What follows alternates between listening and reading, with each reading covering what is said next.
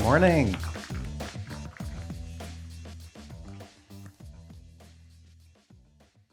Gone. I'll just have to oh no, I'm back. Okay, yeah, thanks for getting up early. I know it's a bit rough. It was certainly rough for me. I can't remember the last time I took a train in this early. I spot some people all the way over here on the edge. I will say, if you cannot see the Houdini logo down here, you're probably too far to the side. You might want to move in a couple of seats, otherwise you're going to definitely miss stuff that's cut off from the screen. So you've been warned. So in preparation for this presentation, I thought I should figure out what the heck it is I've actually been working on for the last 3 years. Is it Solaris or is it Solaris? So quick poll, and I promise this is the only bit of audience participation. Who says Solaris? Hands up. Okay, who says Solaris? And who just really doesn't care and wants to go back to the yummy breakfast buffet? Yeah, good for you. No judgment, no judgment. That's completely fair. Okay, so my supervisor had a good idea, and he absolutely read my mind because I was already on YouTube looking at the trailer. Much to my disappointment, they don't actually say the title of the film even once during this trailer. So, who do you turn to when People Magazine's 2-time sexiest man alive fails you? You turn to Kristen. So yeah, there you go. Mystery solved. And in case you're ever looking to impress your friends at the pub, it's Solaris, darling. So what's new in Houdini 20 for Solaris? Well, I think this image is a pretty good place for me to start. And it kind of brings together a bunch of new or improved functionality. So let me switch over. And here we are in Houdini 20. And what we've done here is to add a new desktop, the Solaris Lookdev desktop, which I'm going to be using. It has most of the same things you've seen previously in Solaris, but shuffled around a little bit, particularly targeting people doing Lookdev or rendering. We've moved some of the scene graph stuff over here to the left, which allows you just kind of more screen real estate for long lists of scene content. So, I mean, rather than having to scroll, you can see more of your scene graph prims and their attributes at a glance. I mean, previously all of this stuff was shoved under the viewport, kind of in this area here. And it meant that if you wanted to see more of it, you'd have to sacrifice space in the viewport itself. And certainly in the context of rendering, having a nice viewport is kind of important. We kept the node graph network and the parameters over here. And then we just added some auxiliary tools under the viewport now. And we'll talk about some of those in a little bit. Now, what I'm showing on this screen here is the desktop at HD resolution, 1920 by 1080 with Houdini's UI scale at 100. And I just mentioned that to give you a vague sense of how much space the various components take up. I expect most of you guys are running probably QHD or 4K or something, in which case you'll have even more space on your monitors. The text may be a little bit small to read from the very back of the room, and I appreciate that. So for the purposes of the demo today, I'm going to switch over to this instance of Houdini where I've increased the UI scale to 140%, but otherwise everything's exactly the same. Okay, enough about desktops. Let's talk about the scene itself. We can see here that in this scene, we've got the starting point of an eagle, and it's got a groom for the feathers with a collection of curves kind of up and down each of the wings as placeholders for them. Now, I can go over to the scene graph, the list of those prims, and have a look at this guy here, Groom A Rest. And we can see that it's got various information that suggests it's ready to set up those feathers. It's got some color attributes, it's got attributes for the positions of the barbs, some widths, just lots and lots of prim vars. Now, in Houdini 19.5, we introduced render time proceduralism with our new fur procedural, or new at the time fur procedural. And in Houdini 20, we've extended that with a feather procedural as well. And you're going to hear about that throughout the day. So that's what we're seeing here. We've got this feather procedural node. We can specify where we want the procedural to go, where those curves are, the ingredients to that feather recipe. So if we go ahead and we scroll all the way down to the bottom of this node graph, to where we're currently displaying our Karma render settings, we can add in a preview Houdini procedurals node. And then we'll just kind of wait for a few seconds for that procedural to actually execute in the background. So now we've got a nice dense representation of our feathers. And we'll put the display flag on there, which will restart Karma. It's going to go and ingest all that new geometry, which the procedural created for us. So we'll just give it a second to do that. Oh, there we go. There is our eagle in all of its glorious detail. And now we can see these prims here. These are our final feathers with rather an enormous amount of geometric detail. So we've got here, what is that, 1.3 million curves? Yeah, about 1.3 million curves. And that's just for the head, that Groom A. So yeah, we've got render time feather system going. Now we can switch to maybe a different camera to get more of a close-up on the head. Let's switch to camera 2. Actually, let's switch to camera 1. I think this gives us a nicer close-up view here. And then in terms of lighting, right now we just have that default, that headlight, which is blasting straight at the eagle aligned with the camera. It's not particularly interesting. So instead, let's talk about a new lighting system that we've introduced into Houdini 20, our new physical sky system. So I'll add in a Karma physical sky to the scene. And I'll just kind of move it over here a little bit so that we can see. Actually, let me crank up the exposure. It's a bit dark to begin with. Okay, that looks pretty good. So if we go over to the scene graph, we can see that we've got 2 lights which have been added to the scene. We've got the sky, which is a Karma sky dome light. And it's worth pointing out at this point, this is a Karma specific light. And then we've got our sun, which is just a normal USD vanilla distant light. The sky dome light here, it's got its color nicely driven by various research papers that we've implemented on daylight equations. And in terms of control, if we go over to the parameter dialog, you can see that we can specify the angles of the sun. So like right now, it's about 45 degrees up from the horizon, 0 degrees away from the z-axis. And we can go and we can swing this around, maybe 180 degrees. And it's a little bit closer now to that headlight setup that we had previously. Or maybe we put it somewhere in the middle, kind of more for a side lighting effect. But rather than specifying angles, it's not particularly a friendly thing to do. We can also drive this with geographic information, kind of based on the where and when we are. So let's do that. So today is the 26th of October. It's still daylight savings time, just for another week. Right now it's about 9:30 in the morning, give or take. So this is about what we would expect it to look like outside right now. If you were to leave the cinema and spot an eagle on the streets of Soho, the sun is just starting to come up. Well, hopefully, if it's not raining still. We've got that nice kind of early morning glow going on, that kind of nice orangey color to the lighting. And we can see all of the color is being handled dynamically for us. We didn't have to dial that in. We just got that kind of for free. Now, what I want to do is have a more global control over the time of day. So I'm going to go and drive that with the context option here. I'm going to add an integer slider, which we can kind of scrub back and forth. And go ahead and set some things here. We'll call this hour of the day, and we want it to be set anywhere between 0 and 24, kind of midnight to midnight. All right, perfect. And now we can go over here back to our parm for the light and drive this with a context option. So context option, hour, and yep, right now it's 0. That's good. And then if we scrub the slider here, we can see it doesn't work. I've done something wrong here. And hour with an R, not who. Sorry, muscle memory. I'm so used to typing who. Hour. Okay, perfect.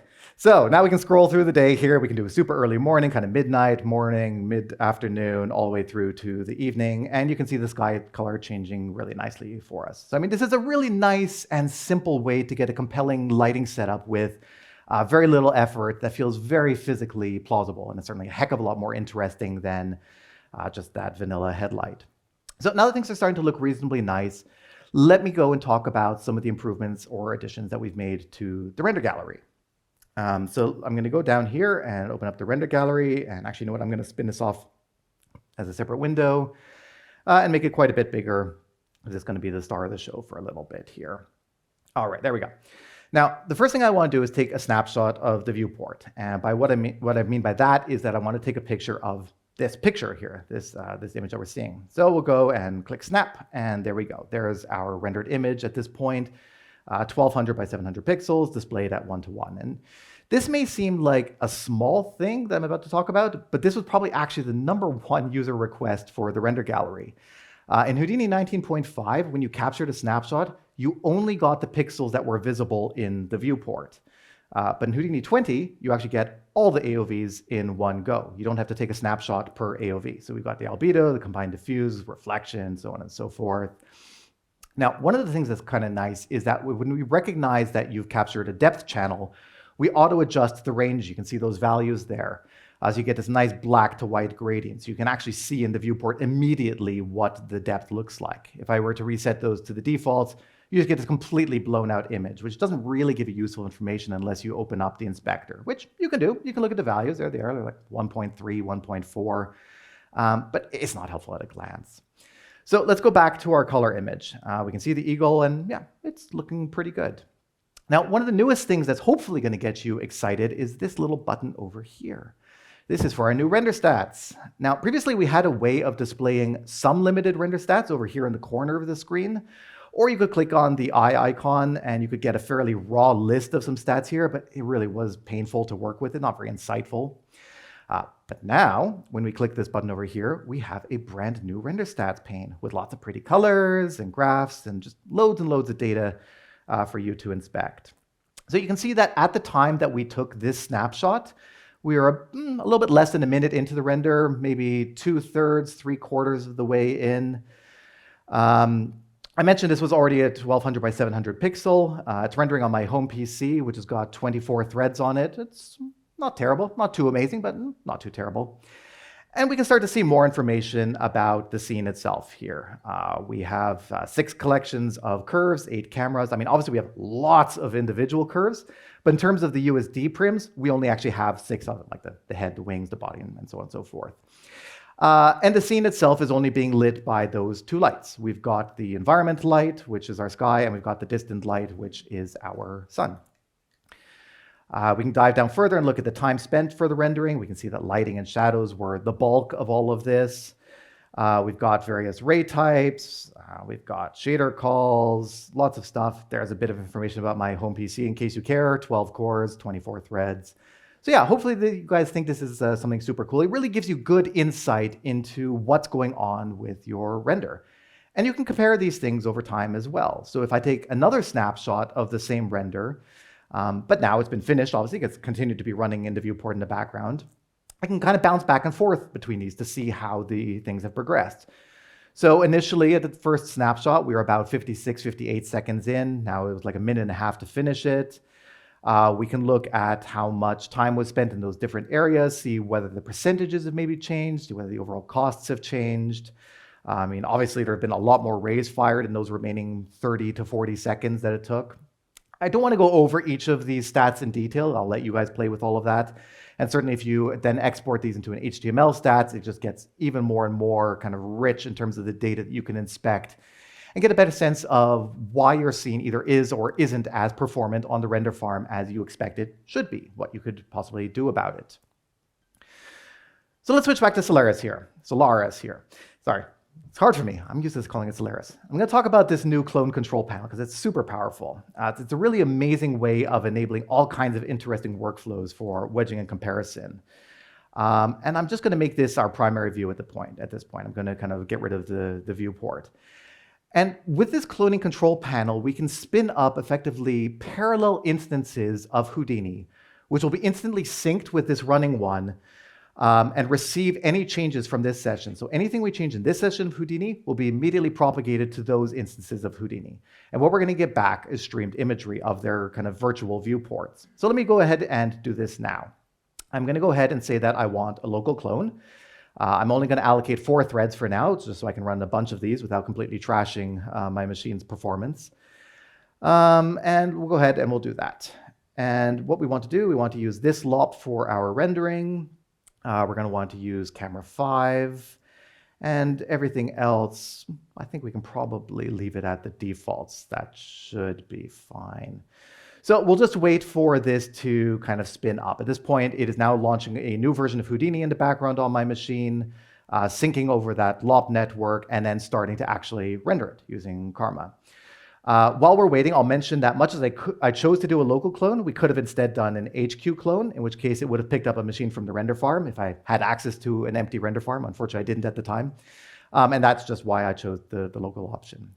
Okay, so now the thing's rendering, we can see the progress is updating, and we can have a look at a thumbnail of what's going on that remote instance of Houdini by clicking this little eye icon here. And we can see our eagle. Or we can switch back to the render gallery where these images are also streamed to. So we can see the eagle here, you can see the progress bar updating on the top of it. And you'll also see that our render stats are being updated live. So these render stats aren't just a static thing, this render stats pane. It's receiving live information from our cloned instance and its render, which is all running on my machine in the background. Now, I said we were using camera 5 before. That's actually not true. We did use camera 5 initially, but then we switched it to kind of that close-up image. So this image here was using camera 1. So let me flick back to the clone control panel and change that. So let's go to the camera drop down here and change that from camera 5 to camera 1. And automatically that is going to be sent to that cloned instance. It's going to start to re-render, and we can see that reflected immediately. It started to re-render. We see that in the render gallery. We've got our new render here. The render stats have all reset again for this new render, and so on and so forth. It just kind of continues through this. So there are lots of interesting things that can be controlled with this cloning control panel. I showed you obviously the camera. We specified the LOP node that we wanted to render, so we could render from any LOP node within this LOP network, any camera that we've got in this LOP network. We could choose a different renderer for each instance. We can choose a different frame for each instance, and that's quite interesting because this then opens up the possibility of giving you really good insight into what will happen in a multi-frame or multi-shot scene file. You might want to see how lighting affects your scene over multiple frames throughout it without having to jump between the timeline. You could just kick up 10 instances, each with a different frame, and then see all of them rendering at once. So let's go back to the global control I had for the hour of the day. And show that if I set that, again, this comes back to showing the syncing is working. If I change something in my LOP network, that parallel version of Houdini immediately picks it up. So if I set it to kind of 4:30 in the morning or 6:30 in the morning, suddenly it starts to kind of pick that up and re-render, which is nice. We'll set it to kind of a mid-afternoon thing here, a nice bright lunchtime render. So like I said, these instances, they're going to pick up any LOP changes that affect it. And in this case, I was just playing with the lighting, but it could be really anything at all. Now, I mentioned that this can be used as a wedging tool, whether it is over time, if you want to see things across multiple frames in your sequence, or some other kind of variation. So let's go ahead and do that over the time of day for our light. We'll go and we'll add a context option column. And we're going to override the hour. No, not who, hour this time with an R, thank you.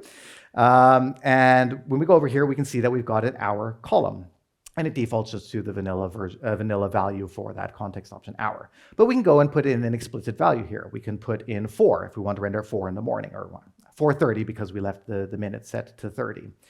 And now we've got that, we can create a couple of clones of this instance, clones of our clones effectively. We can duplicate them.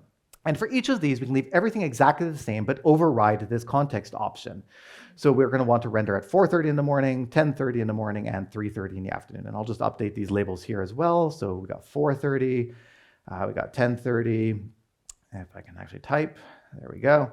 And then 3:30, 3:30 in the afternoon, perfect. And like I said, these are all going to otherwise be exactly the same. We just want to override that context option, which is going to override the Karma physical sun and sky system. So now let's go and power these ones up here, and we'll wait for those instances to fire up on my machine, wait for them to sync the Houdini session, like sync over the LOP network, expand the procedural, get Karma rendering, all that good stuff. Okay, so now we got the first render kicking in here. It's our 10:30 render, and here comes our 3:30 render as well. And if we flick back to the render gallery, we can see we've got all three of these rendering now in parallel, our 4:30, 10:30, and 3:30 in the afternoon, our midday renders. And these, even though they're live renders, they can still go through some of the other nice things that we've got in the render gallery. So we can do diffing, for example. If we want to see and do a comparison between a 10:30 render and a 3:30 render, we can do that. And hopefully it comes through on the screen here that we're actually receiving live pixels being streamed in. This live render still continues to kind of pipe in the new pixels into our viewport. And similarly, it still continues to generate new stats into the render stats pane. Just to say that the stats you get are going to be for the image on the left, the A image, rather than the B image. Okay, so what else is new? Well, rather a lot actually, but I'm going to try to whip through 3 areas in specific, and then I'll leave the rest to your future discovery.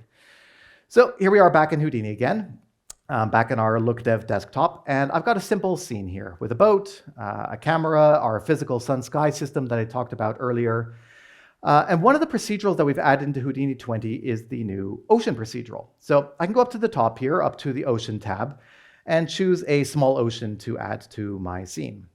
So this is actually switched just over to the SOP context. It's dropped down the basic ocean setup here. We've got our grid, the spectra that comes from that. Sorry, one second. Much better. And then the foam that comes with it as well. And if we look at the path here, we can see this is all actually housed in stage. So if we go to the root of it all, We can see that in addition, it's dropped down a Houdini Ocean procedural node for us. And we've got a bunch of controls here. Things that we can change about the waves, things that we can change about the foam and whatnot. I really don't want to go over any of these in detail right now, just to say that they're there. They're things that you can play with. So I'll put the display flag down here, and we can see that we just start with a flat plane. I'll zoom out a little bit, and we can see that, yeah, there's our ocean, our small ocean. So let me look through the camera again, and I'm going to drop down a preview procedurals node so that we can actually get it to expand in the viewport. And very quickly, we can see that we're able to make out some wave patterns here. Now, if I go back to the procedural node itself, one of the controls is a viewport quality node.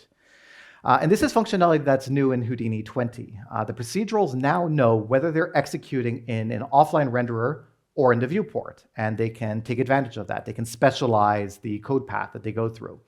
So if I go ahead and crank this up to 0.7, it's going to take longer to run, but we can see that the quality of the ocean is now much, much higher than it was previously. Now, what's actually happening, and this is also new for procedurals, is that the surface is being subdivided based off of the USD render camera.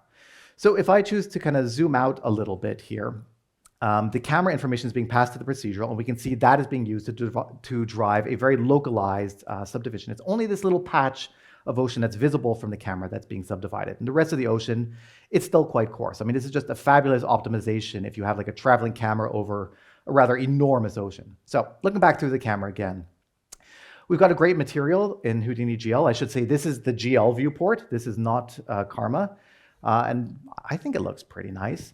But let me go ahead and drop down a render ROP, and we'll compare it to kind of our final result. So here it is in Karma XPU, all its glory. Yeah, not bad. Okay, rigid body destruction. Something that's not particularly new to Solaris. I mean, we've had this rigid body destruction node for a little while now, but we've done in Houdini 20 is to add a new mode to it. I'm going to first talk about the default setup that we used to have in 19.5. We have an output type parameter, and it was set to transforms. And what this meant is that if you were to look over here in your scene graph tree and expand a rubber toy geometry, or I guess it's the collection of rubber toy geometries, as it were, each one of those little rigid body shards ends up with its own USD prim. It just kind of goes on and on and on and on. It's a lot of scene graph entries. And I mean, this is a pretty simple scene. If you imagine a real production scene with a house being blown up or something like that, you could potentially have hundreds of thousands of or millions of USD prims. And it really slows down the processing in USD. Now, I mean, the cache itself is actually quite lightweight. If I expand this again, it is just those transformations which are being written out. So it really is just kind of like a transformation matrix and maybe some velocities, angular velocities. But the main issue here is just the sheer number of USD prims. And further to this, performance not super great. If I play back this scene here, we can see that we're not even breaking 6 frames a second. It's 5.5 frames maybe. So yeah, not good, let's say. And we've had the same problems, or maybe trade-offs with different problems with the other modes that we had here. So native instances kind of has the same problem as transforms, just kind of lots and lots of entries. Pointer, same thing. You're going to have a geometry for each rigid body piece. You're going to have hundreds of thousands or millions of USD prototypes in your scene. The deforming mesh kind of trades off that problem. So you end up with only the one prim, the one geometry, but then you have to cache every single vertex for every single piece. So you're caching out millions, tens of millions, hundreds of millions of vertices, which that's pretty heavy on disk. Prohibitively expensive, most likely. So in Houdini 20, we added a new mode, this procedural mode, and we like it so much, we've actually made it the default. So I'll switch to that, and I'll immediately go to actually just playing back the scene. And we can see that the performance, where it was previously 5.5 frames a second, we've now more than doubled that. We're now up at around 12 frames a second. So again, not lightning speed, but doubling it is already a pretty huge win. Now, better than that, we really have the best of all of the previous modes here. If I go and look at the prims, if I expand out our scene graph tree, we have just the one mesh, that one static mesh that we need to cache out. It's not animated, it's one static mesh. And all that's actually being animated is a point cloud. We have this RBD destruction point cloud, and I'll just turn on the visibility flags so we can actually see it. And I'll turn off the preview procedural as well. So here are the particles. This is effectively what's being simulated or animated. This is what's being cached out to disk. So we're not caching out hundreds or millions of prims. We're not caching out tens or hundreds of millions of vertices. In this case, it's just a lightweight particle count. In this case, like 250 particles. Obviously, in a production scene, it's going to be a lot more, but far, far, far less than the number of vertices that would otherwise have been involved. Okay, enough about procedurals. Let's talk about materials. So our material linker node has been improved pretty greatly. And in particular, what I want to highlight is we now have a catalog with loads and loads and loads of out-of-the-box materials in it. You get all of these right from day one. And we can drag these materials into the material list over here. So let's grab our wood, let's grab a granite, and that green glass looks pretty nice as well. And from here, we can drag these directly onto the geometries in the viewport and assign them. Pardon me. So 1, 2, 3 materials for 1, 2, 3 geometries. There we go. That's looking pretty good. Now, just in case the materials we've provided out of the box aren't enough, we've also integrated the AMD Material X library into Solaris. So you just specify where you want downloads to go, and boom, we'll start to get access to that material library for us. And initially, this is all being hosted externally on GitHub or AMD's site, something like that. And it's only as and when you decide to import a specific material that it will download it, copy it into that folder that we specified previously, and then you can go ahead and use it. So let's go and actually find some material. Let's search for a nice plaster material. Let's grab that one there. Let's search for some bricks. We're going to need 2 brick materials, so different parts of our scene. So we'll start with a kind of a lighter colored brick and then maybe a darker colored brick as well. And then finally, let's grab a metal. Let's find a nice rusty one. Okay, great. Now, instead of dragging the materials directly into the viewport on the geometries, we can also use the rules pane here to make the connections between the materials and the different geometries. So we drag in a material from the left, and then we drag in geometry or geometries from the right. So we'll do the assignment here. So that's that first one. Let's do the next brick.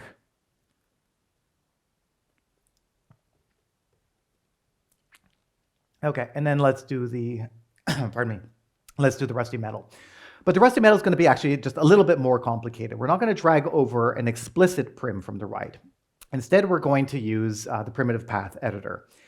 And then we can kind of specify some paths to begin with. In this case, we're going to want some supports. We're going to want supports from the gallery roof. We're going to want supports from the gallery walls. But if we look at these paths here, we can see there's a common pattern to it. It's basically everything /supports. So let's do that. Let's do */supports. Put that in as our prim pattern. And we can see instantly below the 2 prims that got matched, and it'll apply to. Further, we've got a couple of corrugated prims that we want to bring in. So we'll do the same thing with corrugated star. And we can see this is now going to be applied to 4 prims for us. So we'll go ahead and we'll accept that. And there we go. We've got the green rusty metal on all of those appropriate bits of our scene. Nice and simple.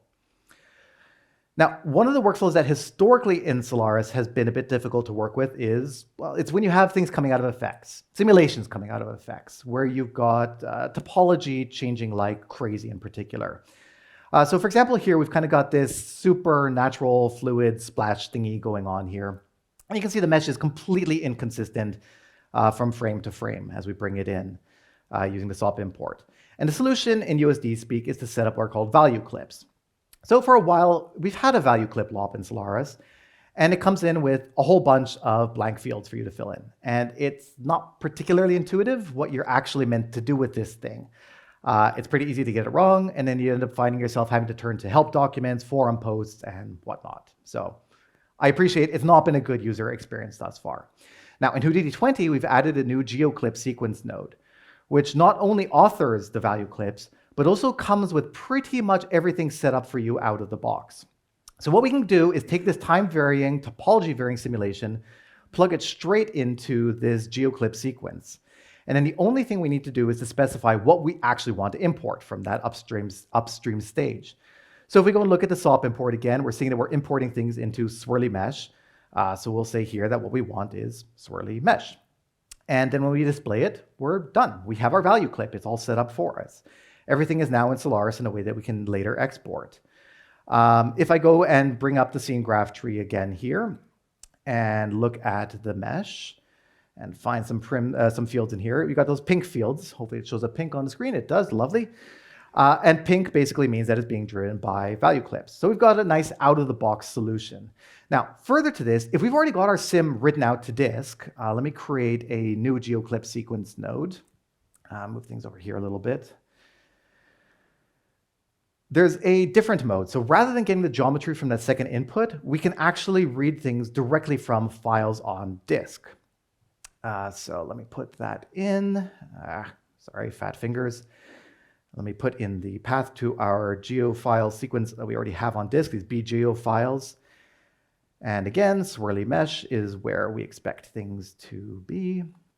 And when we put display flag on there, boom, again, the viewport should look exactly the same. Nothing should change, and it doesn't. And actually now it's a heck of a lot faster because it's just streaming bgeo files directly off disk. It's much, much faster, and it has now been converted fully over to a value clip. So when I bring up the geometry again, we can see we've got those pink attributes, pink meaning value clips. So yeah, if you're working in effects, this is hopefully a lifesaver for you. It's a much faster way from getting to those on disk cached elements to value clips that you can then push into lighting and through rendering. I could probably speak for hours about what else is new in this release for Solaris. I know there are far more interesting presentations which are queued up behind me. So I think I'm just going to mention these ones reasonably quickly just in passing. We've got some new diagnostic tools. So the first one is the Scene Doctor. This is a LOP node that you can kind of put usually somewhere near the end of your LOP setup. And it will basically tell you what it thinks is possibly wrong or malformed with your stage. It might look at kind hierarchies or other things that are maybe not as USD conformant as they should be. It technically works, but it goes against USD guidelines. This is fully extensible with Python scripts, so you can define studio best practices. Maybe you have things about prims should only be lowercase or should only be uppercase, whatever you can dream of. This is your chance to walk through the stage, analyze everything about the stage, and tell the user, hey, here's where you've screwed up. Further, because it allows for these Python plugins, in some cases you can also actually fix things. If there are things that are trivially fixed with a Python script, maybe you flag it to the user and you fix it all in one go, rather than having the artist need to do it themselves. So it's a really great kind of tool, both for artists to understand what's going wrong and for pipeline TDs to kind of help streamline it and help the artists not need to fix everything themselves. Editor nodes is another one of these diagnostic tools. So we're trying to do more and more history tracking. So when you get to the end of your scene, you bring up the image in your viewport and you're like, why the heck is that red? Who changed this? Where is it in these thousands of LOP nodes? We've now got a new pane which offers some amount of kind of attribute history tracking. So you can kind of work your way up and see where values have changed. Hopefully gives you much better insight and much less guessing. Some boring things in terms of just version numbers. We are now on USD 2308, the latest release. We are also on the bleeding edge of Material X 138.8. And yeah, there really is a lot more, but like I said, there are more interesting presentations to follow, so I'm going to start shutting up quickly. I am going to close here. I'm going to field any questions you've got. Despite my Canadian accent, I'm based in London, so if you ever want to meet up, grab a beer, whatnot, just ping me. Thank you for your attention. Thank you for getting up so early again. I know it's rough, at least it was rough for me. I really hope you enjoy the rest of your day, and I really hope you have great success with Solaris and Houdini 20. Thank you.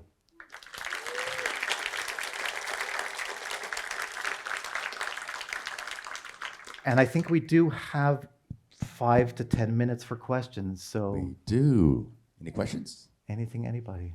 And I can't see you, so I'm going to rely on Chris to point at people. Sorry, I've got the light shining straight in my face.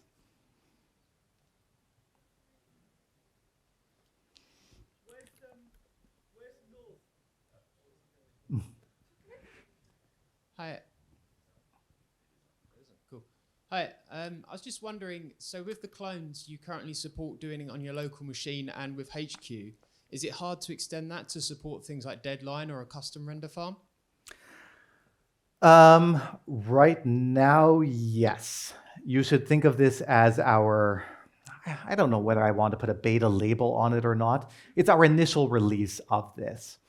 I don't want to say it's impossible, but no, it's not going to be easy. It's not going to be documented how to do that.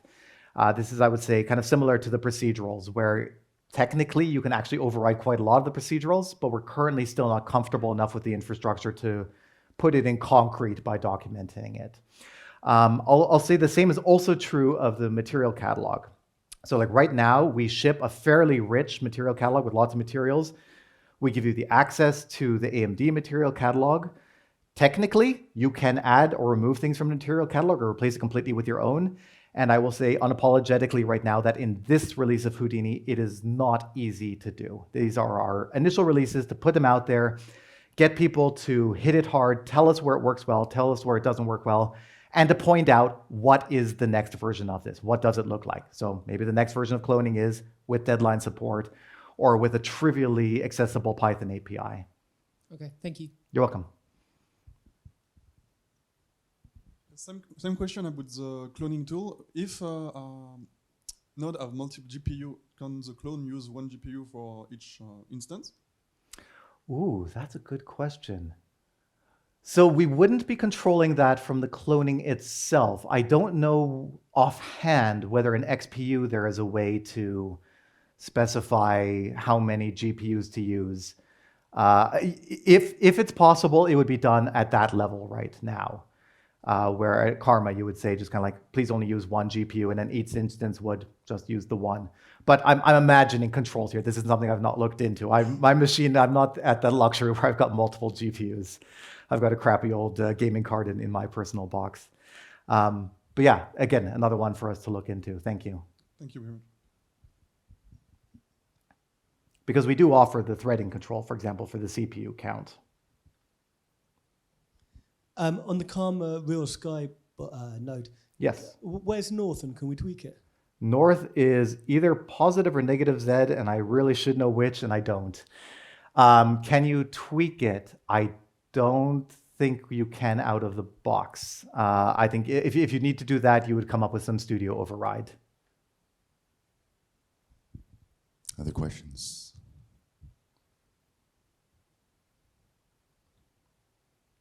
Everybody's breakfast is still digesting. Mine Waiting too. for the caffeine to think. The breakfast was good. If you didn't have one of those bacon and hash brown sandwiches, you should sneak out during the break and grab another one. I think- think yeah. that's it. Oh. Just one sec here. One sec. We got multiple people. Hold on. Hold on. Wait. Hey, just when you are committing a render and you're working in your scene, is your suggestion to work in that render gallery? So when you're kind of debugging, you're not triggering new renders and kind of, if you're trying to flick between a change and an edit and see your previous render, is that to do in the render gallery and use those snapshots? Or are they still constantly live and feeding in? So it depends. So the cloning will always maintain a live connection to your Houdini session. So if you continue to muck about in your LOP network changing things, the clones will continue to start again, re-render, pick up those changes. There are two ways to get kind of decoupled imagery into the snapshot, into the render gallery. So the first is just to use the snapshot button, which will capture the viewport, pardon me, in whatever state it was in. Let me just adjust this again. There we go. And the second is right beside the snap button, there's a background button, a background rendering button, which will take a static snapshot of the LOP network at that point in time and spin up a render in the background. So if you don't want to wait for things to get to be high enough quality in the viewport, but you also don't want changes in your LOP network to be constantly reflected in the render that's showing up in the render gallery, the background renderer is your option there. That's your chance to say, I want to see what this LOP network is going to turn into. And you kind of click background, it starts rendering in the background, it will stream the imagery into the render gallery exactly the same way as the clones do. But you can continue to work in your LOP network without affecting it. And then, yes, you can do diffs between any of these combinations. You can do diffs between a static image that you've captured, a background render, or a cloned instance. So yeah, if you want to see kind of how what you're doing in the LOP network is going to change things compared to how it was before, the render gallery is probably your best option, where you would use a cloned instance as your A image. It's effectively now your viewport. It's now showing what you're doing in LOPs. And then your B image is either an old snapshot or an old background render. Thank you. You're welcome.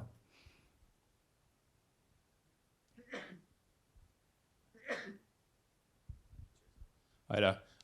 So when you're doing render select, so you're just doing a small area of the screen, do the clone, does it use the same selection as in the viewport? So like if I just wanted to Lookdev the eye of the eagle, Yep. can I set up the clones to respect that little area that I'm doing in the viewport? Or That's does it just do a good full question. render? I've not tried, to be honest. I would try right now, except this laptop is like 6 years old. It does technically run Houdini, but not pleasantly. The short answer is, I don't know. Try it. Yeah, I'll give it a go. Yeah, absolutely. If you find it doesn't and you think that that's something useful, tell us. I mean, as a sledgehammer approach, you can override that stuff with either the camera or the render settings that you can kind of set up a cropped screen window. Yep. So there are ways to achieve what you're after, but in terms of a really slick artist experience, where you just kind of like control drag that tiny little window there in the viewport, I'm honestly not sure what happens. Okay. Yeah, no, just more for bigger scenes. It's just like it might take ages to get to a certain point that you want to like Lookdev and review. Yeah, That's good. absolutely. Cheers. I was wondering if it's possible for us to write our own procedurals yet, or when that might be possible. So technically, yes. Since it was released, you can do it. There are some forum posts where people have gone and reverse engineered the whole system and written it up, and they did a remarkably good job. Makes me suspicious whether they hacked our network and looked something up or not.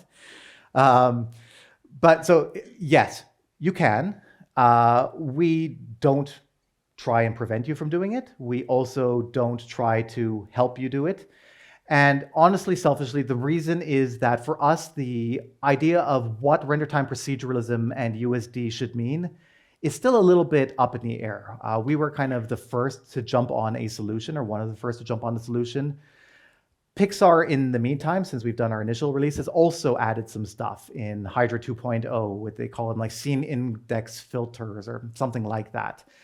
And this is kind of on our radar for something to look into for the next or the next release of Houdini, and whether that technology perhaps replaces what we've done so far. So we don't think it's in our best interest right now to write up tremendous amounts of documentation and guides for studios to go and build really complicated pipelines around their own in-house procedurals, only for us 12 months from now to say, actually, you know what, guys? We think this is a terrible way of doing it. We should really do it this completely different way. Please just burn everything you did to the ground and start again. So we are intentionally being a little bit vague about the details on how to do it. The brave of you can go ahead and try. And if you ask us direct questions, we'll give you direct answers. But we are trying to keep that developer experience a little bit at arm's length while we ourselves try to build up confidence behind what is the long-term approach here. Thanks. Hi. When you leave the background rendering, then you move on and change other stuffs, can you use that one and restore it later on, or you need to Control Z until get there back again? Sorry, can you repeat when that? When you're question? rendering, then you hit like the background render. Yeah. Right? It's gonna kind of freeze that and continue to render that, but then you continue to work on your LOPs.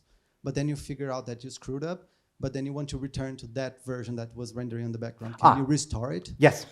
Yes. So when we create, so for those of you who haven't used the render gallery, visually it looks like we're just taking a picture of the viewport, or kind of the a live render, in which case like an animated picture of the viewport, as it were. We also are capturing the LOP network at that point in time. So you can right click on a thumbnail and say revert network to this point, something like that. There's a revert something or other.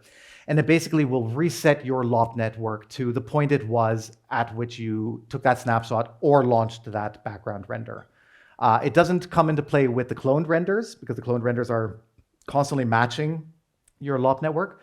But yes, with the background render and the snapshot, both of those will grab your LOP network, and then you can revert to it later if you want to. Thank you. You're welcome. think there was a question over here, and I think that might be our last one, unfortunately. But you can grab Rob afterwards. I'll be around. Like I so- said, I'm based in London otherwise, so got lots of time. So last question is about the clone tool. When you do the synchronization, do you synchronize everything about the scene? Like if there was a stash with 1 GB of data, would you synchronize it too, even if it wasn't used by the Solaris network? I don't want to say that we necessarily sync over the data, but more the changes that caused the data. So it's more kind of like the parameter changes, so the parameter updates. So if you were loading like a gigabyte file off of disk, and you did that by triggering a parameter change, it's the parameter change that will then be sent over to the other cloned instance, and it will make the same parameter change, and then it will also load that gigabyte file off of disk. It's not necessarily that we send a gigabyte worth of data. So are every parameter loaded at the beginning of the sync? We sync the complete Houdini session. Okay. Yeah. We basically have a clone of Houdini. Thank you. And yes, I apologize. We are rapidly approaching 10 o'clock, and I know you guys must be sick of me by now. So, or maybe not. You guys have so many questions. I'll be around. I'll be around. Find me during a break. Buy me a beer. I'll buy you a beer. Whatever. Thank you. Have a great day.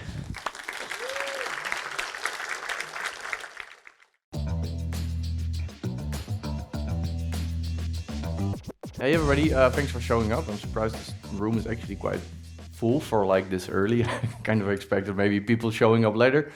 Yeah, so my name is Tim van Helsdingen and welcome to the presentation. Not sure what happened to the font. It's supposed to be the same for all the presentations, but it changed for some reason.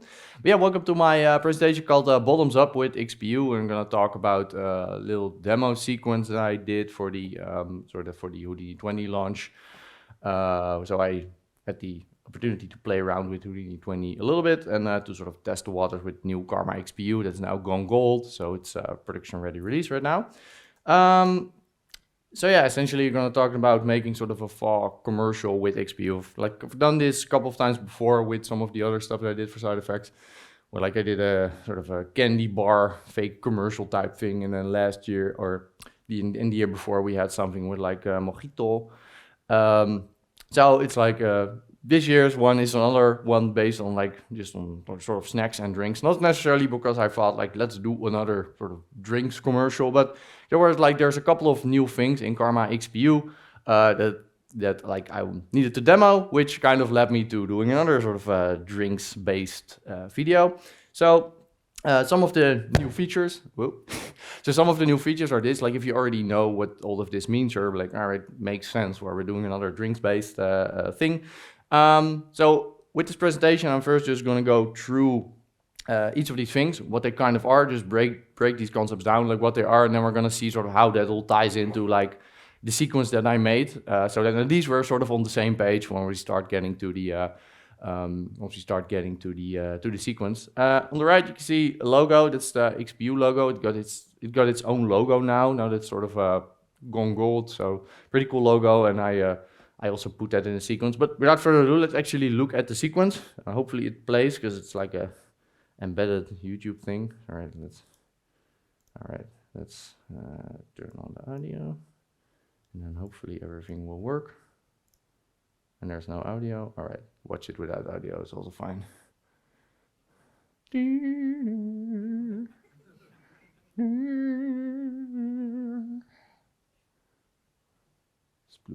All right. So yeah, lots of cool things going on. All right, let's go to the next slide. I hate Google Slides. All right, there we go. All right, so let's explore these features first, because yeah, they tie into the sequence that I made. So dispersion, essentially, it's like if you have light is built up of a whole bunch of colors, as you know, and like if it refracts through certain things, sort of the light will break up into a whole bunch of different colors. If it's raining, you can see that in like when you have like something like a rainbow. And also like when it shines through like something like a diamond or whatever, like you see this light breaking up, producing all kinds of nice colors, and we can do this with XPU now. A lot of these features were like, this was already working with CPU, but like now we got all this stuff working perfectly in XPU. So you see there's a new Material X standard surface. In the transmission tab you have dispersion. I'm not sure how visible it is, but it's over there. If it's 0, it's turned off, and then essentially once you bring it higher, dispersion is introduced. The lower the value, the more dispersion, and sort of the more sort of this nice color you get. You see there, dispersion value of 0.044 gives you a lot of dispersion and sort of gets progressively less. The further you go, the further you, the higher you make it. So another thing, absorption. So there's another thing that was in Karma CPU before, but it's now making its way into XPU. In general, they're getting really close. Also in terms of the look anyway, if you render something in CPU and XPU now, it pretty much looks the same. So that's really great. But what absorption is, it's essentially a slider. You can sort of control how far can light pass through like a liquid before it starts refracting back the transmission color. So you can see here I have transmission color set up. You can see sort of the different values. So this was not working with XPU before, so essentially you just had to sort of just put a color there and just try to make something look nice. Now you actually have a nice sort of slider to sort of control how far can this light sort of pass through my liquid, and you can see you can get a very different result based on sort of the depth slider that you get. And you also see some of the dispersion just showing up because the way that it's now refracting, so it looks quite nice. Nested dielectrics. So this was last year. This was actually announced as being in XPU. Well, it wasn't because of some miscommunication. But now it's actually in XPU. It actually works, and I used it quite extensively, sort of during my in my sequence. Also for a lot of stuff that you might not expect it. It's like the olive, moving to ice. That was used for that as well. I'll show demos of that in a little bit. But essentially what it means, it's kind of like a render time Boolean type of thing for refractive objects. So you kind of have to imagine if you have something like a glass with, so you have a glass, you have a liquid in there, you have ice cubes in there. How does the render engine know essentially what to refract back? Because you have these ice cubes penetrating the water. And essentially with nested dielectrics, you can sort of give priorities of what should it refract back, and you can see if the and essentially the lower the number, the higher the priority. So it's kind of inversed. But you can set it up with render geometry settings, and you can see here if I put it on my eyes, I essentially if I put it to a higher number than the liquid, you can see it just disappears. And of course, the image on the right is the correct one. So you have a lot of control there, and this actually helps in a lot of scenarios. It's really nice to have this because it makes life a lot easier. Material blending. The colors are a little bit weird here because I embedded a GIF or GIF or however you want to call it because just easier than just doing looping videos. You can see we're blending from a metallic material into a cherry. I know the animation looks a little bit weird from this angle, but I kind of I animated it so it looked nice in the shot. So just in this sort of Lookdev scene, it looks the animation looks a little bit weird, but you can kind of see sort of we're blending between two very distinct materials. So that was not possible in XPU before. So you can now just make a mix, and you can see you can just blend different materials based on whatever you want to do. You put a prim var to mix between it, and there's some limitations still with this currently release in Houdini 20.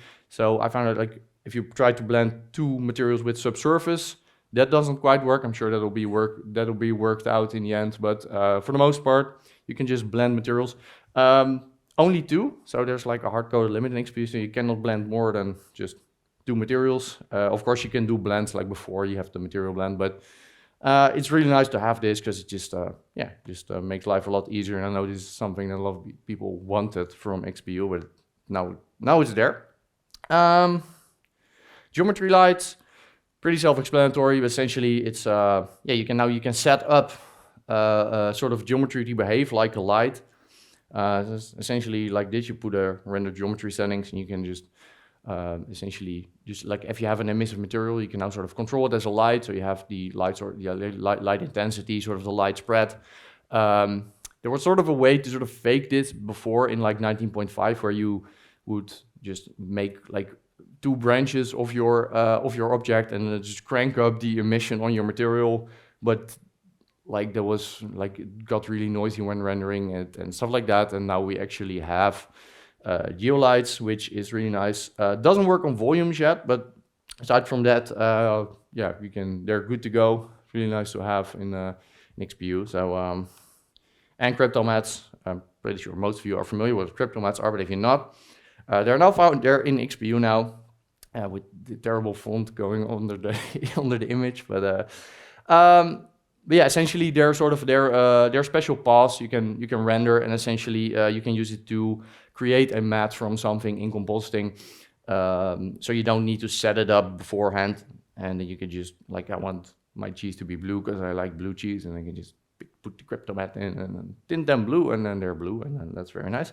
So this was already working again in CPU, and what you would do before is to just do like an XPU render, and then you do, for example, do a separate CPU render with your crypto mats enabled to do it like that. But now you can just do it in one go, and this is a lot easier to set up. Just quick tip: if you're compositing something like Fusion, enable the legacy EXR mode, because and I saw that question pop up a lot from a lot of people. So if you want to make a crypto mat, you can just go to your image output, extra render variables, create an extra render variable, put it to crypto mat, and like crypto material or crypto object, and you can render it. Essentially, the difference between the normal EXR mode and legacy EXR mode, you can kind of see this as your EXR sort of like a zip container. And let's say you have a 500 megabyte EXR. Sort of the newer way of doing EXRs is that it doesn't, like if you're like compositing a nuke, then it doesn't need to read the entire 500 megabyte file. It can like grab one pass of it and a lot more efficient. Fusion doesn't do that. So you need to enable legacy EXR mode, and then it works. Just figured I'd put it in there because I saw this question pop up quite a lot. So, all right, so now let's talk about actual sort of project specifics and how these sort of just things that I just talked about are actually used in the video. Right, so something not necessarily related to Houdini 20, but something that was just really cool to me. Retiming in LOPs is amazing. So, like you can, in Solaris, there's a retime LOP, and essentially if you just put it somewhere in a branch, you can retime your entire scene in once.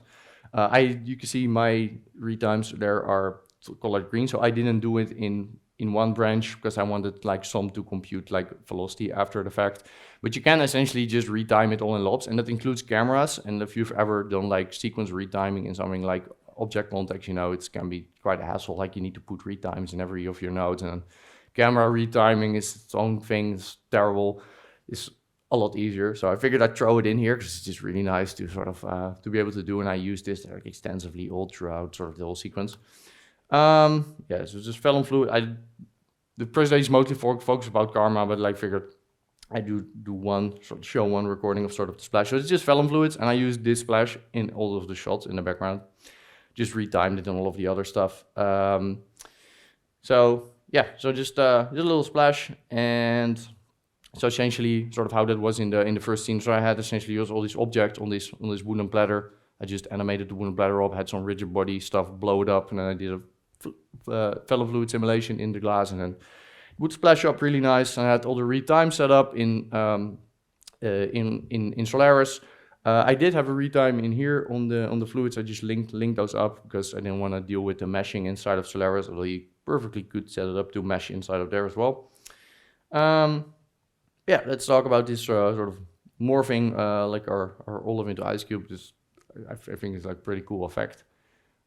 Really like the way it looks. Again, the colors are a little bit weird because we're having an embedded GIF, but yeah. So essentially, sort of build up of sort of three different elements. So we have sort of just a standard sort of VDB advection setup where you essentially just advect a VDB sort of from its gradient. So essentially, you see it as like a norm, like the normal of the surface. So essentially, just advected outwards into a specific shape. And we have this olive in the center, which has an attribute going past it, which again I can use in this which is material blending, which is now in XPU, so I could actually blend materials. And then over there, I just have some scattered points inside of the ice cube that I'm then sampling. So I'm volume sampling the SDF from the ice cube, and essentially just sort of multiplying the particle scale based on the distance from the SDF, so they kind of just grow in sort of as the thing grows. Like I know it's like super subtle, like you almost hardly see those little air bubbles, but they're there and they sort of add to the whole thing. Yeah, so then you have the like you just have a fade for the olive. It's very simple fade, but again, like it's just about mixing the materials. So here's where these nested dielectrics come in. You can kind of see like a pretty useful scenario. So you can see if I don't, like here I want to hide my my olive once it's sort of inside the ice, because you see else it just shows up within the refraction. I kind of wanted to feel like this ice is sort of just growing over it. So you can just use these nested dielectric with the priorities to sort of just hide it when it's like inside of the ice. And you can see like this is like a proper use of like something like nested dielectrics. Like so yeah, that's stuff like that. It's super useful for. So yeah, right. Oh yeah, so a couple of things here. If you've ever used Karma and XPU before, it's like in terms of render settings, it's quite basic. You just essentially brute force a bunch of rays sort of through your scene to render. In Karma CPU, you have like the ability, for example, to just tweak your samples. For example, like you need maybe more refractive samples or something like that, or you can even like do it on an object. This doesn't work with XPU, so of course you maybe want to do stuff like that with XPU, because maybe your scene might end up like a little bit noisy in some spots. So what I ended up doing is I rendered some of these objects just separately, and I would just fire more rays at the specific thing. So for this scene, it's not super obvious, but essentially I had a render and like the glass was just not clearing up with the amount of samples and like with a reasonable render time. So essentially I just rendered the glass separately, and you can set up with something like render geometry settings. You can essentially just put that on your environment, and it's like you just hide all everything except for the you hide the primary rays. Essentially it will just still refract the environment and still show up in the reflections. So you can just render your glass and just fire more samples at it. Glass will clean up pretty fast. You just layer those two renders on top, and then you're left with a much cleaner render with much less render time. So that's kind of like these workarounds to do this in XPU. You can see a pretty extreme example. You see a lot of noise over there on the left. Like I know the look is a little bit different because this was like an older render, but you can see like even at like 15 minutes a frame, that was just not cleaning up. And that's not because XPU is slow. It's essentially there's geolights there which are going through candles which have subsurface. There's like a whole bunch of stuff going on. It was just hard to clean that up. But essentially if you just like split it up, like all of the separate renders for these separate objects combined was less than the 15 minutes frame. You just need to sort of properly split it up and then just add it together. So you can see just the ground render, and like the candles were rendered separately, glass was rendered separately. But you can then sort of just, for each of your elements, just fire those rays. Like some people might already be familiar with sort of this workflow, but like with XPU, like you really get the most out of sort of the speed of setting it up like this for like the more complicated scenarios, instead of just rendering the whole thing in one go, just brute forcing samples through it. You can really speed this up because, like I mentioned, like the total render time of just doing it separately for each of the frames was like for each of the passes was lower than if I were to just like brute force rays on the entire scene, and it would end up looking cleaner. So that's some nice stuff here. Some additional tips and tricks as well. So Karma CPU has a curvature shader and it doesn't work in XPU. But there's a sort of a trick that I found out for like using one of the other nodes. So there's Houdini 20 has a Karma rounded edge shader, which is then like the intended use is to have like when you have like hard edges on something like a box, you can sort of fake like that it sort of looks round, which is of course is super useful on its own. But you can see there's a sort of a mask output there, and I figured like if I just use a mask output, I can use it to function as the curvature shader. So you can just use that instead, and it like works pretty well. So it's like a nice added benefit. Like so, if you run into that, just use the rounded edge, use the mask for it, and you can pretty much use it as is. So you can here see sort of how I'm sort of using this with this on something like, for example, like a cherry. So you can see works pretty well. Yeah, that's really nice to have. This was already in one build of 19.5, but you have these lens shaders now. And normally I do stuff like depth of field in compositing, but I figured with this stuff I just rendered as much as I could just directly in Karma. And then I just also started playing around with stuff like lens distortion and chromatic aberration. It's really cool. It's extremely fast, and it's a lot of fun to play with.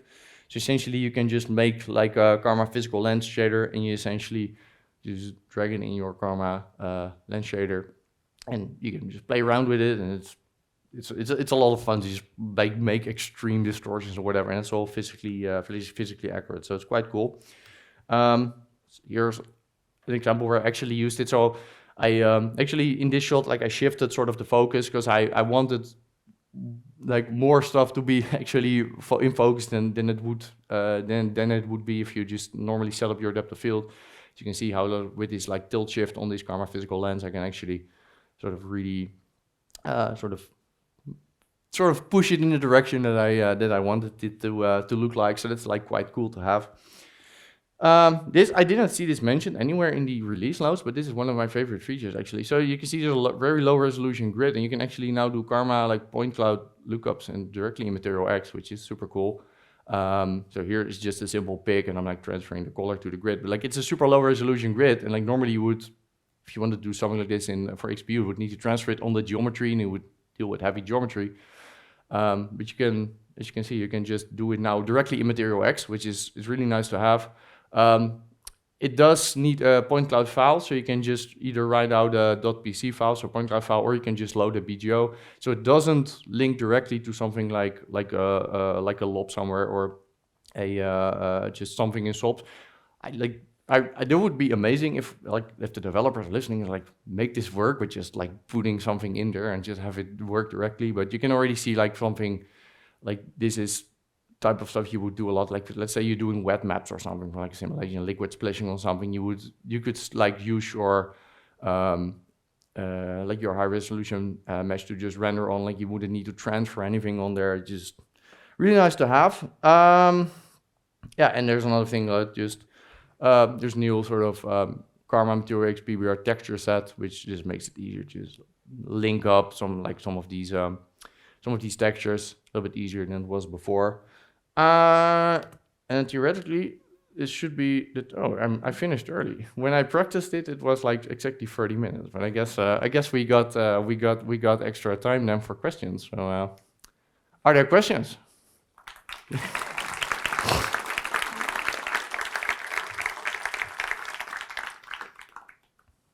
Questions.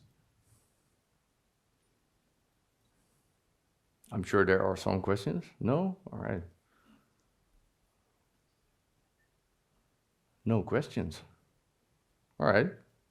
Oh, there are questions. Hey, really interesting. Yeah. First off, thank you. It's kind of a tangential question, Mm. although it is based around ComXPU. So I'm quite curious about baking workflows and interested in using GPU rendering to speed that up, sort of going high poly to low poly for games kinds of pipelines. Do you know kind of what state that kind of workflow is? Is it supported? I know there's a baker. I'm not sure how that like. You would have to ask someone who is like does more on that side. I don't know. I haven't used it, so sorry. Okay. Oh no, that's all right. It was a bit of a tangent, so. Yeah, no, it's fine. But like, there's probably people around here that know. So just ask someone from SideFX, I guess.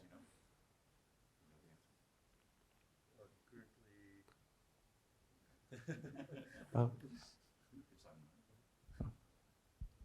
So there are two bakers now in Houdini, which is the Labs baker and the Simple baker. The Labs baker works basically on its own. It's made by Paul Ambrosen, who is might here, so you should bother him as well.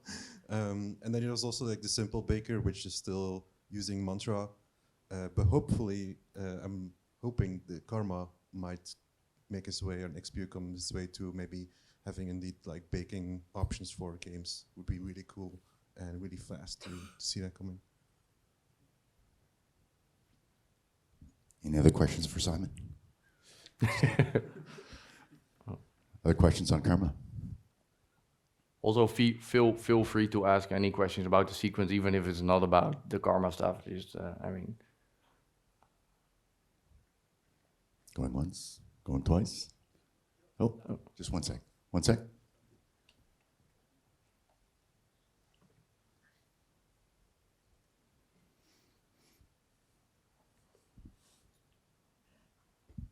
Hi, one of the things that was quite interesting, I think you just touched on it in the last one, was that texture import. Is that just a way of importing like mass amounts of textures and then just directly plugging them in? Yeah, it's essentially just an easier way to just like set up your material, like your PBR materials. Like normally you would like need to put something like just make individual like just image like texture nodes for that. But with this one, you can just put in like all of your different maps. You either put it to projection type UV or triplanar or something like that. You just plug them in. Just a lot easier to just set it up like that if you just have like just PBR materials. Just a nice thing to have. There's a ton of new like smaller stuff, and I only had like 30 minutes, of course, to like put it in the presentation, which I guess I could have put more because I finished early. But like like I mentioned, when I practiced it was exactly 30 minutes. Yeah, it's just a new node, and there's a whole bunch of just smaller new stuff as well. It's like I briefly touched upon it as well. It's not necessarily related to your question, but like Karma CPU and XPU are now like they really look like pretty much identical, which is like in 90.5 it was like somewhat identical. Now it looks exactly the same. So there's a lot of just smaller new stuff that just are just really great to have, and it's been a big improvement with Karma XPU in general, but also just with building materials in Material X, because that was a little bit limiting like early on. It's starting to get better with like new nodes. There's also a ramp node, like a Karma ramp node. Now you can do ramps and stuff like that. That was not there before, and a bunch of other stuff that should make material building a little bit easier. Thank you. Yeah. And it's not quite Karma, but there's no Vulkan render node or OpenGL render node that you've seen? No, I think like also for the Vulkan stuff, I think that was like still beta and it's like hidden by default. I think it's like locked behind an environment variable, stuff like that. I'm sure that'll come at some point, because I think like does anybody know if like is Vulkan is going to replace OpenGL, right, at some point? Yeah, he's nodding. So like I'm sure like stuff like the OpenGL render node is going to be replaced for something like a Vulkan render node at some point, but like all of that stuff, the Vulkan stuff is like pretty early. But it'll be great to have once it's like fully there. So other questions? Yeah. Hi Tim. Can you go back to that slide you just had? So yeah. the node on the left. Yeah. So it's pulling everything together. Yeah. In terms of the image filter, so it's set to linear, so I'm guessing that's for like roughness and normals. Yeah, fonts. yeah. There's different filter types. So in terms of when that's pulling all the different sort of image sets together, do we only have access to what change in one image filter at the moment? So the color would be set to RGB. Yeah, well, like if you want more control, I guess, over the individual filtering, you could still just set it up individually, just like put your texture nodes individually. But this is just an easy way to just load in all of these textures, plug them in. And of course, if you want just more granular control for these, like plugging stuff in, you can still do it like the older way with just the regular texture nodes, or use the just like use triplanar mapping, use like whatever. Yeah. Cheers. Thank you. Yeah.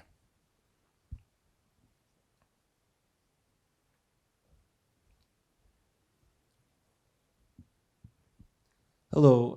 So when using displacement with XPU in 19.5, I've had a bunch of problems. I'm just wondering what your experience with that has been now that XPU is in gold. Well, displacement quality is better. I still had like some instability issues here and there and like some weird stuff, but the quality has definitely improved.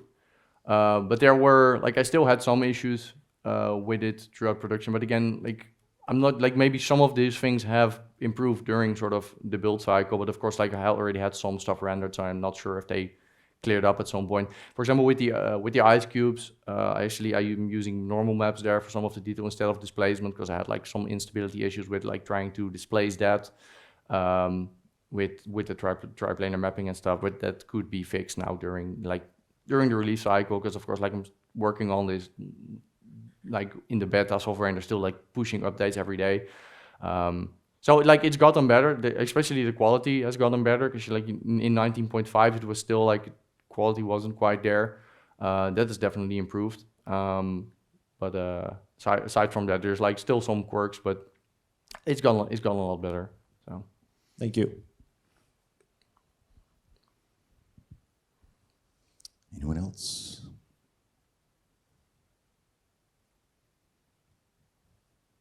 All right. Well, thanks very much, Tim. Great presentation. Yeah. Thanks for coming.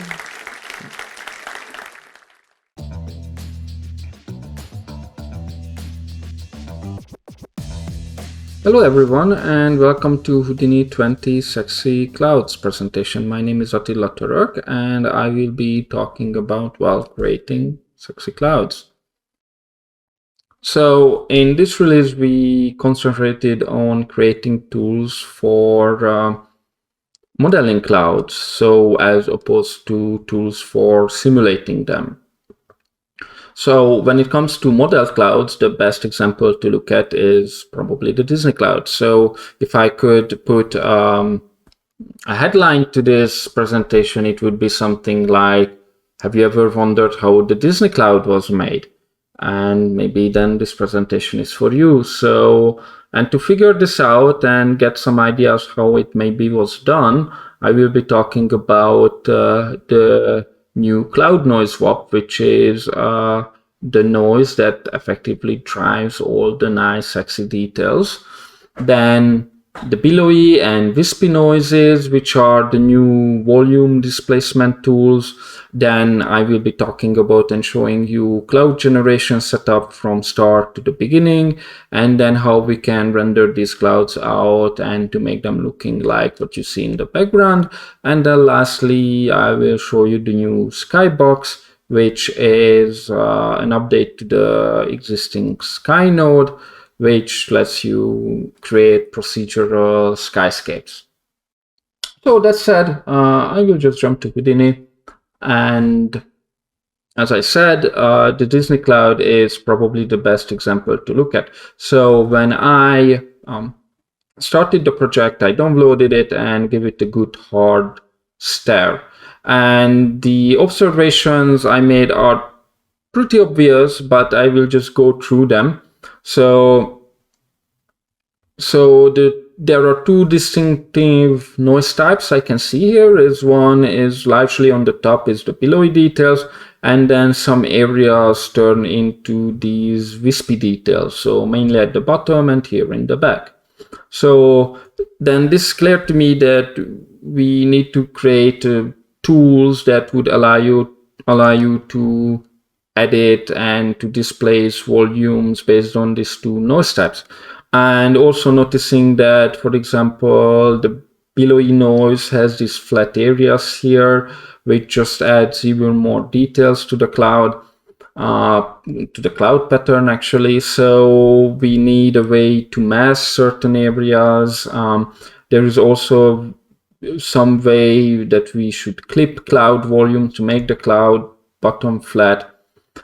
So considering all of this, probably a good workflow would be to provide some sort of basic shapes using geometries, then displacing them with billowy details, then optionally clip the bottom of them and select some certain areas where we can apply a wispy detail. So this is the workflow that I've been trying to implement then. So to start with, where do we start it? Well, the billowy noise probably would be a good start, how we can create these nice billowy details which you see in the clouds. So to do that, let's look at some real references.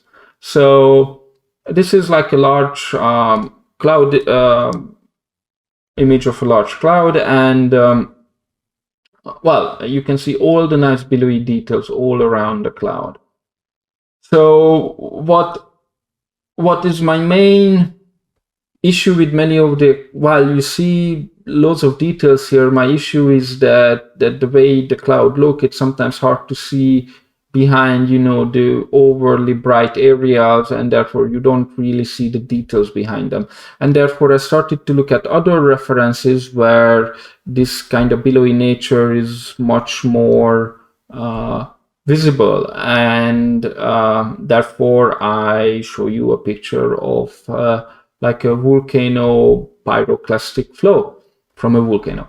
So this, to me, I just made an assumption that in nature this is probably something very similar how the cloud patterns look like. And so what I kind of interested here is what I call the sausage patterns, and I will be calling them as sausage patterns for the remaining of the presentation, or brain patterns. So you will see that you got these larger details, like for example this one here, which then made off of smaller details, and then those again kind of curling up as sausages, again divided into smaller details. So if I could describe it, it's like a sausage fractal, effectively layering smaller and smaller, like kind of curling, swirling sausage details. So how do we create this? So in Houdini, we now have a new noise type, which is called cloud noise. So if I just showing you here applied on a simple grid, this is how it looks like. So if I just go back comparing it to all of these details here, it's pretty much representative. So, and how did we do it? So this cloud noise exists as a cloud noise VOP. So this is labeled as cloud noise, but actually whoever knows more about noises and wanna be more precise, this is actually a cloud fractal. And the difference is that the cloud fractal is actually layering cloud noises on top of each other with different varying element size and amplitude.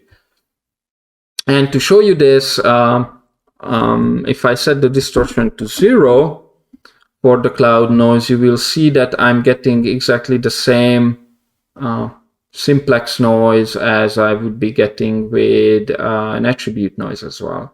So this is just a simple custom fractal. And as you see, distortion is the key factor here. So as I move the distortion up higher on the positive direction, you will see the sausage effect is getting more prominent. So what I'm doing is in each fractal iteration, I'm just pushing areas with higher values towards the areas with lower values. And if I go to the negative side, you will see the opposite happens, and I'm getting these very stringy kind of fiery looks as well. And the parameter is sort of optimized that between -1 and 1, it gives the best result. So, and then there are a couple of other interesting parameters to mention. For example, the fold. Then you will get a more prominent kind of sausage look. Again, we can compare it more to these kind of details. Then what is interesting is the droop, which if I now starting to move it, the details will be stretched, moved along the droop direction, creating this kind of interesting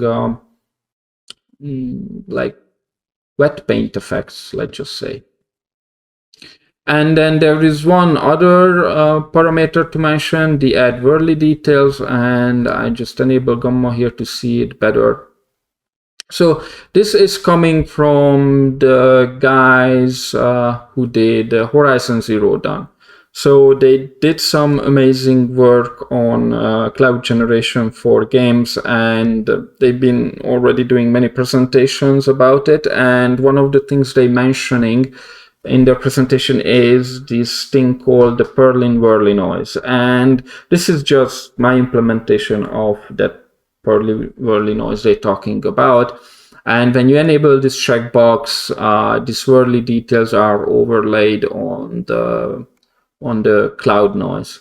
And this gives a completely different characteristic to it, and you can use it to your like. But again, this is actually different from the look I've been showing you on the references, so I will be not using that in the demos actually. That said, one more interesting parameter to clarify is element size versus stretch. So if you want to make those sausage details a bit more stretched in certain direction, you would apply a larger element size like 5 here. But we have now a stretch parameter on the cloud noise, which I show you here. So if I go down, stretch set to 5 as well. So this preserves the finer details while still stretching the details out very similarly, and this just gives a much more natural look to the stretch details effectively. So then how is this all applied to making a cloud? So this is where the new billowy noise comes in. So, well, first of all, let's just show you the test subject, which is a volume sphere. So on this test subject, I apply the existing cloud noise node, which we had already for many releases.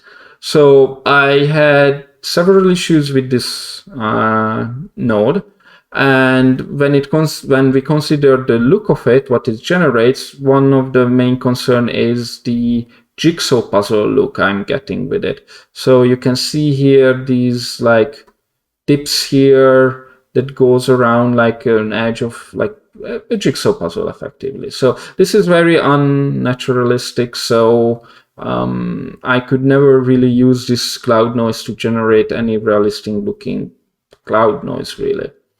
Then the second thing is the little broken off pieces, which are really annoying, and when I model clouds, I kind of want to control them, either to have them or not. But currently with this cloud noise, you cannot control it. If you increase the amplitude and you like the amount, the amount of the displacement, but you might end up with these broken up pieces, and there is no way to control it. So to combat all of this, now we have the new cloud billowy noise, which meant to create all of these nice billowy details using the cloud noise I showed you before.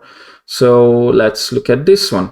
So this cloud billowy noise is pretty much the default, nothing changed. I increased amplitude, added a bit of gain, and changed the octave. So nothing very harmful. But what you see here, it's, well, not really what I would expect. And the reason is because the iterations. So I kind of realized that the best way to apply billowy noise and to generate billowy noise is to take, again, what we see in the reference, which are all of these like, fractals, like larger and smaller and even smaller details. So therefore, I also added an iteration parameter on the cloud billowy noise. And as soon as I enable iterations, so in this node, nothing has changed. If I just go to the default tab, nothing has really changed, but just the iteration enabled to 3, and I immediately getting details that are a lot more interesting and looking a lot more like I would expect a billowy noise to look like. So all the difference is that I enabled iteration here. And then we have separate controls for advection, so this can stretch the details out, giving you even more interesting looks. And the best part of it is the attenuation. So here you can control how much in each iteration your amplitude, element size, or all other parameters are reduced. And here I'm saying that in each iteration, the value should be reduced to only 35% of its previous iteration. You can also scale them up as well. So you can go into the positive scale direction. So, and it's very interesting to play around with this parameter and see what do you get if you apply gamma, gain, bias, etc. So yeah, we came from something like this to looking, well, something like more of a cloud look. Then next thing is cloud clip. So I was mentioning we need a tool for clipping the bottom. So this is now called the cloud clip SOP. So this is very much similar to what the clip SOP does for geometries. It just does it for volumes. And you can also apply displacement to it. So when this is again based on the cloud noise, so all of the cloud noise parameters are promoted here, and you can able to apply some really interesting variation and patterns to the bottom of the cloud just like this. Then what is interesting is the workflow related part of this node. So here we split out both the bottom and the top. So later you can combine them in your workflow. And we have a thing called a clip mask. So if I display the clip mask, you will see that this is just a simple density volume that is 0 at where the clipping plane is, and the further is from the clipping plane, we can control the fading range and we can get effectively a shrank mask out of it. So I could use this mask then to control, let's say, the wispy noise in the bottom of the cloud from the clipping plane. So this is super handy. And because it's a mask, we have to make sure that this mask encompasses all the regions where my noise might be displaced to. So therefore, we have upper and lower padding controls to then able to create a large enough mask volume out of this clip mask. And I will show you this in practice as well. The next thing is the wispy noise. So again, taking the blob shape I just created, I have to activate the VDB here. So making sure you have enough activated VDB cells, and then applying a cloud wispy noise, I'm able to create the wispy details. So again, work similarly. You have sort of sub-steps telling you how many sub-steps you should take, while also you have iterations home. You can apply the same pattern multiple times as well. But this node actually based on the already existing noise types like anti-alias, flow, etc. And what is more interesting in this node as well is creating wind. So if I show you this one, yeah, right here, for example, what you also notice in the Disney Cloud is that these wispy details, the further they are from the cloud shape, the more they start to bend towards the wind, which is a really nice effect. And if you, and I just have to change the visualization here. So if I convert the cloud to a VDB surface, and then provide that as a surface volume, then I can add wind and I can scale the wind strength by this surface distance. So if I now disable wind, you will see that now the details starting to stretch towards the wind direction.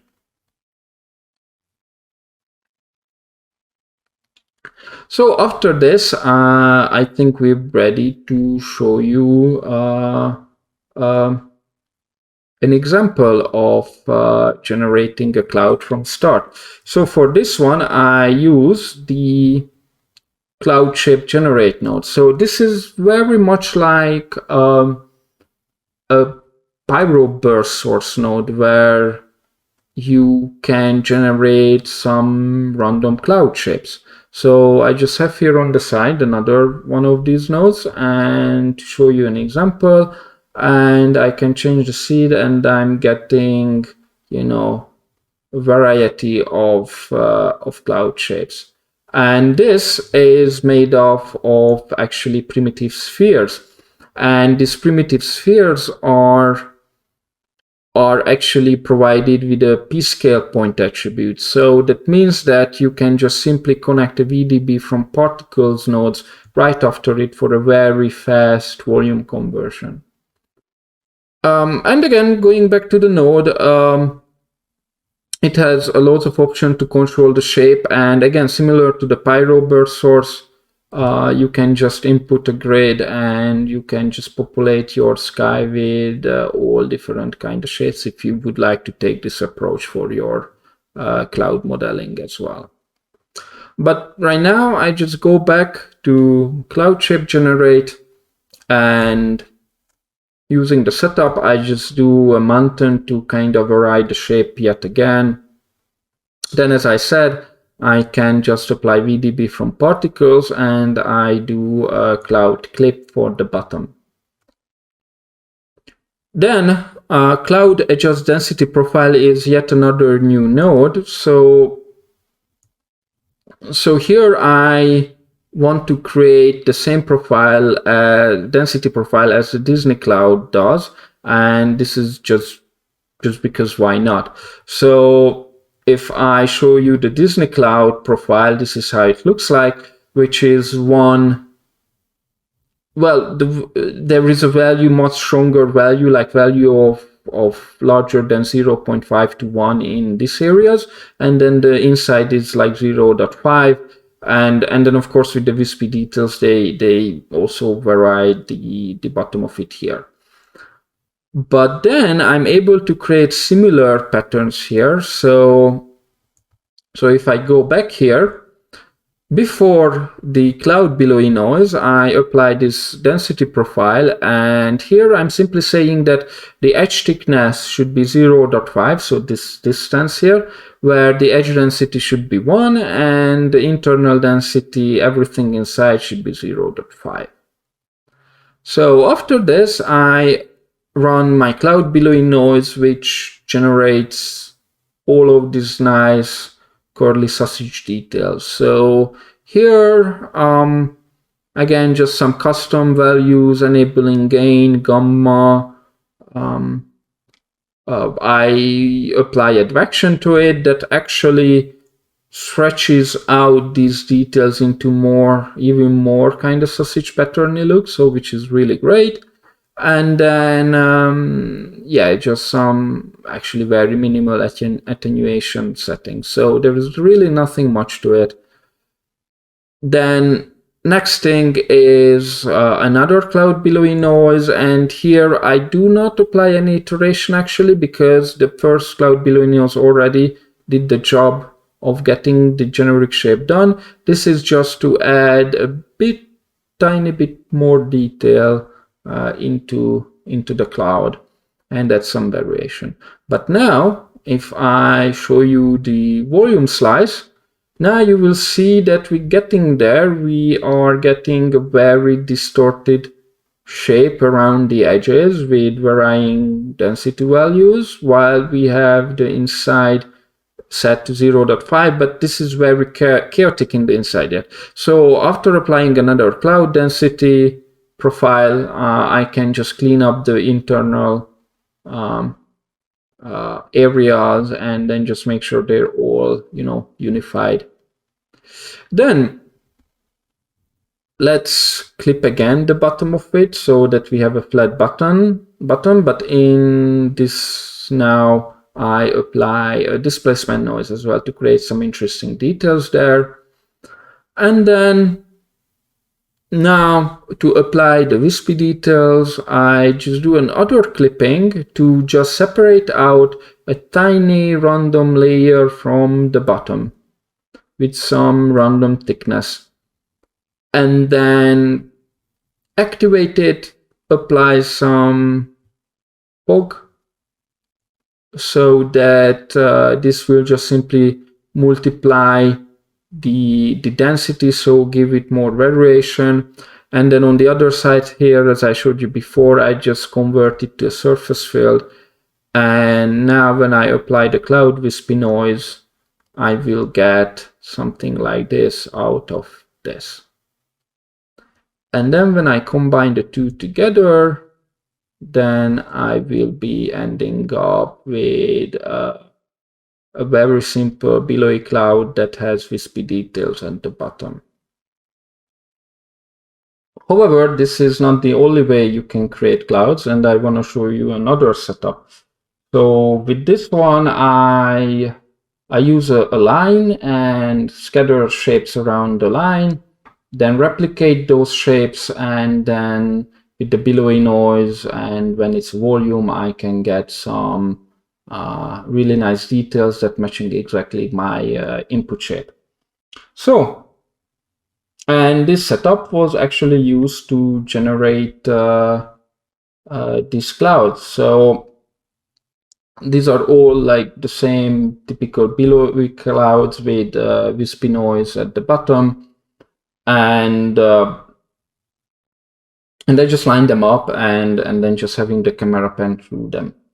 And we have another visualizer for Houdini for volumes, which is now we provide control over the ambient colors that you want to set. And when you set them to the right colors, you can get some pretty nice looking results like this out of the box. So the billowy noise SOP actually has a checkbox with a visualizer that is able to just immediately turn on this kind of visualization. So it switches between this and the previously shown like gray look. So going back to the setup then, so this new setup, as I said, this will generate clouds such as this one. So this is the line which I was showing you, and the cloud shape from line does the shapes as I mentioned. But here for the setup, I did a couple of different variations actually. So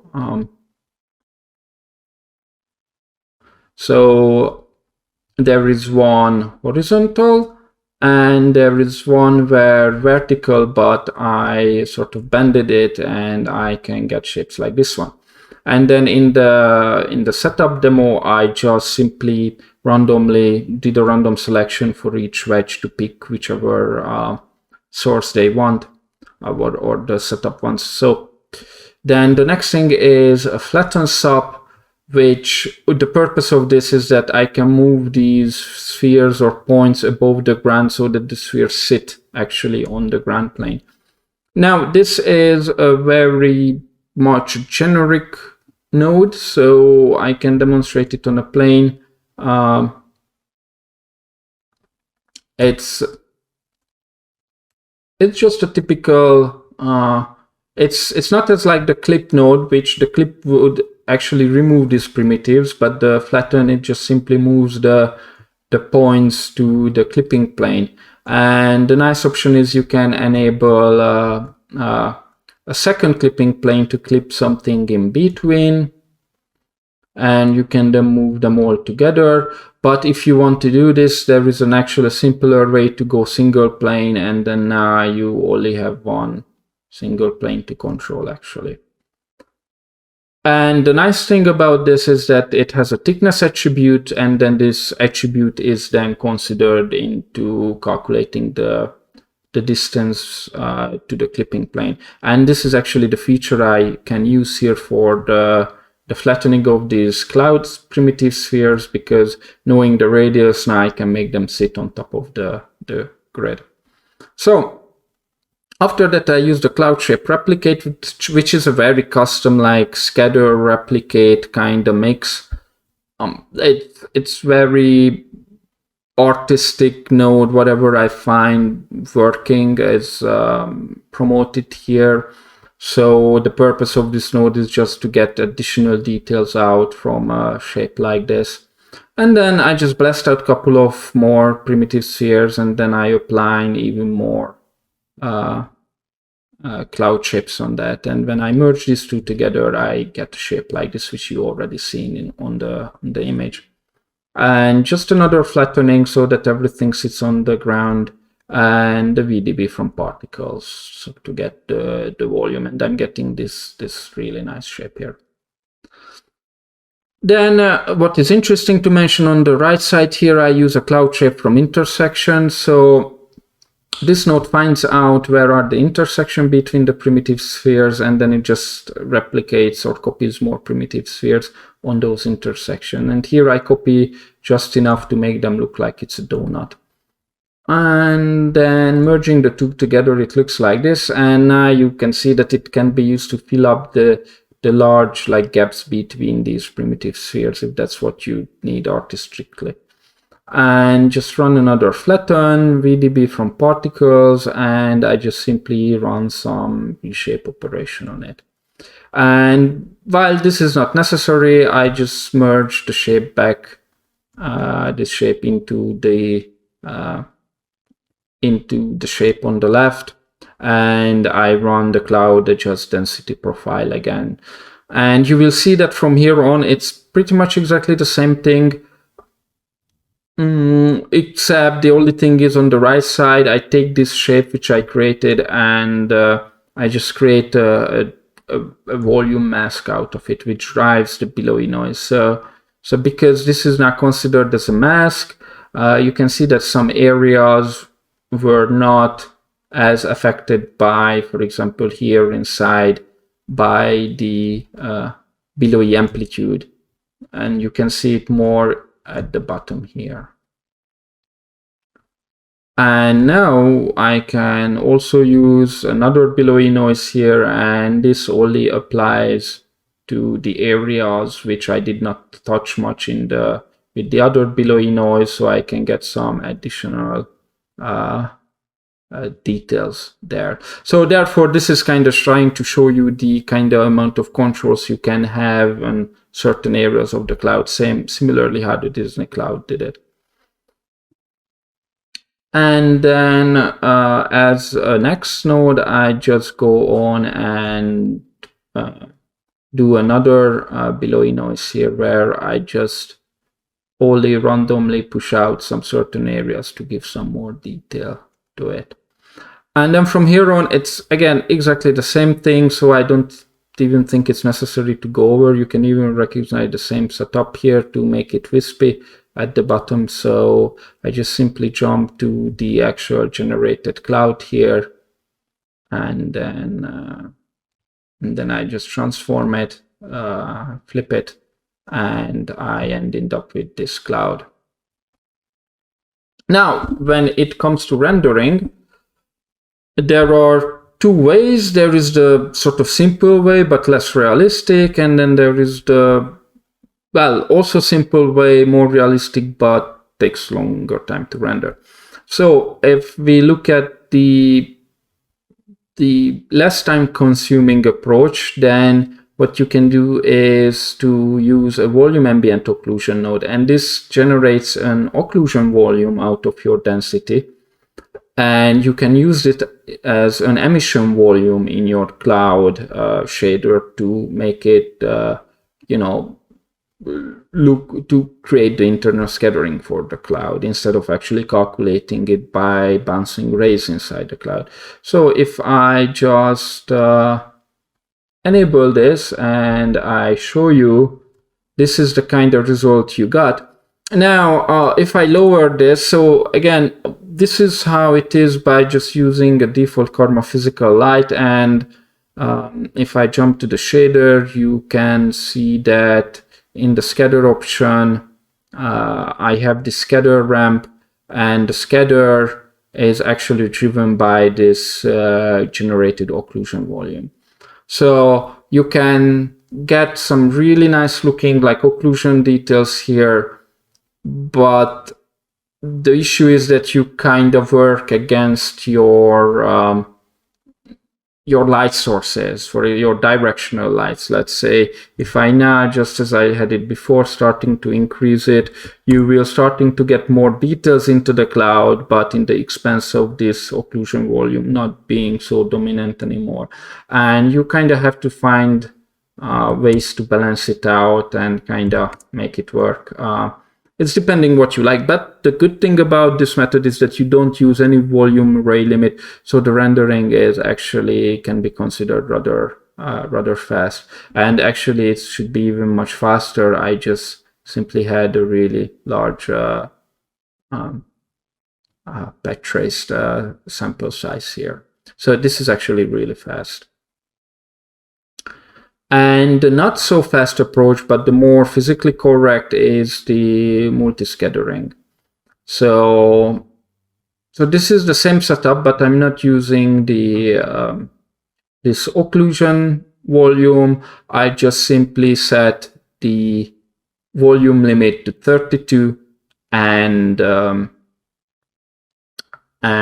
just apply the default cloud shader. But I'm getting a lot more interesting and more realistic looking cloud. And I just let it to render in the background, and I want to show you the cloud shader and talk about shading clouds actually. So to set up a cloud shader which works both on CPU and XPU, you would have to use the Karma volume, which is a wrapper around the material X nodes to render volume. So this has all the absorption, scattering options, anisotropy, and all other options you need to render with clouds. And if you just want to create a very basic volume shader, effectively this is the setup for that. So a density which then can be multiplied up, and then you multiply one with the black color for your absorption, and you multiply one the other branch with value of 1 for the scattering, and plug it into the Karma volume. And pretty much that's how this is the most basic volume shader you can get.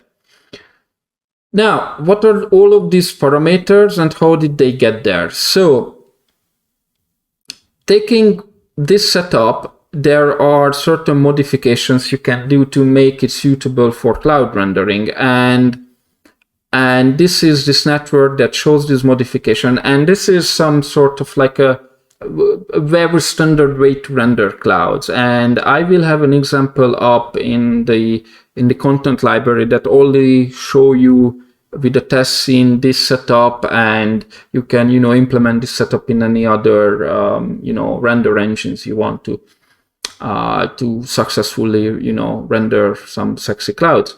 But effectively the trick here is that we have a thing called density fall off, which is what we do here, and I dive inside to show you. I'm importing the ray level. So the ray level means that the bounce level of the rays. So when the rays start to bounce inside the cloud, because you remember I set my volume limit to 32. If I just show you here, volume limit 32, it means that the rays are allowed to bounce inside the cloud 32 times. And then this ray level will tell you where is this bouncing at now, 1, 2, 3, 4, or how many bounces has the ray done already. And by simply taking that and applying, some exponential function to it, I can scale down the density with each new ray bounce. So effectively what I'm saying here is that the more the ray bouncing into the cloud, scale down the perceived density.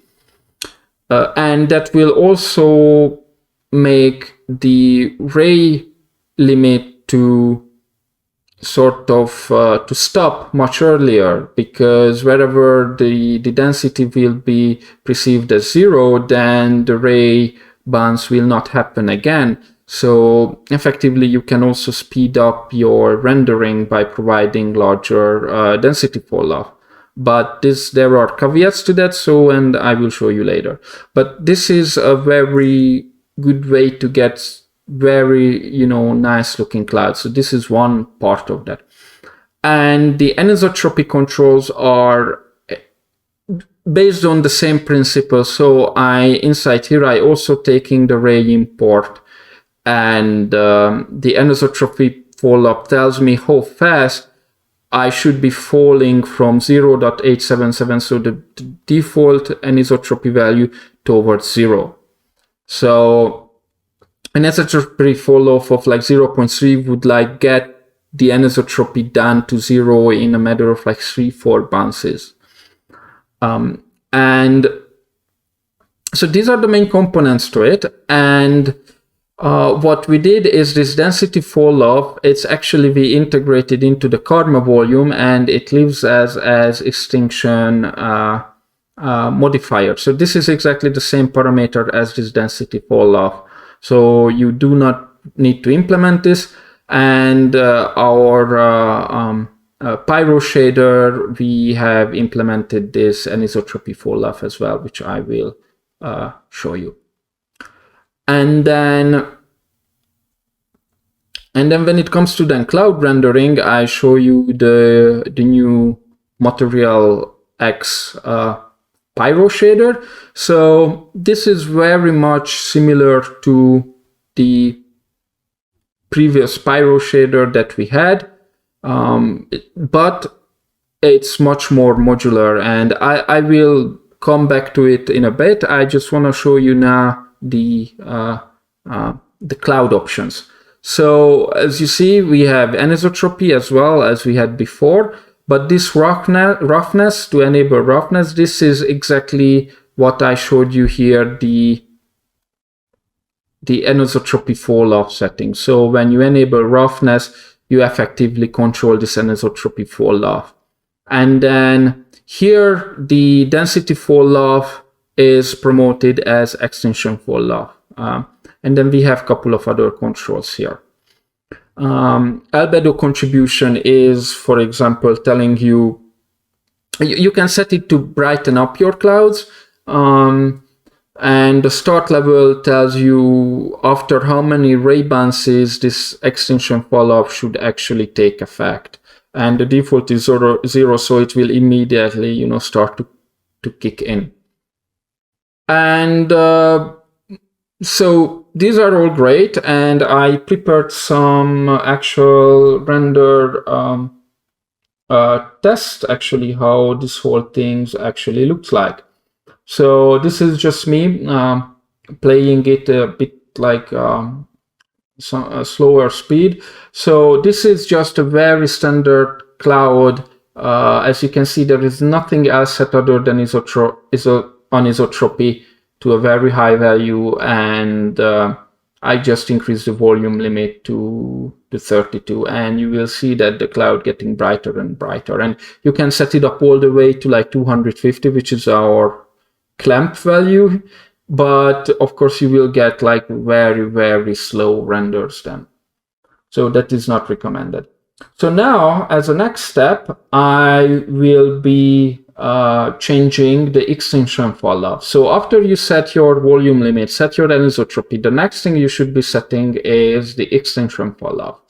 And this is a very interesting control, because as you see, there is a peak point where the extinction fall-off is actually getting very bright, and then after that it slowly just dies off into dark and losing contrast. And the important thing is that you have to find that peak point where your cloud is the most brightest, and usually this is between value of 0.21, 0.3, etc., something along the line like this. So after that,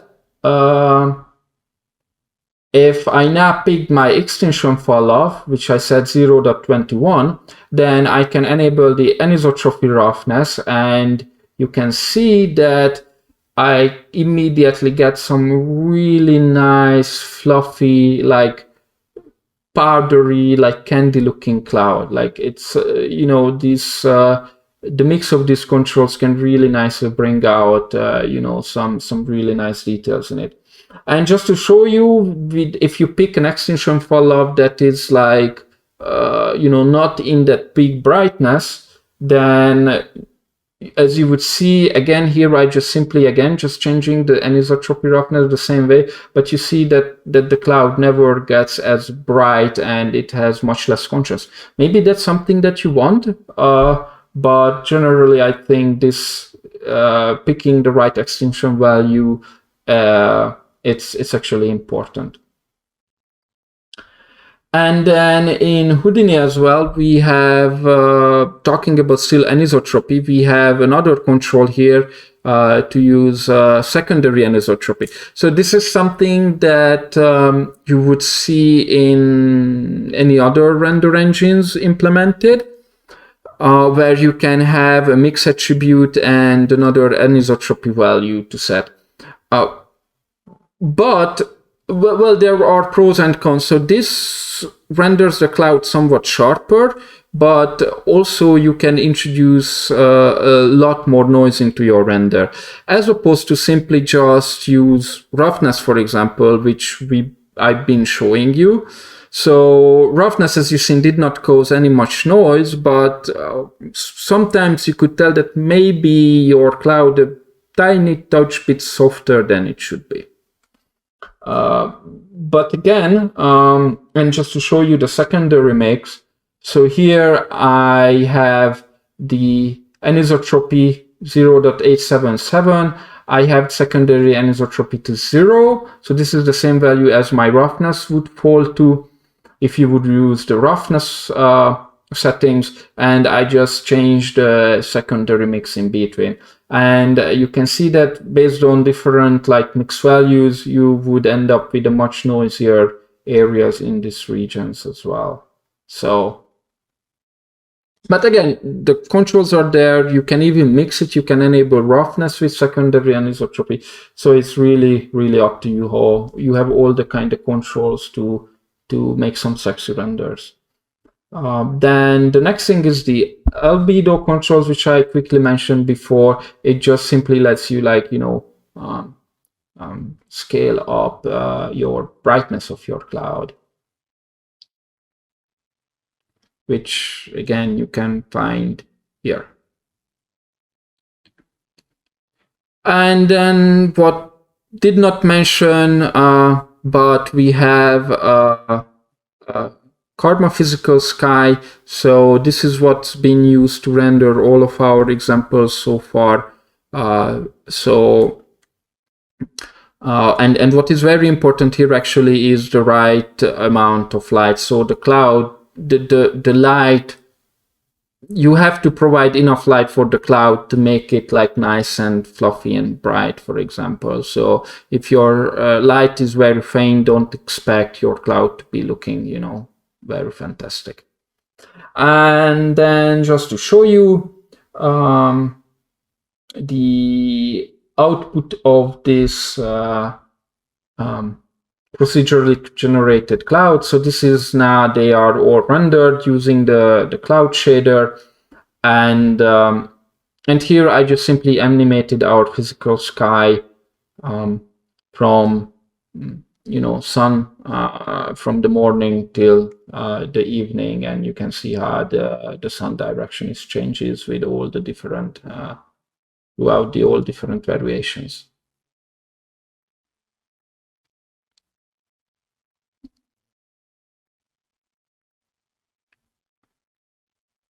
And then just quickly want to return to the pyro shader. So we have now the Karma Pyro shader, and here I just stopped the rendering so it doesn't always restart. So we have Karma Pyro shader, which is the shader I've been showing you. This is the new shader that is good for both CPU and XPU, and this is a modular shader, much more modular than it was before. So if I dump in, while it still has some nodes outside here. You can clearly see the modularity made of multiple different nodes like scatter emission and fire emission and etc. And what I mean by modular is, for example,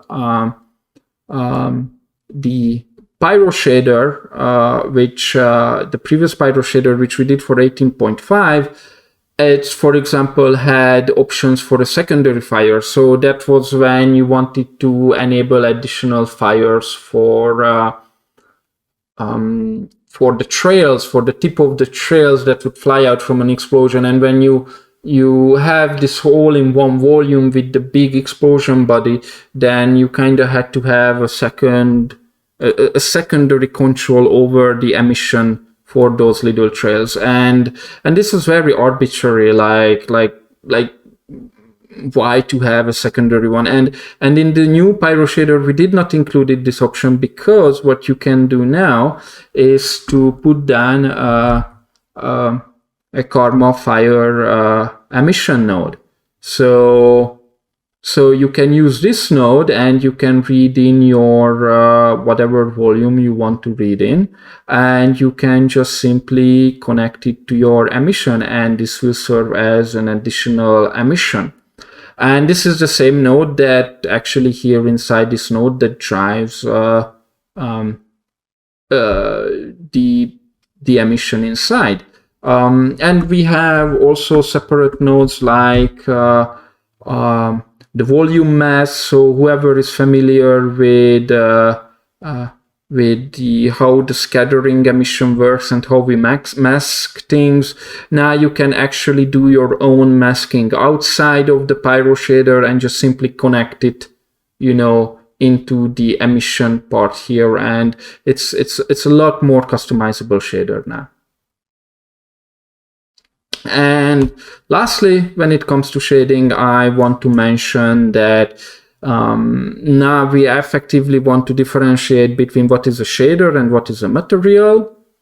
So this is our volume shader, but if you put down a material library and you have now the option, you don't have the option to put down shaders directly, but what you have is you have presets to put down. So for example, you can put down a karma cloud material here, and this will give you a Pyro shader, and with all the defaults that you would need for rendering a clouds. And this has volume limit already set to a certain value, so you don't even have to set up the volume limit on your render node. It will automatically give you the right volume limit, which is really superb. And then if you want to go and do the occlusion rendering, then we have the Karma Pyro baked material, which will generate just in a second. And you can see here, this is actually set up to be used for the occlusion. So it's as simple, and then just diving in, there are other ones like Karma Pyro fire, explosion, uniform volume, etc. So check them all out, see how the defaults work. And yeah, pretty much that's all I can say about the new features. And then I can show you some other interesting bits, like, as I said, there is not much simulation example I did for this release. There is this simulation, the only one I did, which it's like a pyro simulation where the smoke kind of just blowing towards the camera. And then this is how it is with rendered, and I actually really like this, like really like stormy darkening cloud look. So this is how I kind of went on rendering this. And then I did some, like, this is also another render of it with this is actually a 4K render of one frame of this cloud. And here I actually freeze the frame and I apply the cloud billowing noise on the simulated volume, and therefore I could get a lot more finer details. Like all of these finer details are coming from the cloud billowing noise on top of that. Then lastly, for hero cloud generation, I have to show you the cloud you see in the presentation background. So these are just different variation of this. And I did one from the other side as well, just a bit of different coloration to give, some varied look to it. And I also did a close-up of this, so you can see that even when you zoomed in quite a lot, you can still get like some really great amount of details. And this cloud kind of served as a test on how I can generate like a massive cloud. So going to and here I will not show the full setup really, just a bit of it, but the whole purpose of this is that what if I have a billowy cloud like this, and I want to make a cloud that is just, taking this entire setup, and now I suddenly want to plug in a mesh that is like 5 or 10 times larger, and will I get the same amazing looking cloud? And kind of the answer was sort of not really. So the reason is because when you're starting to make larger and larger areas, relatively speaking, the clouds, as I showed you in the references, have structures. Clouds or any kind of billowy details have so much like larger, and going back to this fractal in nature, that larger details are smaller and smaller details, and this is kind of hard to preserve when you kind of trying to scale up these effects. And I tried a couple of ways on how to approach it, and actually the best way which I settled with was that I actually used, instead of using a line and primitive spheres on it, I just simply decided to model the cloud. So it's nothing more than it's maybe taking a bit of time to remeshing, but it is simply just a polygonal mesh which I just quickly modeled, such as this.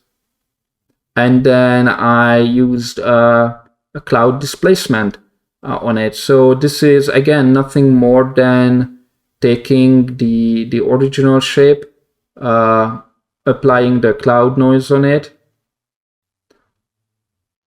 I actually do quite a bit of a trick here, because I apply the cloud noise. So the attribute noise now is able to use a simplex cloud noise, which is the new cloud noise. And what I did here, I actually measured the gradient of this noise. And then after some smoothing operation, I just have a custom attribute triangle where I push out the geometry along the normal using the noise, but I'm also pushing them to the side using the calculated gradient, effectively to making it a bit more, interesting looking. And to give it a bit of, detail along the side of the extrusion as well. And effectively, I just randomly generated some shapes based on some reference image. And I just started to populate certain elements wherever I knew I want to add a couple of additional billowy details. And then running again another displacement on it. And again, this is going back to the fractal nature of the cloud, so that I got this one, and then using another cloud displacement, now I can get the even smaller sausage details into it. And I think the new cloud noise is actually very, very good to get all of these details. And yeah, I just simply then end up with this cloud shape, and then I had a setup where I could just simply carve out the cloud shape into different sections. So I did a 4x3x3 box. So all of these just carve out their own little sections, and then I could use the same billowy cloud noise using the same settings on these little individual pieces. And then the result is, I can show you here, is looking just of a little piece is looking like this. So you can get some really great looking details just by going through each pieces. Of course, you can optimize this maybe, because you might not want to, you might want to run it on a hollow shape, like just on the outside surface, and maybe you just fill in the cloud later. Here I just did it very simply to take the entire volume as it is. But you can see you can really get some, you can really tune in some super nice details into it.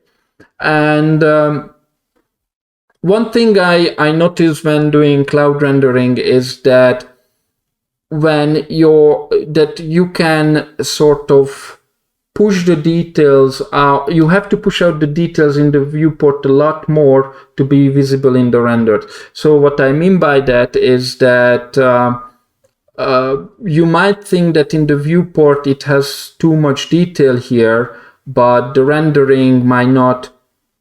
But in the rendering, it doesn't show up as well. So the point being is that don't be shy to make your volume in the viewport over detailed and adding a lot more tiny details, because that helps a lot more in the cloud render to make your cloud details, and the cloud will look somewhat less detailed anyway, what you will see in the viewport. So that's the whole takeaway from that.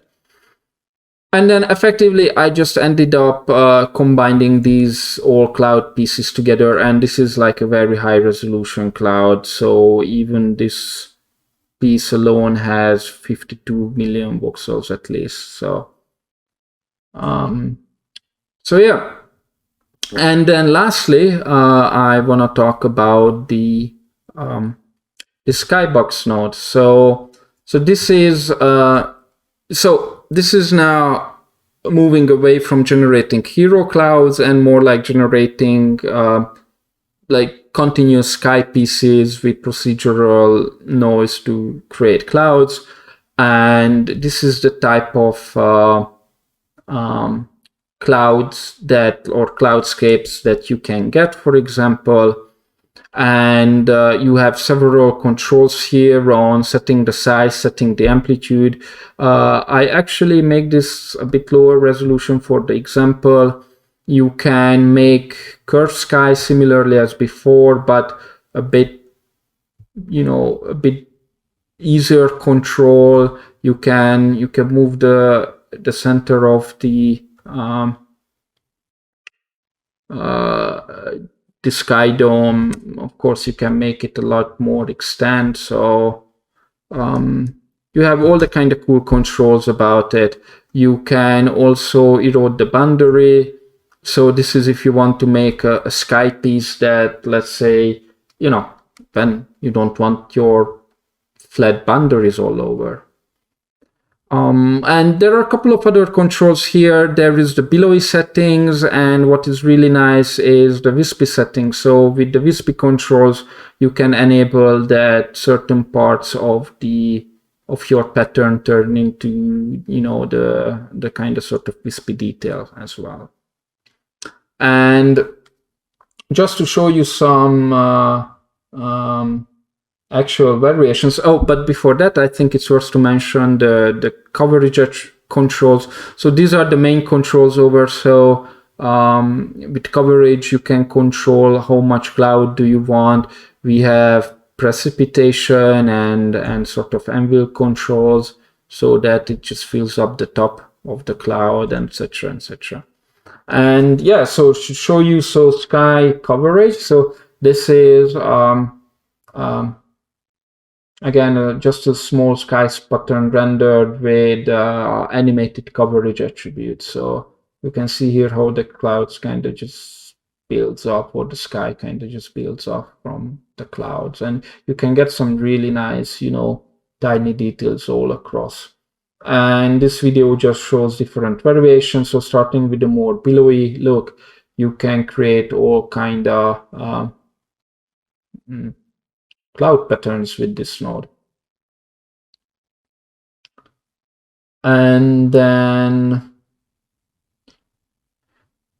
going back, there is one other thing important to mention are the sky fields. So the sky fields are 2D volume similar to the height fields. So in this example, I created a height field, I created a mountain on it, and I just use a sky field to add to this height field system. You don't have to, you can just start off straight away with this, but because I added it, I also moved up the sky field up to above the mountains, and you have certain, different layers to automatically generate. And there are two ways to use sky fields. One is on their own. So what you can do is you can use a sky field pattern node that is, and now I disable the height field for better visibility. With the sky field pattern, you can create all kind of default pattern. The default is like the cumulus, the billowy details, but we have like some pre-made fractus, flocus, and other different pattern types that you can kind of use. And you can use this to even just to render it, for example. You can put it to Karma and just render it when you don't want to generate a full 3D cloud, because these are like up high in the sky, and where like, a simple 2D volume works, it's perfect for that. And because of that, you can also use a sky field from map node, where you can just apply a monkey or any other sky image you had, and then you can create your own sky field pattern ready to render. But the other option is to drive the skybox using the sky field. So here I just simply apply the billowy noise, and then now, because the default sky controls the coverage, I can just set it to use sky layer, and then you will see that this will now adjust according to my generated noise. So I can even, scale them up. Now, the thing with this one is, the tricky part is that because you are sampling into a 2D volume, you will not get much vertical information out. So you will end up with this rather, ugly looking sides. And what you can do here is that we have control over the vertical profile using the sample with noise. So here you will actually apply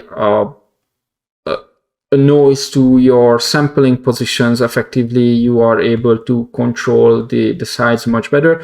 But as you see, the problem is, the caveat with this is that you have to be careful, otherwise you can destroy the actual underlying pattern that you created. So this is already, with this value, you already kind of getting a much nicer shape on the sides, while still relatively maintaining the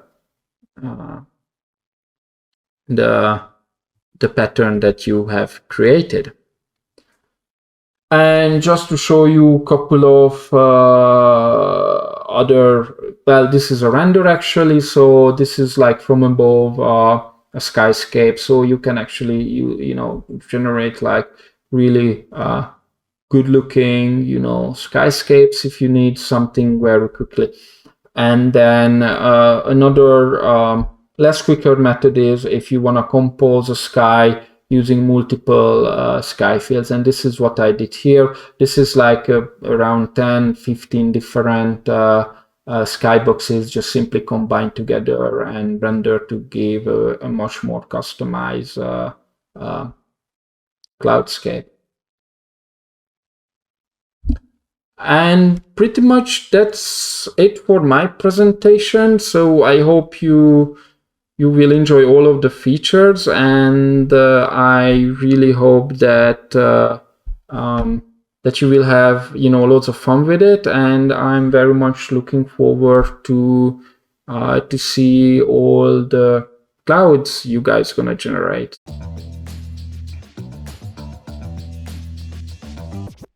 So yeah, hey everyone, I'm Cameron. I'm a senior software developer at SideFX and work on a variety of areas of Houdini, like crowds, rigid bodies, destruction, and so on. And so yeah, today I'm going to be diving into the new SOP-based crowd toolset in Houdini 20. So for quite a while now in Houdini, we've had a pretty extensive toolset at the DOP level for simulation-based methods based around the crowd solver.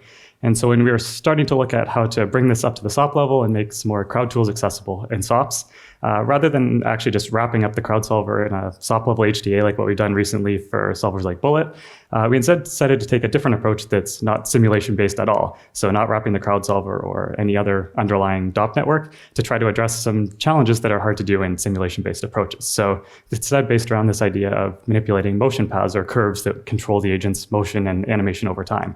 And so because this isn't just wrapping the crowd solver, it's its own different method and different sort of workflow. It's got its own advantages and trade-offs and sort of different scenarios that it's suitable for. So the idea is that it's an alternative set of tools that you can use depending on whatever's more suitable for a particular shot. So to do a super quick review of the crowd solver, just so we can talk about how it compares against non-simulation based approaches. The basic idea with the crowd solver is a state machine where agents can be in one of many states that you define, maybe like idle or fleeing. And each state can define things like what animation clips the agent should be following and also its behavior. Like maybe it should be following a path or turning its head to look at obstacles or other things in the scene. And a lot of these forces are also done by applying like particle style forces for things like flocking, curve following, seeking out goal positions, and so on. And so this is done by stepping forward one time step at a time. You evaluate triggers, which are things that can cause you to switch from one state to another, and then run another round of updating the animation and behaviors and forces that are being applied to the agents. And so we go forward one step at a time and evolve the crowd's behavior over time. So this can be a really powerful tool set. You can build some very dynamic and complicated behaviors. You have interaction with the rest of DOPs, Ragdolls, and RBD, and so on. And it can also scale well to large crowds from a workflow point of view because you're defining these sort of higher level behaviors. And so adding a few more instances of some agent doesn't really change your state machine setup very much. But a few challenges to kind of point out with this are that you kind of have an indirect control over the agent's motion. So there's a lot of different things contributing to what each agent is doing, like whether it's trying to follow a path or avoid other agents. So if you get feedback that your shot looks good, but that one guy over there needs to do something a little bit differently, it can be kind of hard to figure out how to tweak those parameters to get a very specific result. And then related to that, when you're trying to do those changes, you're then going back and re-simulating to see if that actually worked out. And if you're not careful about locking down the motion of the other agents, small changes to one agent can kind of cascade because other agents are reacting to it and so on. And then depending on the type of shot you're actually trying to do, if you just want to have some background agents cycling through some clips, the state machine can be a more complicated approach than what you actually need. So with the SOP-based toolset, we wanted to, along with the initial goals of just making crowd tools more accessible at the SOP level and artist-friendly, we wanted to try to hit some of these challenges that you have with simulation-based methods. So in particular, having really precise, fine-grained control over individual agents, with not having a simulation involved, having really fast feedback, kind of instant scrubbing, be able to see what changes what your changes are actually doing to affect the crowd's motion. And we wanted to do this in a general enough way to let a wide variety of tools be implemented. So not just simpler cases like maybe cycling a clip along a curve, but things like avoidance that can do really arbitrary things to what each agent's path is. And so the idea with the motion paths is to take some similar ideas to what we have in KineFX with motion clips, where in that case you have a copy of the skeleton laid out over time. And so operations that need to accumulate data over time, for example, like blending clips or smoothing out motion over time, are really easy to implement because you have all the time samples in your geometry. You're not trying to recook some big chain of SOPs on each frame and try to accumulate some sort of data over time. And so we wanted to take something similar, but tweak it to be more suitable for crowds. So obviously storing the full skeleton of every agent for thousands of agents over hundreds of time samples would be pretty expensive, but also just awkward to work with and manipulate. So one thing that agents have is this idea of a clip library where you can be sampling and blending between clips.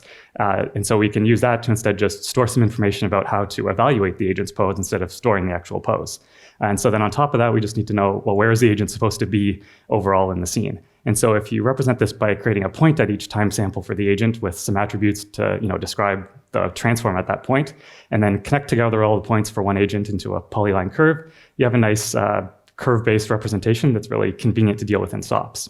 So more concretely, just going through some of the common attributes that we deal with, attributes like P and transform on the points describe the agent's overall transform at that particular sample in time. We keep a time attribute to track what scene time that actually corresponds to, and then various attributes to describe how to actually compute the agent's pose at that time. So in the simple case, which clip to play back, what time to sample it at, if there's multiple clips, what the blend weights are, and then there's some more advanced options if you have more complicated cases like layered animation clips getting applied to parts of the skeleton. And so before we jump into Houdini and see how this all looks, the kind of quick overview of the workflow is that there's two streams being passed along through the chain of SOPs. One is containing our motion paths, so these curves describing the agent's motion. And then we also carry along the agents so that we can preview the motion and do things that sample from the agent's clip and other data that the agents have. And then each SOP is just modifying whatever input motion paths it got. There's no complicated, setting up behavior rules that get evaluated further downstream or something. It's just a normal modeling style workflow in SOPs. And then again, because all of these motion paths contain all of the time samples, none of these nodes are time dependent and recooking on each frame. But at the very end of the chain, you can evaluate them to introduce the time dependency and produce an animated sequence of agents. So let's look at what this actually looks like. So for a quick overview of the workflow, the initial part of the crowd setup hasn't changed at all. So you still populate your crowd, build your agent definitions in the normal way. But instead of jumping over into the crowd solver, we'll instead start using the motion path SOPs. And so the entry point is usually the crowd motion path SOP, which builds you some initial paths to start from. And so the default mode on this is to just build it from the agent's clip based on sampling the locomotion data that the clip has, cycling that over time, and building a path out of those transforms. So it builds it over whatever frame range that you've specified that you want to work on. And so the default behavior with this is to just use whatever clip you had already assigned upstream when you were populating the crowd, but you also have the ability to kind of take over that and do all of the clip assignment related options here. So you can do things like offsetting or randomizing the initial start time of the clip to introduce some variation, varying what the clip playback speed is going to be, which will change the length of the motion path. And then you can also take over and set up random distributions of clips and so on. And then all of these settings can be varied per group of agents if you have a more complicated setup with a lot of different agent types. And then looking at the outputs, just to kind of reinforce what I talked about on the last slide, first output is just containing the motion path geometry. So just these polyline curves that are describing the agent's motion over time.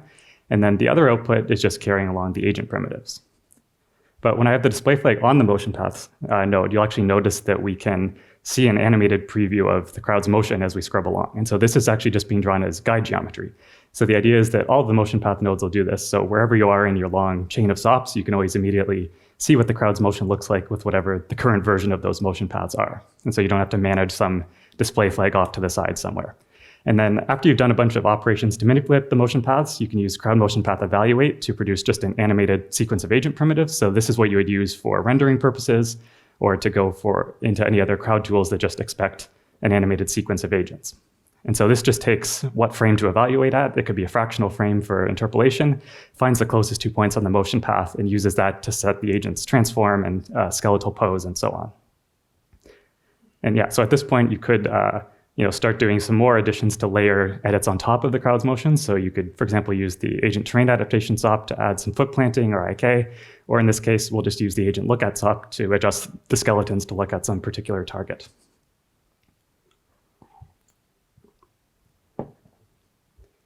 So getting into some nodes for actually manipulating the motion paths, the first one we'll look at is motion path follow. So this is kind of a path following style of tool. And so there's a third input on this node where you can wire in any curve geometry that you've set up in SOPs, and this will be used as a guiding curve. So in this case, we'll just use the curve SOP to draw a smooth NURBS curve. And then this will deform all of the motion paths to follow along with the orientation changes that are being described by that curve. So as we draw the curve, we'll start seeing the motion paths deforming along with that. And then as we move the display flag back onto motion path follow, right away we can just scrub through and see how our motion is looking. And then in more complicated cases, if you have multiple guide curves that are being passed in, then the default behavior is just that motion paths will deform according to whatever was closest in proximity to the initial point on the motion path. So in most cases, this can give you a pretty sensible result just by default. And then if you want a bit more fine-grained control over what paths are actually being affected and which paths they're following, you can, of course, just limit this to only deform certain motion paths in the crowd if you just want to affect certain agents, and also pick out certain curves from whatever your input is if there's a big jumble of curves that you want to select from. And then if you don't like that default behavior of picking by proximity, you can also do various attribute-based controls to match up agents to specific motion paths. So a really quick example of that would be if you set up a cluster attribute on the agents, and we'll just set them to be partitioned into 3 different clusters. And then we can turn on match by attribute and match that against the primitive number of the curves. And then that's just a really quick way to get each group of agents individually following along with a different curve. And one other thing to mention too is that the other option with this, if you wanted to have very different curves that each group of agents is following, is to just sequence a few motion path follow nodes one after the other, because you're just chaining edits that are modifying the geometry. And then for a more advanced case, just to show some other options, you can also pass in a closed curve, and this will let agents kind of loop around and their motion paths will keep deforming to follow around that loop. And then this makes it easier to see the effect of a couple more advanced options. So you have distance variance control, so basically how far away the agents are allowed to stray from their initial distance from the motion path, or if they just kind of inherit the orientation changes that they're picking up from the curve. And then for agents that are farther away, you also have some smoothing and sampling controls. So if motion paths are really far away, their closest point on the guide curve can jump pretty suddenly going from one sample to the next. So this lets you sample a wider range of points on the guide curve to get a smoother result. And then for more fine-grained control over really specific paths, we have a motion path edit tool. And so the idea with this is that it's an interactive tool, so you're just working in the viewer state. And when you click anywhere on the curve, you can set up a target position for that specific point. And so as you drag that away, the node will try to solve for how to deform the curve to try to hit all of those target positions, but also still preserve the length, but also the original local shape and characteristics of the motion path. So you'll see like the original path isn't perfectly straight because it comes from just like a motion capture clip. And so the deformed curve will actually still preserve those characteristics. So you're not like smoothing out or distorting any of the original details of your initial motion. And then each of the target points can have their own individual weights. So this just controls how likely the deformed result is actually going to hit that target point. So by default, the first point on the curve gets pinned with a really high weight. So that way, as you drag away other points, you're not pulling agents away from the start position, because usually you intentionally place them at a certain spot when you're populating the crowd. But each of these weights can be controlled individually for each set of points. So this gives you a pretty nice way to be able to have a really fine-grained control over setting up very specific paths for individual agents really quickly. And you can also use it for kind of a finaling style workflow and doing some last-minute tweaks according to feedback. So when we jump over to this other part of the crowd, there's a bunch of agents that are almost walking through each other and have some really near misses. So while there are automated tools for fixing this, this can also be a really useful tool if you just want to have very fine-grained control and make specific changes and know exactly what result you're going to get.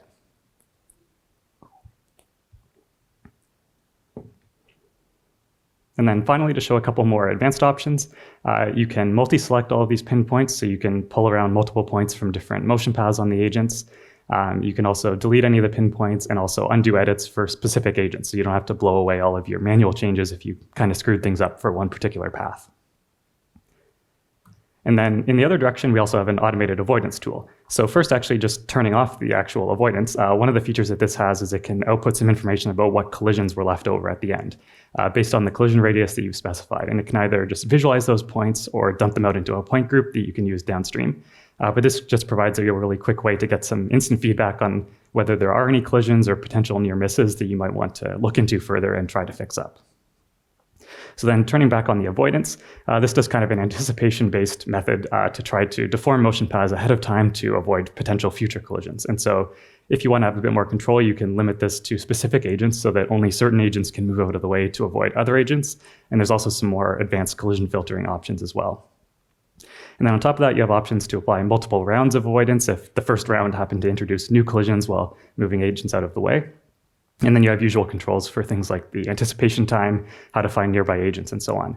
And then you also have a lot of controls for how quickly agents can turn out of the way to try to avoid those collisions, and also some more advanced options too, like being able to entirely rotate the initial point of the motion path by a large amount, which can help if there's a bunch of collisions right at the start and agents normally wouldn't be able to move out of the way in time. You can also control how much agents are likely going to try to steer themselves back towards their original endpoint if they can, rather than just going off in whatever direction the avoidance sent them off in. Finally, you can also do obstacle avoidance with the same node just by wiring in some geometry into the third input. And so this behaves mostly in the same way, just you have a different set of controls for how far in advance agents can actually see the obstacle, what their field of view is, and so on. And then jumping over to the clip blending side of things, in the crowd solver workflow, one of the things that we had was this concept of triggers that could be evaluated on each frame based on maybe whether the agent was in a bounding region or near other agents to control when when state transitions should take place. And so we wanted to take some similar ideas in the motion path workflow to be able to have ways to kind of procedurally specify when clip blending and things like that should take place. And so we wanted to kind of take those ideas but reframe them to work in a sensible way on motion paths. And so with this, because our motion path describes where the agent is over the whole time range, we basically just need to evaluate this trigger condition on all points, which we can usually do in parallel depending on the trigger type. And then this just gives us like a true or false result for every point, like maybe whether that point was inside the bounding box or not. And so the really natural way to represent this in SOPs is just a point group. So in the motion path workflow, triggers are just any point group that you've created. And so to kind of wrap this up for common crowd style operations, we have a motion path trigger SOP. And so this really just ends up creating a point group for you underneath, but this just provides some really convenient ways to set up sort of common operations and things you would want to use for crowds to trigger animation changes. So this will just create a point group according to whatever trigger name you specified, so you can change that to something more meaningful because you'll probably be using it downstream for some operations. And then you can, of course, limit the effect of this to specific agents in the crowd too, of course, if you want to. You can also combine different triggers together on this node in the combine triggers folder if there's, you want to do some union or intersection between different conditions. So the first trigger type is just triggering based on the time attribute along the motion path. So this just lets you quickly isolate, whether agents are past some particular frame in the scene along their motion path. You can also set up various bounding region triggers. So you can manually set up a bounding region using the interactive handles in the viewer state, or set it up to be a bounding sphere, for example, and then do various comparison types like whether the motion path is inside or outside, or just starting to enter, or just leaving that bounding region. And then in more complicated cases, you can provide your own collision geometry through that third input. So in this case, we're just going to set up a simple torus just to position it somewhere in the crowd. And this can also actually be a time-dependent, animated or deforming sequence of geometry if you turn on the time-dependent toggle. And so that'll just reevaluate that for every point or every time sample along the motion path. So it is a bit more expensive, but gives you the flexibility when you need that type of test. And then beyond the bounding region, you can also do some similar trigger types. So there's an object distance, which just tests how close the agent got to a particular surface or closest point on the geometry within some trigger threshold. And then you can also do raycasts, so basically sending out rays from each point along the motion path to see if some particular collision object was visible.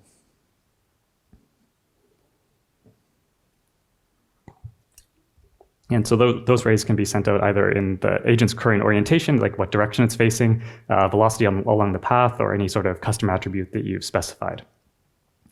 And then kind of similar to the avoidance node, you can also do triggers based on proximity of nearby agents. So basically testing whether there's any other agents nearby at the same point in time along the motion path.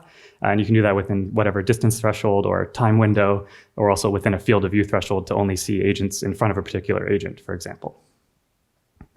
And then finally, there's a bunch of common trigger types based on whatever clip the agent is currently playing. So you can trigger based on some name or pattern of clips and whether the agent is currently playing one of those options. You can also trigger based on the clip time, so basically what percentage of the way through the agent's current cycle it is, or how many seconds through its cycle it is, and then also how many loops it's actually played back of whatever its current animation clip is so far. So that can just be a useful trigger to be able to switch into new clips after a couple cycles or something like that. And so then when it comes to actually using triggers to drive a transition, we have a motion path transition SOP. And so this will blend into a totally new clip based on a trigger group. And the idea is the first point on the path that is in the trigger group is where it can start doing that clip blending. So you can select just an arbitrary trigger group as well if you want to have really fine-grained control over specific transition points. But more likely, it'll just be some trigger group that you've already set up upstream. And then Yeah, so we'll see it using the bounding trigger here. And then you can also combine triggers right away on this node if you don't want to set that up upstream with the trigger SOP. So you can do various logic operations there. And then also set up random delays for just offsetting when the transition will take place to get a bit of variation. And so once the clip blending is done, it'll basically finish blending over into the new clip. And so the rest of the motion path gets replaced with the new clip's locomotion. And then you have all the usual options for setting up what clip to actually transition into. So being able to set up a random distribution of clips to blend into and so on. In this case, we had a clip called run, so the default behavior just happened to actually give us something useful. And then you can also vary things like the clip speed as usual as well. And then one other thing to mention is that you'll notice that even though all the agents sort of enter the bounding region at the same point in space, they don't actually start blending right away. And that's because the clip transition graph is being used. So this is basically delaying the transition until agents get to a certain point in their current clip that they can nicely blend into the new clip. So when the foot's planted, for example. So that's why, yeah, you don't see the agents all blending in immediately right away. So one change to point out with this workflow too in H20 is that the transition graph used to be this separate stream of geometry that you'd have to like manually wire into the crowd solver and manage separately. But in H20, you can actually embed this in the agent definition. So that way you'll just carry along with the agents and you don't have some extra stream of geometry crisscrossing through your chain of SOPs. And then for instead just layering animation on top of the skeleton, there's a motion path layer SOP, which has a kind of similar interface and works in mostly the same way. So again, you can drive this based on some trigger group or manual selection of points, and then pick which clip you want to layer the animation on with. So in this case, we'll just layer on some cheering animation, but we only want to apply that on, say, the upper body. So we can pick whatever group of joints we want to apply that to. So somewhere upstream, we defined a joint group just containing those specific joints that we want. And then again, the basic idea is pretty similar as the motion path transition SOP. So you have a lot of the usual options. So you can do things like combining together different triggers on the fly, adding a random delay to when the trigger or animation is actually being activated. But then the one difference of behavior here is because we're not actually blending over into a totally new clip, we're just trying to layer on motion. So what happens instead is that the layered motion stays active for as long as you're in a consecutive region where the trigger is active. So just while we're in the bounds, for example, here. And so it can blend in and out over some number of frames, but you can also instead just fire off like a single shot animation if you want to make sure that you play a full cycle. And then finally, you have a lot of the usual advanced options for the clip blending. So you can pick between interpolation or additive blending and so on, control the blend ratio, and also set up the usual options for random distributions of clips, whether to follow the base clip's timing or separately loop the layered animation clip, and so on. And then getting into a couple more interesting things to talk about is combining the simulation and non-simulation based workflows together. So first we'll look at going from simulation into motion paths. So here we have just a super simple crowd simulation with seeking agents towards a couple different goal positions and some lookouts just so we have some IK adjusting the skeletons. And so on the motion path SOP, instead of using the default mode of generating motion clips or motion paths based on an agent's clip, you can say generate from a simulation. And so what this will do is actually cook its input over that time range and build a motion path out of each agent's position and orientation over time. And then on top of that, it can also flag those agents as having a custom pose. So in this case, we had the heads turning for some lookouts that we had already set up. So this basically flags it so that you don't overwrite all of those manual edits that you made based on just reevaluating the clips over and over. And so you can then just send these motion paths into other nodes like motion path edit and just do a couple final tweaks after using the simulation-based tools for the initial motion. So this is kind of a nice way to take the best out of both worlds if you want to combine the two workflows. And then going in the other direction, if you wanted to take agents that you had animated from the motion path tools and bring them into DOPS, you would just use motion path evaluate to get an animated sequence of agents that you can send into the crowd solver, and then just set up whatever other attributes you need in order to set that up. So in this case, assigning some initial state to the agents, and then we also use this crowd animated attribute, which basically tells the crowd solver these agents should just follow whatever animation they had in SOPs. There's no need to take over them and steer them and overwrite their animation and so on. And then in DOPS, we just have a simple Ragdoll sim where basically the agents will, once they get hit by an impact, stop following their initial animation and instead turn into a motor-driven Ragdoll that lightly tries to follow the initial guiding animation we set up in SOPs. And so if we run the simulation, we'll get something like this where once the agents get hit, they'll still try to move a little bit for a second or so just to inherit a bit more of their motion. So this lets you kind of combine both workflows and use the motion path tools to set up your initial motion and then the crowd solver for things that it's good at, like Ragdoll sims. And then finally, one topic to discuss is just some things to keep in mind if you're building custom tools to work with motion paths. So building things like generating curves from scratch or deformer style tools is pretty straightforward because you're just editing polyline curves. There's tons of tools and SOPs you can use. But a couple things to keep in mind is that the length of the curve is really important. So if you do some operation that stretches out the distance between 2 points, for example, the agent's going to be traveling more distance within the same amount of time in their animation unless you also adjust the animation in order to compensate for that. So you do need to be careful about things that might introduce foot sliding. And if you're shifting points around, you probably also want to be updating the transform attribute to reorient the agent to go along with that change in direction that you're describing. So along with that, you do want to make sure you aren't introducing some sudden orientation changes because those will be really noticeable flips when you try to play back the crowd animation. And then building custom trigger types and so on to drive when clip transitions are going to take place is really straightforward because those are just basic point groups, so you can use any SOP tools to set that up. And one other cool thing to point out is that this is actually basically the same format as a KineFX skeleton. So we have a bunch of points that have position and transform attributes. We've connected them together with a polyline curve. So you can look at this as just being a super long joint chain in KineFX, where the first point on the motion path is like your root joint. And so there's actually a lot of KineFX tools you can use right out of the box to do interesting things. The main thing to keep in mind is that the motion paths don't have a name attribute by default. So kind of joint name-based tools, you might need to set up a name attribute for that. But to just give you a couple ideas for inspiration, as a simple example, you can just use the rig pose tool to do some FK-style posing on your motion path. And so if we wire that into motion path evaluate, we can see the agent following that deformed path. And obviously in this case, you are introducing a really sudden orientation change. So you might not want to actually do something like this in this specific way in practice, but it kind of shows the basic principles. And then for something more interesting, we can actually run the motion path through an IK solver. So in this case, I'm just adding an ID attribute to match up my target points that I'm going to use for the IK to the base points of my original motion path, and then just picking a couple points along one motion path to use as my IK targets. And so then we're just wiring this into the full body IK SOP from the KineFX tools. And then as those IK targets are moved around, we're just deforming that motion path as if it were an IK chain. And so this actually gives you kind of a very different result than the motion path edit tool. It's not really trying to preserve the original shape of the motion very much. So it's definitely something you could use for some more creative type of approaches. So hopefully this gives you kind of a taste of some of the cool things you might be able to do by combining together some of the KineFX tools with the motion path tools. So we'll see the final result there. And that's everything I wanted to cover for this talk. So thank you very much for listening, and I've got time for questions.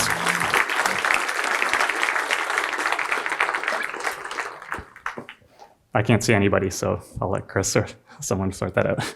Questions? Yeah.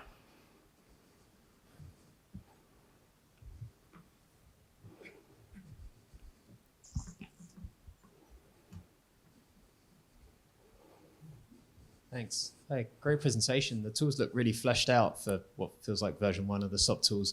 I was wondering though, when would you recommend to still use DOPs over the new SOPs? I would say for cases that need to be a bit more dynamic, like agents reacting to each other and so on, like where you're trying to kind of evaluate something on each time sample to decide what agents are going to do next. And if you're trying to combine together a lot of things like, really complicated path following, seeking out goal positions, avoidance and so on, like a lot of things, a lot of rules interacting with each other, the state machine type of approach is probably a lot better. Or if you want to send up a much longer simulation where agents might be hitting the same trigger multiple times and so on, it's a lot easier to do that with sort of the crowd solver type approach, whereas in the SOP workflow, you'd be kind of reapplying the same operations downstream a lot of times or going in a for loop or something that starts to get a little bit more complicated. And then obviously things like ragdolls or things like that are more suitable for DOPs as well. Yeah. Cool. Thank you. Yeah.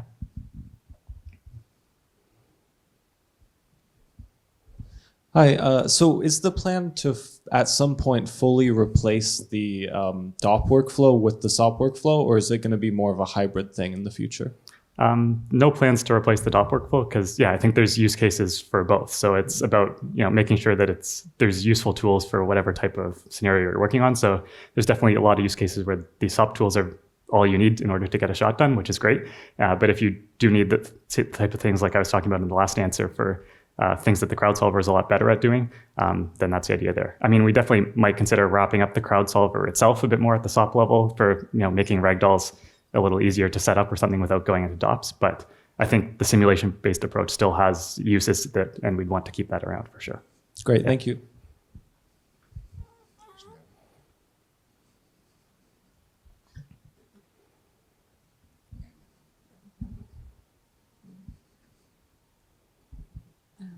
Yeah, I have two questions. The first one is how does it behave with the terrain? You know, with the foot detection and the foot locking on the terrain. And the second one is, I'm dreaming to have more tools to post-process. Like if you've got, after a DOP simulation, if the character is not working, it could be cool to export that as an hero, tweak a bit the bones and bring it back into the crowd package without, because for the moment I'm getting heroes in the render, which is sometimes affecting the colors. So I'm wondering if you are thinking about those kind of tools. Yeah, let me try to. So the first one was the terrain adaptation. So you typically do this as a post process in most scenarios. So you can do something like the agent terrain adaptation SOP afterwards, which will adjust the height of the agents maybe, or do the IK on their legs. And so you do that as a post process after you define your motion paths. So that'll fix up any foot sliding and get the feet locked on the terrain. So that it would be, the usual post process would be to do that after a motion path evaluate. And then if I remembered everything you asked in the second question, was it more about using like KineFX style tools to kind of take over agents as like hero characters and so on? Sorry, I couldn't hear your reply there. I think the mic disappeared. And put them back then in the big crowd cache, not having them separated, but gathering everything back in the big crowd cache. So I think if you did unpack the agents with the agent animation unpack SOP, for example, that'll bring it into a KineFX skeleton. And then after you've modified that with whatever tools you want to use, you can bring that back onto agents either with agent pose from rig SOP, which will just update the agent's transforms to match some skeleton that you've given it. So that's the most basic way, or you could take that new animation you made and turn it into a motion clip and add that as an actual clip in the agent's definition if you wanted to use that manually tweaked animation to drive a bunch of different agents. So I think there's probably a couple different options depending on what exactly result you want to use. There is no way to pack it back in the cache. It's more than you get the crowd cache, then I'm deleting the wrong guy, and then I'm rendering the wrong guy as somebody. Oh, if you've like fully heroed up the character and you're not actually going back to agents, is that what you mean? Yeah, I'm going back to agents, but not to the big crowd cache after the simulation. After the simulation, doing a post process, then you can delete the guys that is wrong, tweak it, but then it starts to be very hard to put it back into the cache with the right pack being packed the right way. Okay. Well, we can maybe talk about it afterwards as well. There's probably a lot to unpack there, but I think probably you'd either, if you were completely heroing out, delete the original agent, and then you're just going to render whatever heroed character using a normal character pipeline, or use something like agent pose from rig or motion clip tools to bring the animation back onto the agents after you've kind of partially heroed it out and wanted to bring it back to crowds. Yeah.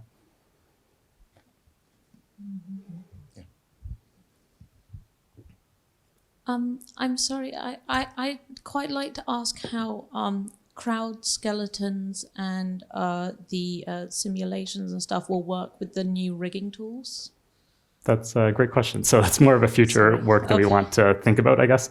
So being able to, for example, like take a rig graph that you built with Apex or something like that and running it on a crowd skeleton is something that would be very cool to do. We haven't done that yet, but a future thing would be able to sort of take your hero rigs and run them on a crowd character at some point if you wanted to. And I was also wondering, because with how everything's turning into more curves and points and going down into the basics with the new rigging tools and how they're built up, and then this new editing the motion path, which now has a bunch of, all of these points and stuff for the collisions, is there any way that you'll be able to segment them so that they don't get a bit confusing between like all of the, say you were running a simulation on one type of curve without having to create all of these groups and stuff, can you just straight up, layer them into separate layers throughout your process so that you don't have to affect the skeletons as well as then the motion paths and then not as well as? I think if I understood your question, I think it just depends a bit on your workflow, but you can definitely do things like using some of these tools to just edit like plain curves and SOPs that don't necessarily have to be specifically tied to agents. And same as like the KineFX examples I was showing, where you can kind of just treat a motion path as being a KineFX skeleton. So we kind of have this, loose coupling of geometry formats, I suppose, where you can take advantage of a lot of different tools to do kind of creative things and mix and match workflows. But yeah, you definitely can use these motion path tools to not change the skeleton of your agents, but Mhm. just to kind of reorient its transforms and so on. All right, thank you Yeah. so much. Yeah. The questions? Yeah.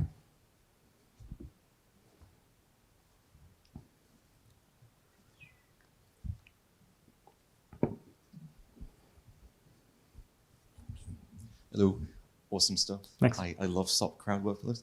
Kind of a weird question.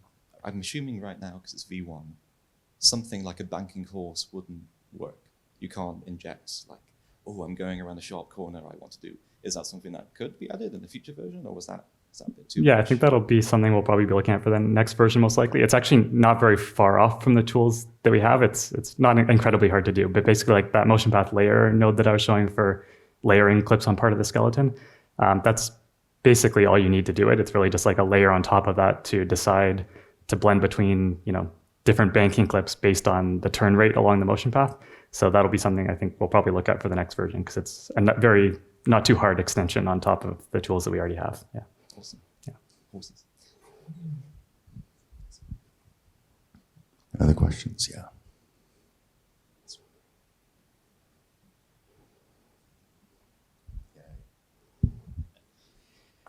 Hey, cool update. So I'm wondering if I saw some random motion clip selection. I'm wondering if I've had to make my own weighted motion clip selection tools in the past. I'm wondering if there's an easier or straightforward way to do a weighted motion clip selection. Let me see if I can backtrack through the videos. I believe it's in there if I'm understanding you right. We'll just need to find a node where I can actually show you it. So like 20% of cheer, 30% of run, that sort of thing. Yeah, we'll see if this plays. Let me jump ahead quickly. I think it is in there, I believe. We'll just scroll down. Oh, maybe it was farther back. Yeah, so if I turn that on, if you added another entry for the clip groups there, then you can have some name or set of clip names that'll get assigned with that particular probability. So. Okay, cool.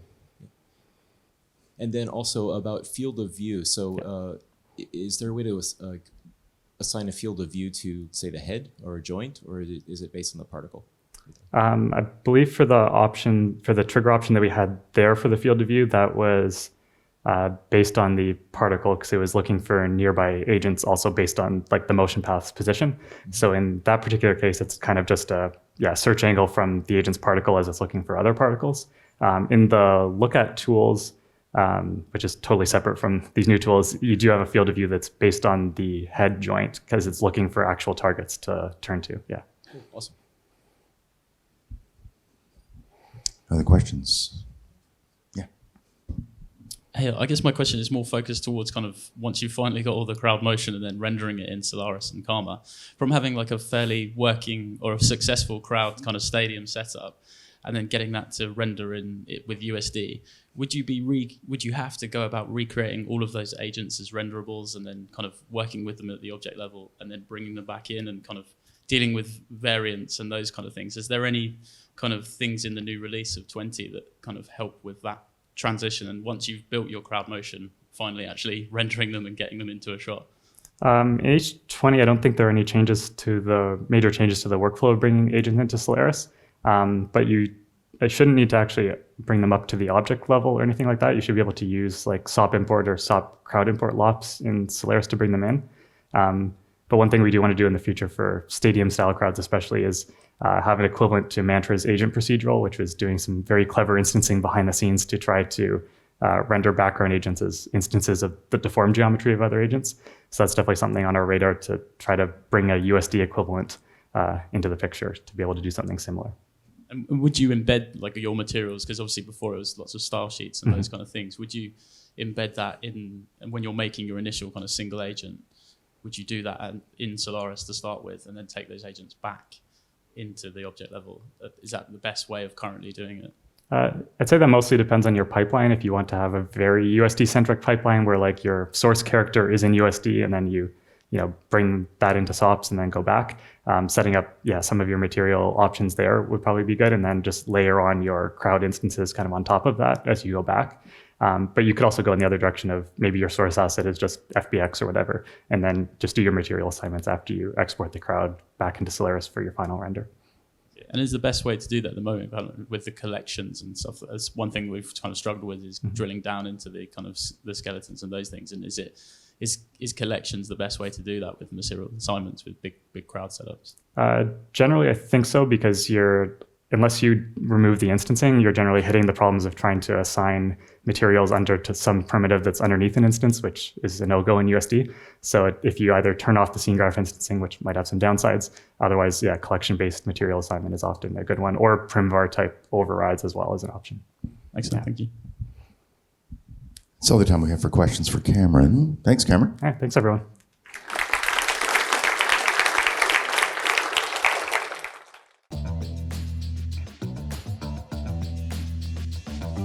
Hi everyone, I'm Esther Trilsch from SideFX, and I want to show you today a few more information about how to actually set characters up with the new Apex workflow, and I in general want to give you a few more technical goodies and what it means to work with Apex. And in the beginning, I'm going to iterate about a few points that some of you might have already heard in the launch, but they're very essential for everything that we're doing with Apex. So no worries, there's going to be a bit of iteration, but I'm jumping into the details right after that. So what we know from what we already might have learned is that what we are doing now with Apex in comparison to KineFX is we started with KineFX bringing the skeleton into geometry. And now with Apex, we're bringing everything that is relevant for our animation to be working in the viewport, to be animated and played back. We're bringing all these data in a completely data-driven approach into geometry. And one of the reasons for that is that it allows us to be much less dependent on heavy HDA networks, which makes the life for an animator a lot easier and also opens up a lot of procedural power purely for character setup work. And everything driving it underneath is called Apex. So now that we have all these data in geometry, we need to have an easy way of organizing them. So we are using packed geometry folders in order to do so. So we're going to just start fresh and nice and easy with one character. So our one character is usually needing some inputs. So we're going to have a rest geometry. We want to deform that. Usually we use a skeleton that gets some transformation data, and then our character can move around. Everything driving it is our rig. The rig is an Apex graph. And that graph usually determines what kind of inputs you get from the animator, what kind of parameters they have, what kind of logics they have. Do they have IK? Do they have FK? And so on and so forth.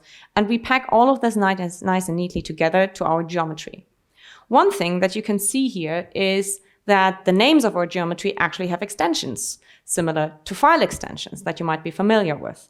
And we can use that for the viewport, for example, to associate certain file types with certain behaviors. For example, we have a rig, and the viewport knows what a rig is and can fetch certain, for example, the input, rest geometry, and so on and so forth from these extensions. So bear that in mind that we don't just have files and folders, we also have file extensions that you're also familiar with from any other file and folder structure. And the nice thing about our geometry picture is this is the most simple case what a character could be. It's literally just one geometry. It's that simple and nice and neat. So now we're coming to our animation scene where we have a lot more data to handle with. So we might have one or multiple characters, and that's the beauty of it. We're now in geometry. We can add as many characters as we want to our one data stream. But the most important thing is we do, of course, also want to add animation to it. And animations are in the end nothing but curves in 2D space. We know that we can store subcurves, like usually as geometry, and we're now translating that over to these called channel primitives into geometry as well, that we can store along, interactively modify with our animation editor, with setting keys and all these things that we do in the viewport and in our UIs. They're actually changing these animation curves that we are creating. And of course, we're also going to have other data that the animator wants to create in the viewport, such as ad hoc constraints, locators. You already saw the dynamic notion tool. All these things can be stored and modified along on our scene. So we can boil it down to the very simple animation network, which means our animator can focus on the scene animator node. So the lowest node in the network picture, that's where our animator lives. That's where he's happy. And that's what allows us to have that viewport-centric workflow. So what's driving it underneath? This beautiful, hopefully not always that graph, but but what's driving it underneath is Apex. And with Apex, we gain a few huge advantages when it comes to evaluation. We already know now that the Apex graph can be stored as geometry. And that means, first of all, that we can have the full power of proceduralism at our hand to modify that geometry either through SOPs or through Python, aka the viewport. So we're fairly flexible on where we're changing it and when we're changing it. Next principle that we can reduce from that is we're just storing the graph along. We're not getting any inputs or outputs out of it. It's just a graph. So when we actually want to fetch something, we can decide what we're going to fetch and when we're going to fetch. That is also, by the way, it's called delayed evaluation, and we're going to combine it with partial evaluation. That means we just evaluate what we actually need.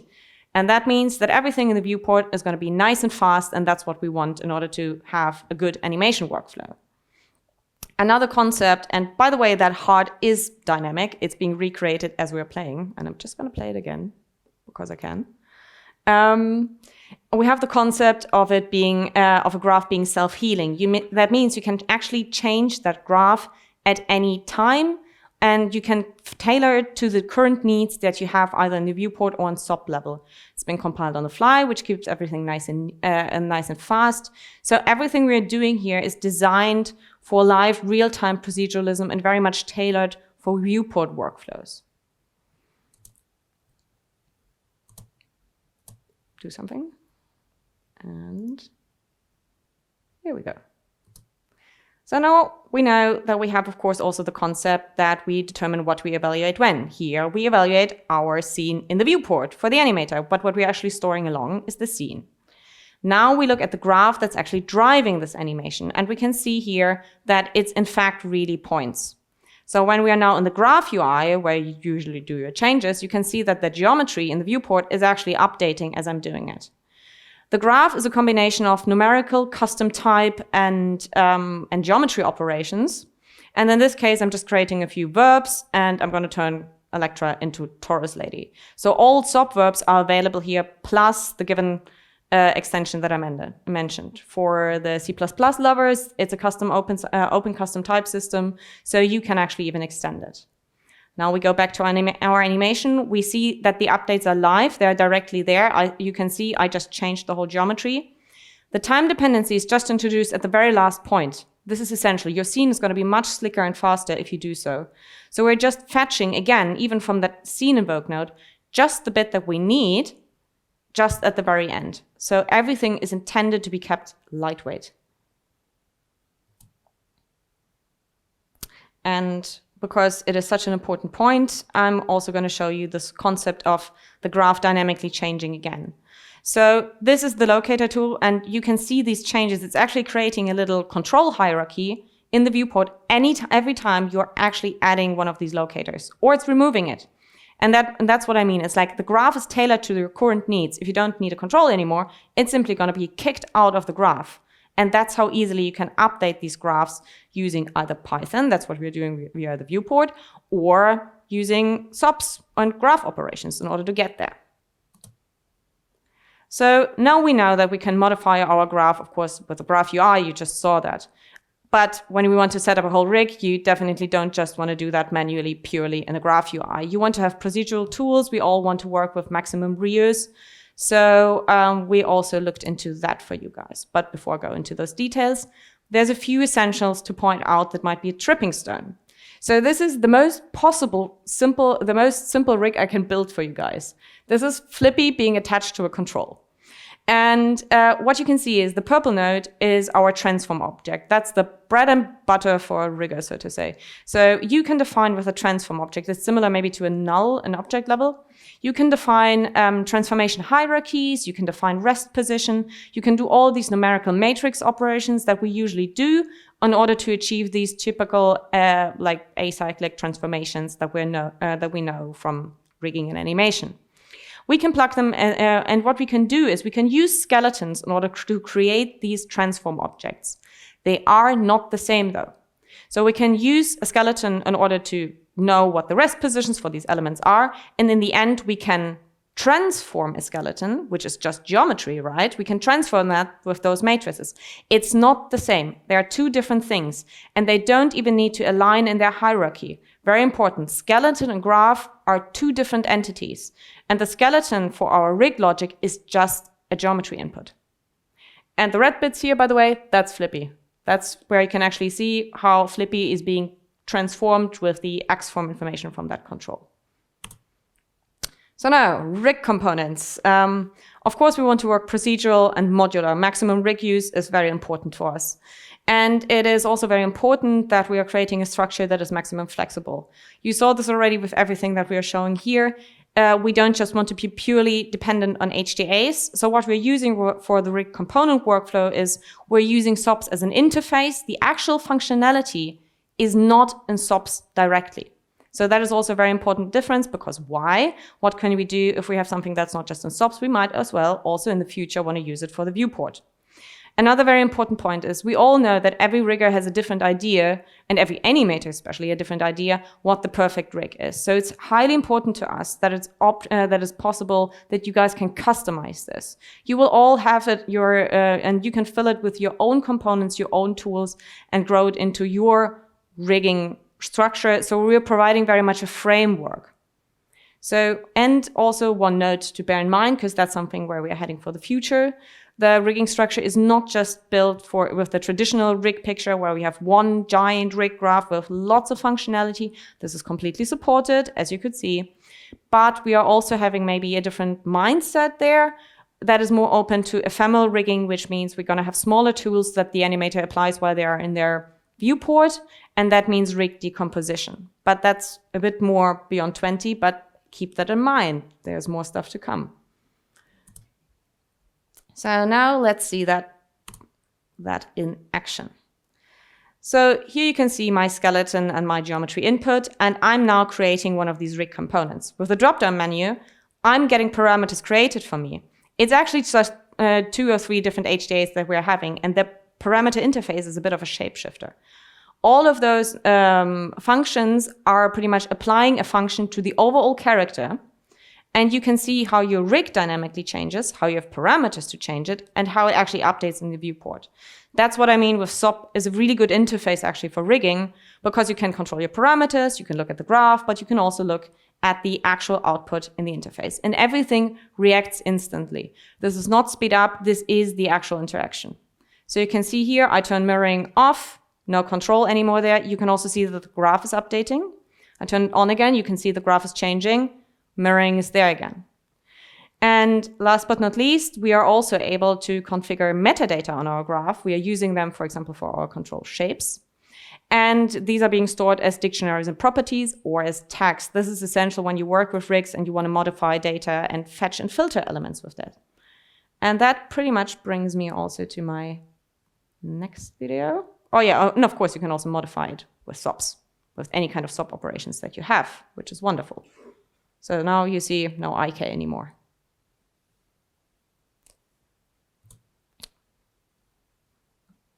And play. So now, of course, we want to see that we can also transfer these data over. And for that, we are now using our tag and property filtering system in order to flexibly bring our very simple character Electra over to our more complex base rig from the Luchador. And as you could already see, the base animation works. We can test our rig right away, and we have set something up where the functionality is there. Now I have the different rig, much higher joint or node count, and you can see here the functionality is still being transferred even if now my controls might have completely different orientations. It's being dynamically picked up because I have these generic component blocks. The animation is broken, so I have retargeting in order to fix that up. I'm not going to jump to that there, because you guys might have a lot of questions on how on earth does this component even work.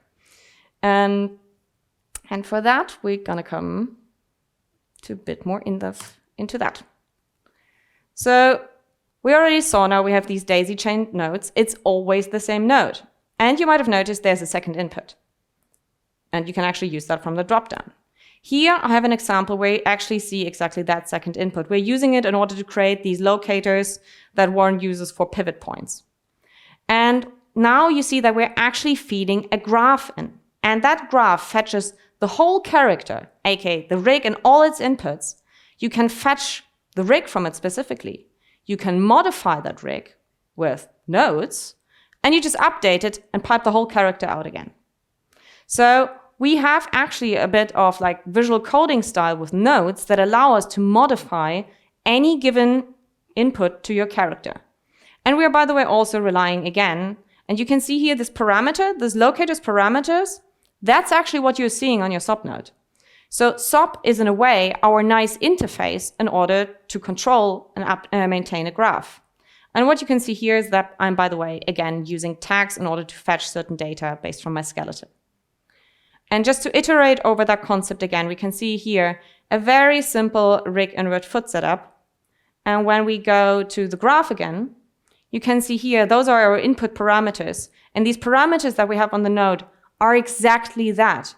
So the SOP node is just there so that you can easily configure it, test it, tailor your rig changes exactly to what you need for your function that operates on your character. So this is there in order to sum it up. It's pretty easy actually in order to set it up. All you need to have for your rig modifier graph is character in, you do something with that, character out. Why is it the whole character and not just one specific rig?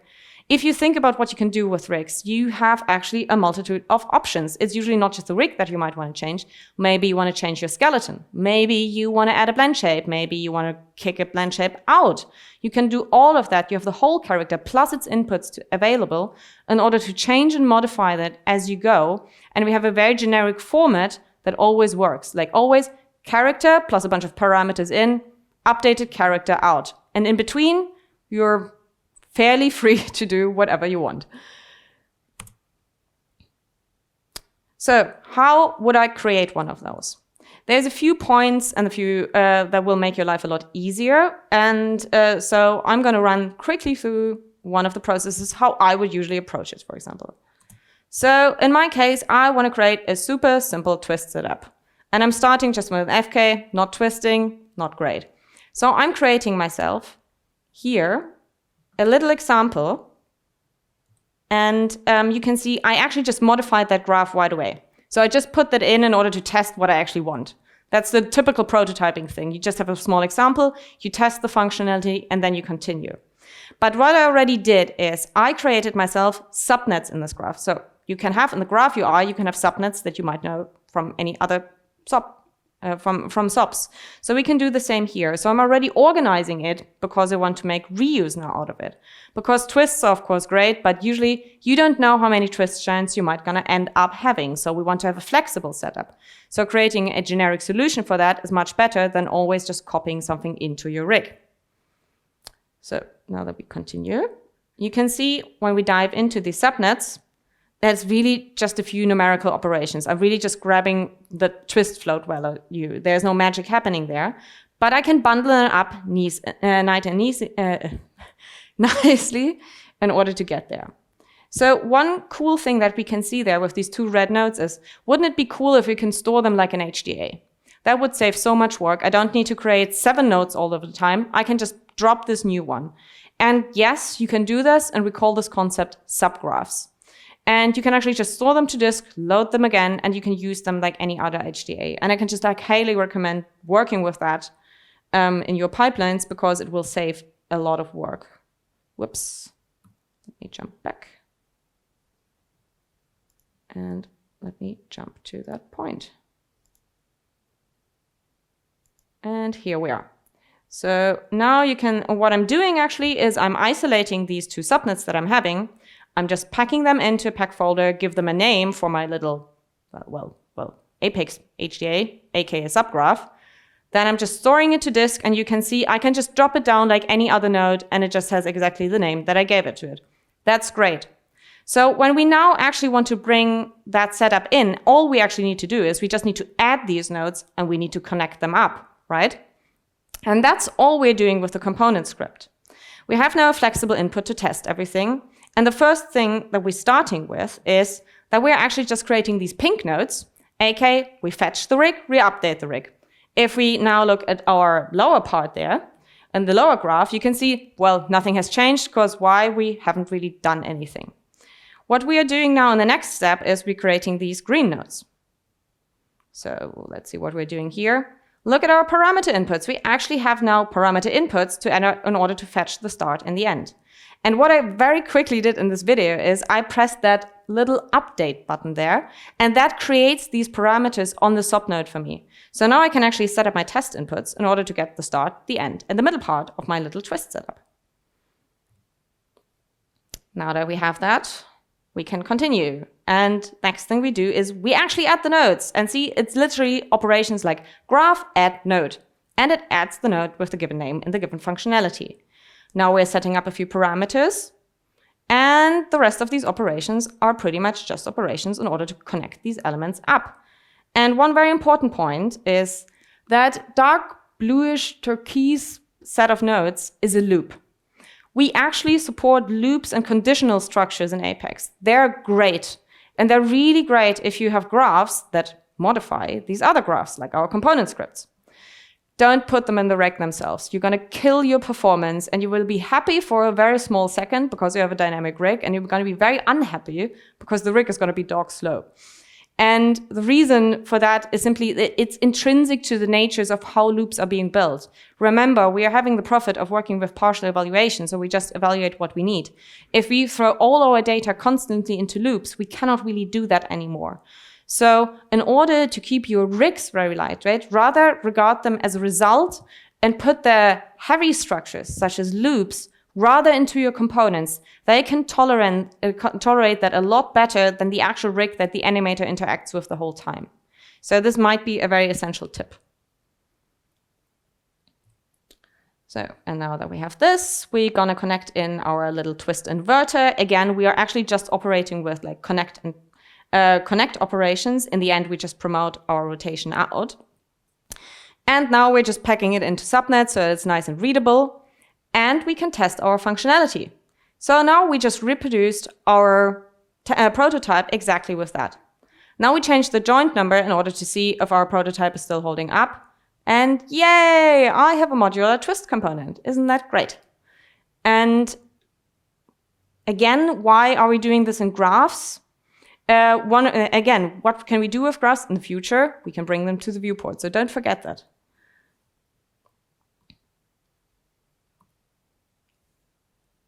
Let me go to the next slide.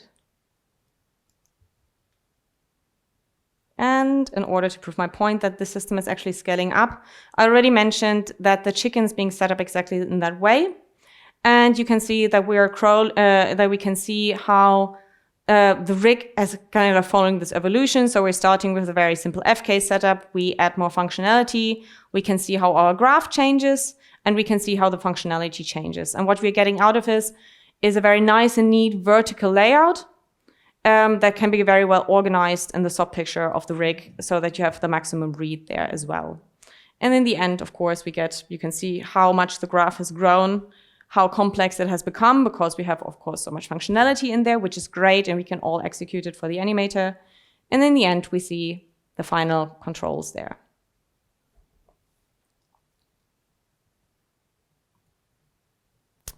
And I'm going to skip the one. And another goodie that I have for you is now we saw these typical controls that you know, all with a handle. This one is a different one. That's an abstract control. What you can do with that is you can control float values, such as, for example, blend shapes. And you can just drag around in the viewport in order to get these like combo shape interaction styles. You can also use the channel widgets for them. And you can also very easily set them up in your rig. So that might be a nice convenience in order to interact with that.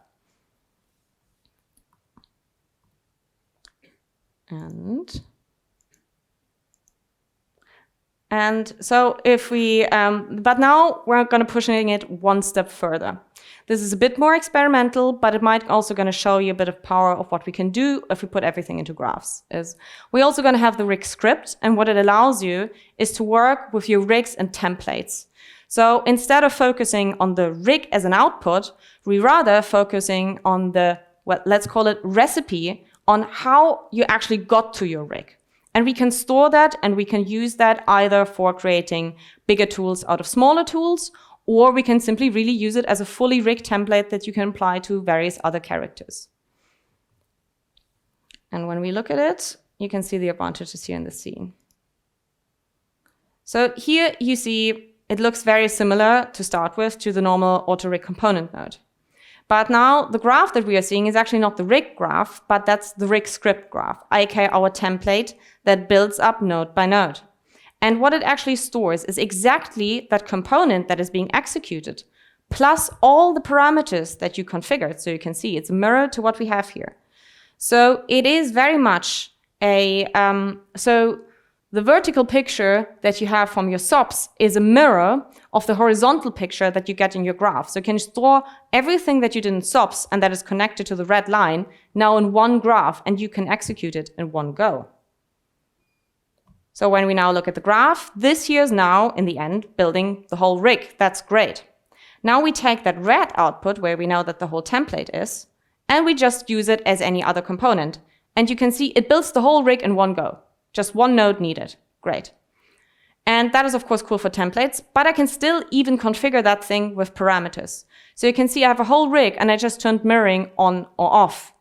So for that, we even provide more functionalities.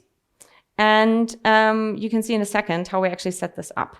So now I go to my IK arm. You can see I have a mirror attribute. And what I can do is I can go to promote parameters, and I can actually promote that parameter. And you can see that it's doing exactly that in the graph.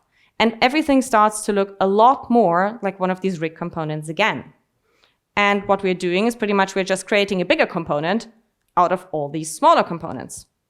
So that's of course great, but now I already said we can transfer it to other characters. We have the luchador here, and you can see I can now easily also transfer the complete template over, and I can configure it exactly in the same fashion that I just did. So that should facilitate any kind of template workflows. And if we think in the viewport about animators applying elements just with a button click in the viewport, that might be one of these things that facilitates exactly that, because you can execute and apply a rig just with a button click.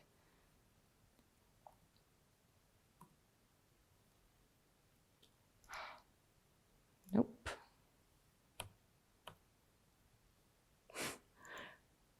So just to iterate this, our rig script components is actually nothing but a bigger component script, just with lots of little baby component scripts inside it.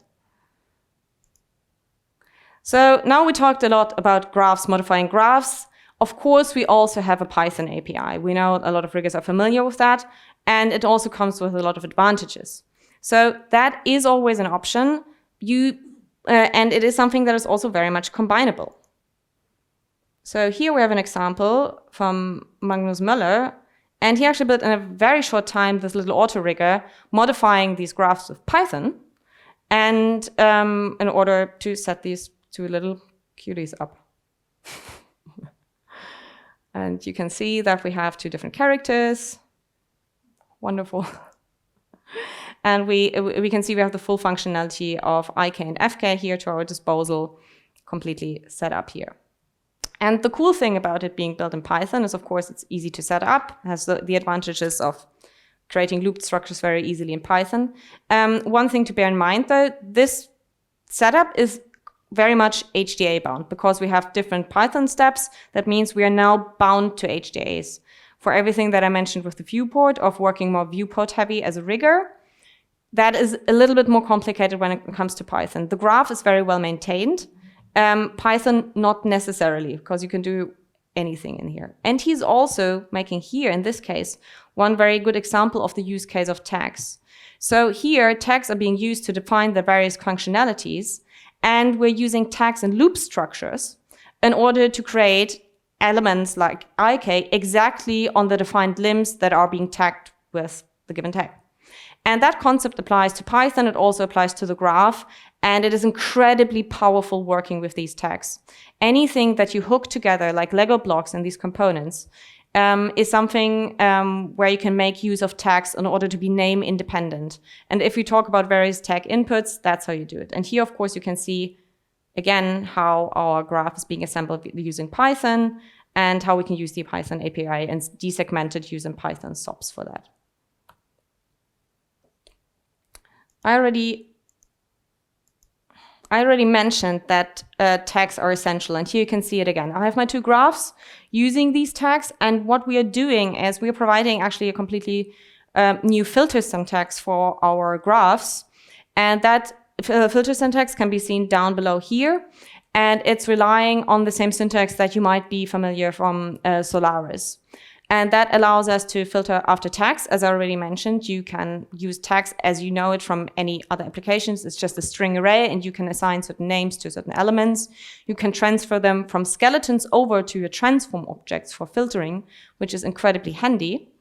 You can also filter, for example, after node type and all these kinds of things. We also have properties available. Properties is a custom metadata type, so you could store, for example, the information like, my limb name is leg, and you can filter after that, and you can filter after the keyword as well.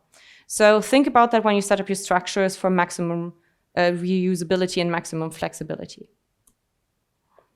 And last but not least, I'm going to show you again how Apex and KineFX can work lovely together with our wonderful chicken. And I'm going to say a few more details while I'm going to show you this. So when we come now we have our rig setups, and we want to work dynamically more as a tag animator. We have now the option that we can animate directly in Apex, and we've already seen that. What we can do now is we can actually convert our rigs back to a skeleton by extracting controls based on their path, and we can be very selective here.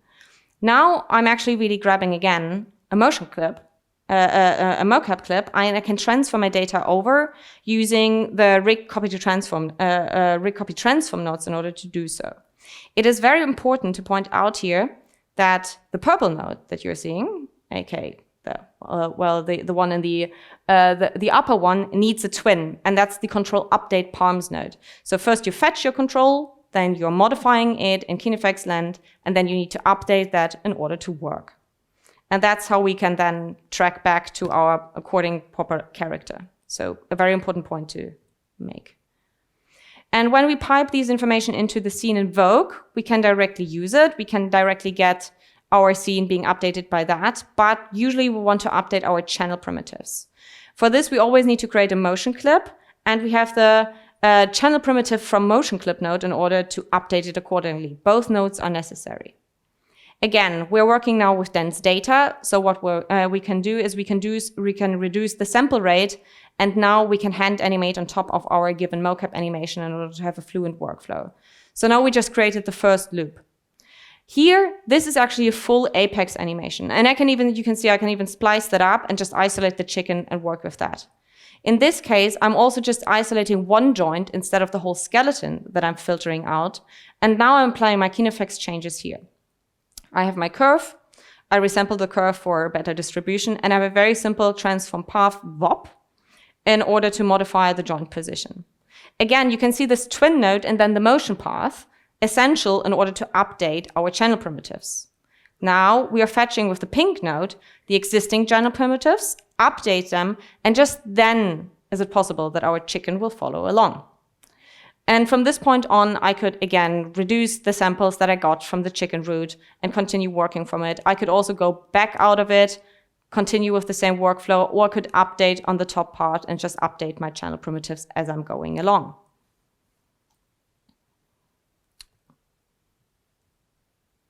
And last but not least, I'm not sure if I still have time. Here's my hard goodie.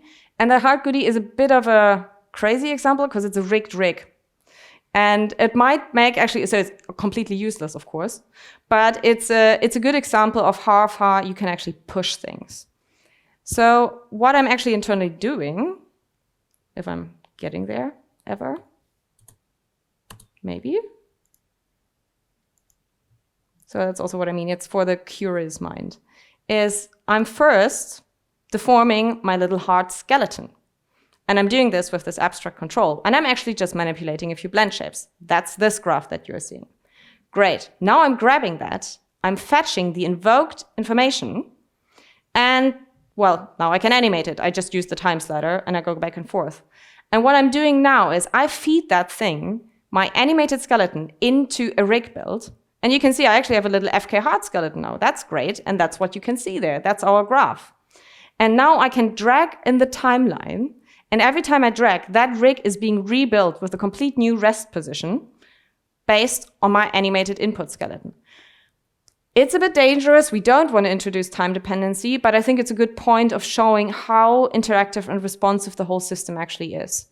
Because that is one of the big advantages that we can introduce, that you have a very responsive system that you can modify now in various ways, and you always have an instant feedback on the behavioral changes that you do either in the viewport or simply by debugging it through the graph directly. So with that, I'm gonna say thank you. Maybe. Yes, I am.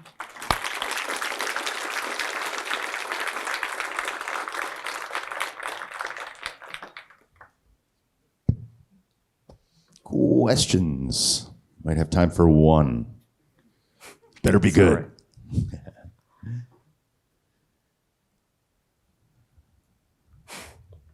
Well, we do have time for one. Yeah.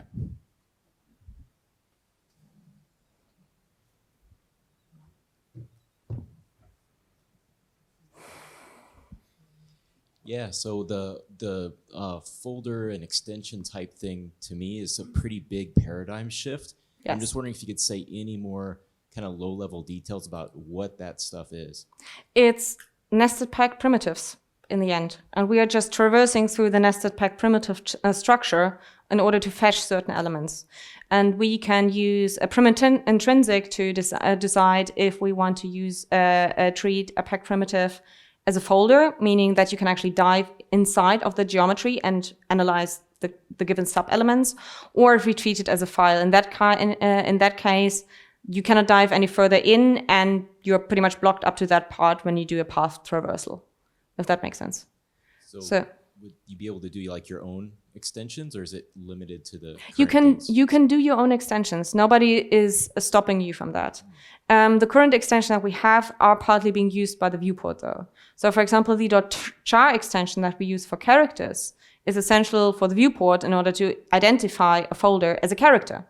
So, and that might be also a good point to say is .char sounds like anything that has two legs and moves around. A character is defined as a rig with its inputs. So if you have a prop with a control, that's also a character. So if you use .prop, that thing will not show up in the viewport. So we do assign it with certain functionalities, but if you want to have your custom functions for generic SOP workflows, you can set this up and use it accordingly. Yeah. Thank you. Awesome stuff, Esther. Thank you.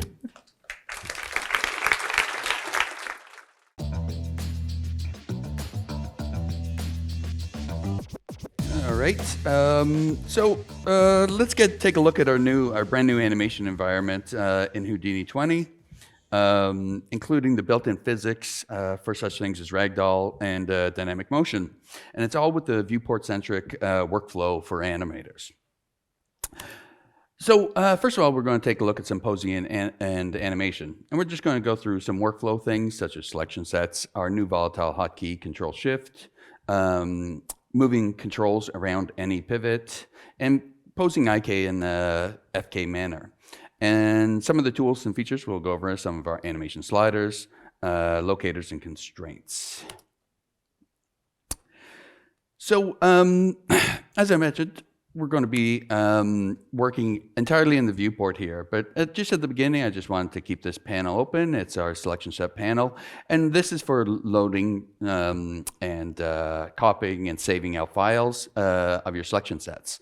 And we also do our mirroring and everything in there. So, but once you have that set up, you have your selection sets loaded in, get rid of that panel. Let's just work in the viewport because now we have our selection set HUDs here. And this is more than just selection sets. It's also our display groups. So we could turn characters and controls on and off as we want. And we also use it as our channel groups for keying. So you could pin your sets to make sure that you're guaranteed to key everything in that set, similar to the way the channel groups worked in the graph editor. And The next thing we have, just we could throw it in, is that we have our handle here that you could see, but we have a lot of parameters in there. So you can change the line width of it, you can change the scale factor of it, there's the brightness. So there's a bunch of options in there. So you can change your handle to however you like working with it. I prefer a nice chunkier handle as I work through everything. And the other thing I want to mention as we go through here is something that you can't see, and I meant is our new volatile hotkey, which is Control Shift, and that will allow us to rotate around our controls around any pivot. So let me take a look and show you what that means.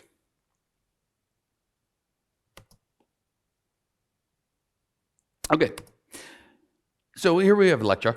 And she's simple rig. She's just got IK arms and legs. She doesn't have any FK in them.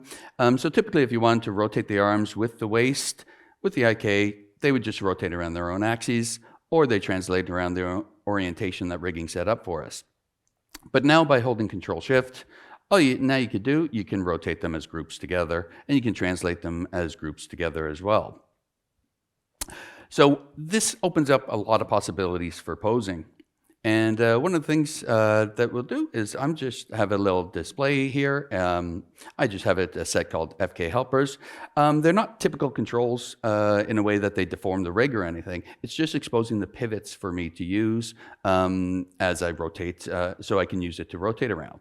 So for example, if we, with our normal IK arm, if I wanted to rotate it, move it up, you would translate it up. You could rotate it to the hand, and then you could translate it up and rotate the hand. That's typical IK kind of situation. But now by selecting the shoulder, I can rotate around that pivot. I can rotate around that pivot. For the elbow, now I can rotate that around. So effectively, I'm posing my IK control in an FK manner, and it's still just being in an IK control. So I have a set here just for the legs, just so really quickly to be able to select things. And I'm going to just do the same thing as I select that. Now I can use the hip pivot, and I can rotate it out, rotate it across, and I can do the same for the knee. And I can even use a pole vector that doesn't have a rotate on it, but I could still use that to rotate the IK foot. So you can get a lot of different ways of posing things, all while still being IK and being able to pose it wherever you want as normal. This also allows us to move large groups of controls around. So just with the set, now I can invert Electra really quickly, and I can throw her arm down, still just with an IK. And if we wanted to balance her on our finger, what we could do, we got finger control, so we could turn those on, and because it's a control, that means it's a pivot. That means we can use that as a pivot to rotate her around. So, and you can also have the handle down close by it. So you can move it closer so it's not so far away, just with your last selection. And then we can balance Electra on our fingertip. And if we wanted to do it, dangle her by our foot, all we have to do is select the foot, and now we can rotate it from up there without any fancy switches, without any fancy setup in your rig. And you can translate and move it, but still, when you don't use the volatile hotkey, it just moves as normal. And so as you're posing, you can use IK just by posing it around, but then you can just select the elbow, and now you're posing it kind of in an FK manner. So lots of flexibility there. And now the next thing I want to do is our new G key. This will bring up a little HUD for ourselves. So if I select the hand control, for example, you can see all the values come up there. I can use my ladder now to adjust them and fine tune them if needed. We can also snap controls together. We can copy paste things, all that stuff. But in this case, I'm just going to select everything and just revert everything to default. So essentially, a rig has so many pivots already in it when it's built, and an animator should be able to use them. But what if you want to use a pivot that's not part of the character? Let's take a look at that next. Okay, so here we have just the simplest of rigs. It's just a point down there, just to position a chair around. So, but I want to do some more with it. So if we hold down B, we now have a radial menu that can allow us to get into our animation tools. In this case, I'm just going into a locator tool, and we could just drop down a locator here. And with this locator, we have a few other things that we could do with it, because it's not just going to be a null there. We can use the middle mouse button, and by shift and middle, we can now change the shape for everything. And if you just use the middle mouse wheel, now you can change the size as well. So you can really quickly, an animator can set up what they want. In this case, I just put a couple of locators down, and now that now I can go back out to animate it, and I can use them as pivots. So really easily, I can tilt the chair back and tilt the chair forward. So it's very straightforward, very simple. But what we want to do now is add a lecture to the chair. And so now lecture's sitting in the chair, and I've just set up a couple of sets for myself, a tilt back and a tilt forward. And just by isolating them, I can get the controls to show up and selecting it. Now when I rotate it, I can rotate a lecture and the chair together, but it's not constrained at all. They're just completely separate. It's just how you're moving groups of controls together. So you don't have to deal with the constraint there. And I have a tilt forward as well. And in this case, I just didn't include the feet on it, so they stay flat on the ground. But if I wanted to include them for any reason, just shift select, add them in. So you can quickly add and remove as needed. And so from here, I just use this, and I just did a simple little animation of lecture rocking back in the chair, standing up and sitting down. Very straightforward. And what I'd like to do next is kind of look at it, doing a breakdown, adding another key in here so I see my two keys and what I'd like to do. So now's a good time to take a look at our new animation sliders. And you can see there's too many down there to talk about in this short amount of time. So I'll just go over a couple of my favorites personally. And these are fully customizable, by the way. You can decide what and where those sliders go. In this case, I'm going to just shift them to extra wide, just so we could see them a little bit better for this demo. So now that I have them here, and I'm just going to use blend to neighbor. And so I have my left key and the right key, and by selecting tilt back, now I could just drag it to the left, favor the left key, favor the right key. If I hold shift down, I can overshoot the key as well and just go past that. So really quickly, multiple groups, multiple characters, lots of key groups, and I can just use a slider to move everything together. And the next thing one I want to use is blend to frame. I love this one because I could just blend it to any frame I want. In this case, I know Electra's sitting at frame 1 and she's standing at frame 50. So now we could just make her stand up, sit down, as much as we want, anywhere in between. Really quickly, we've been able to get an extra pose, start our breakdown, and we can continue animating on from there. So very handy just to be able to use a simple slider to move multiple controls around in groups. Okay, so one of the first things the animator does when they get a shot assigned to them is they gather reference together. In this case, I just went out back and I just shot a video of myself, just doing a pole thrust, giving myself an idea of what that motion should look like as I start blocking out the shot. But I wanted a second view, so I shot another view of myself just from the side, but I don't have a 2-camera setup, so obviously the timing is not lining up. You can see the pole thrust isn't there. So we have a lot of options now. So we can actually trim our shot in there. We can change the start and end frame of it. But in this case, I just sped up the shot. And now we have that movement. Now it's all lining up. I have more information for posing and starting my animation from 2 different angles. So really good quality of life because it allows us to edit our videos right in our viewports. All right. So here's another example of just sets and using our pivots. So there's no constraints in here at all. This is just a setup, like I said, with our sets and deciding what pivot. So really quickly, I can just use that one control and I can move all my characters together. Again, not having to deal with any constraints or turning things on or off. Really quickly, we can just pose out our characters very simply. And once we set a key on that, we could still go in, everything's kind of holding together, and we could still use our sliders in between. And as we go blending between them, they all stay connected, again, without needing any constraints.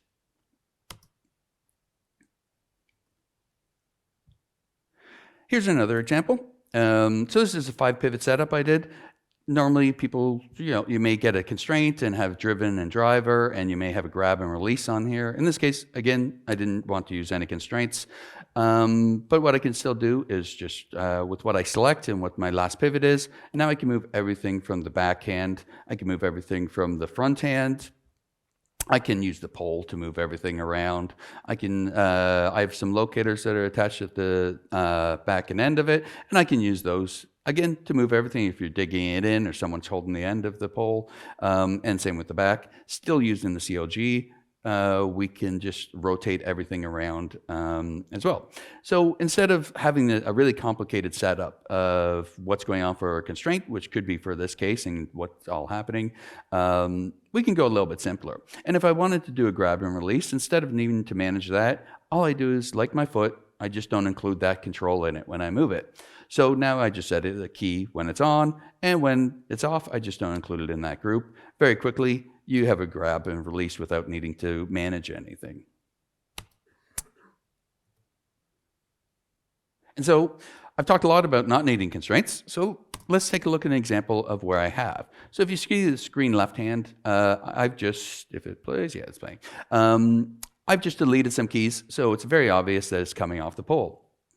So what do we want to do? We want to put it back on the pole, obviously. So if we just go into our constraint tool, we select our driver, hit H, and you can see it's turned gray, so we know it's constrained. And now we have our hand constrained to the pole. And as we scrub through, it's all locked on. But I want to put this on the key on my actual control. And we can open up our constraint HUD here, and we have a few options, and we can enable and disable the constraints. So just as you toggle it, you can see where it was, where it's constrained, when it wasn't, where it is. So we just select that control, set a key on it, and now when we disable it, we're locked on its place exactly where it was. So again, we could just go down a little bit farther to another key to do the exact same thing. So it's locked on, and then we just select the control, we set a key on it, and then when we disable it, it's locked on space. Now we got our hand all locked on perfectly. But if you wanted to do it every frame, you may want it like very close up and get it all locked on. You can just drag it out the timeline and bake that range. And now with the constraint disabled, you don't have to worry about the constraint anymore. You got the keys all on there if you need to do any more animation. So instead of having the constraints being driving how all this movement is happening, instead, I'm just using the constraints to kind of correct any fixes that need to be done. All right, let's go into some Ragdoll and some dynamic motion that we have. So for Ragdoll, we'll just take a look at adding complex motion onto characters. We're going to go over recording keys onto characters and allowing animators to have control of where those keys go. And in dynamic motion, we're just going to go through adding physics to your animation, which is very important sometimes. Some quick adjustments and changes that you can do, and to easily put the results back onto your controls. So here we just have a work in progress shot that's going on, just the 3 jump with Electra, and you can see it's very rough still. There's like, especially there's lots of speed ups and slow downs right there. It's, just a work in progress going along. And you may notice at the bottom of the screen there, some colored lines, and these are our new animation bookmarks. So what you could do is you could set them up. I just set one up for each jump, and you double click in there, and now you can focus on that area that you want to animate on. And you can jump between the bookmarks really quickly, so you can go focus on 1, 2, 3 if you want to just play those back and just make sure that they are all working. And you can double click when it's out. So it's really good, especially on a long animation shot, to have a bunch of them set up so you can quickly focus in and you don't have to deal with that whole long timeline. And you can see we have a bookmark editor here where you could turn them on and off, change color, change timing. You could do that all there as well. But you can also just do it right in the toolbar, so you can just grab them and shift them as needed. You can grab the ends so you can retime them.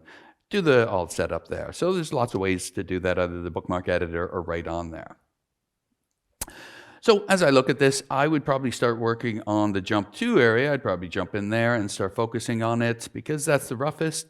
But let's go into dynamic motion because this will help us out immensely instead of doing it by hand and eyeballing it the whole time. So as we jump in there, it's very simple to set up. The first thing you would do is just, in this case, I'm just selecting the CLG and I'm making that my center of mass by hitting H. And now you can see that horrible curve as the work in progress is. Really not nice at all, but it's a good representation of, okay, this is where we were for it. The next thing we want to do is we just want to set our takeoff frame. And you could do whatever frame. In this case, I'm just using frame 24. I hit H, I start my motion, and you can see the gray curve going on there, and I just set my endpoint that I wanted, and now I have a much better looking curve. Spacing is all physically accurate, built for us. I'm just going to do the exact same thing with the second one, my takeoff frame, and I'm going to pick my landing frame. Again, now we get physically accurate motion and spacing built for us. All while keeping the same keys in there and not adjusting the keys in between. And so for the last one, just doing the same thing, and I'll probably just do, I'll do it on the foot contact there, and I'll set my key there, and now we have all of our animation. As I play it back, you can see just with a few clicks within less than a minute there, I have much, much better motion rather than having to hand key that and eyeball it. But you can also see we could still make creative changes. That's not just the results. So if I want to raise up Electra all throughout here, if I want to change her height at all in here, I can just grab these planes, and now I can select them and adjust her in height. So I can change how she's motion. I'm not locked into what it was before and just the default result from it. I can do some creative choices that we may want in there. And so now, again, play it through really quickly. We got the higher jump, the better spacing, the physically accurate arcs, and we're good to go. But sometimes sets change on us. And in this case, maybe a big block comes in the middle of our jump, and this could take us quite a while to redo by hand, but let's just take a look at it, what we do. And all we have to do is select these handles, and now I can just shift everything up, and I can put Electra onto that block, and all the other motion, all my keyframe in between stays there, and we still get all the physical accurate, and we could still do all the little fine-tuning things like grabbing it and, you know, little finicky things that an animation supervisor may want to just change at the last minute, and we can get all that creative stuff in there. So really quickly, we've improved the motion physically. It's now correct. We've been able to do creative choices, and we've been able to handle a problem with our set update. So now I want to get this back onto our character, and all I'm going to do here is we have just update keys. And this is just going to take my existing keys that I had in the rough animation that you saw, and it's just going to move them to correct spots. So now, really quickly, I've just, in a couple minutes, improved this animation quite a bit, and now I still have just the exact same keys that I had there. You can still bake it out every frame or every second. There's lots of options in there, but I like the update key one since it just keeps my spacing that I had before, but where it should be. And so we'll just look at it again, just so you can see the very rough motion here, especially in this area. You can see all that stuttering in there. It's you know, just eyeballed hand, and now the result. Just a couple of minutes later, with all the changes, now jumping on another block. And you can make these jump over the buildings too. It's very, you just pull out where that is, and all the animation would remain the same. All right, so here's another example. We're in London, so I had to do a football shot, not soccer, football. And I just stepped in, did some stepped animation here, where I just have Electra just kicking the ball around just with the contacts. And as I go into start working on the animation for Electra, you can see here, I've worked on Electra, started doing that, but I haven't touched the ball at all. It's just hitting its contacts, and it's just interpolating to where it's going. So again, this could take a long time, hand keying, trying to guess how high it should go. So let's go into dynamic motion and let it help us out.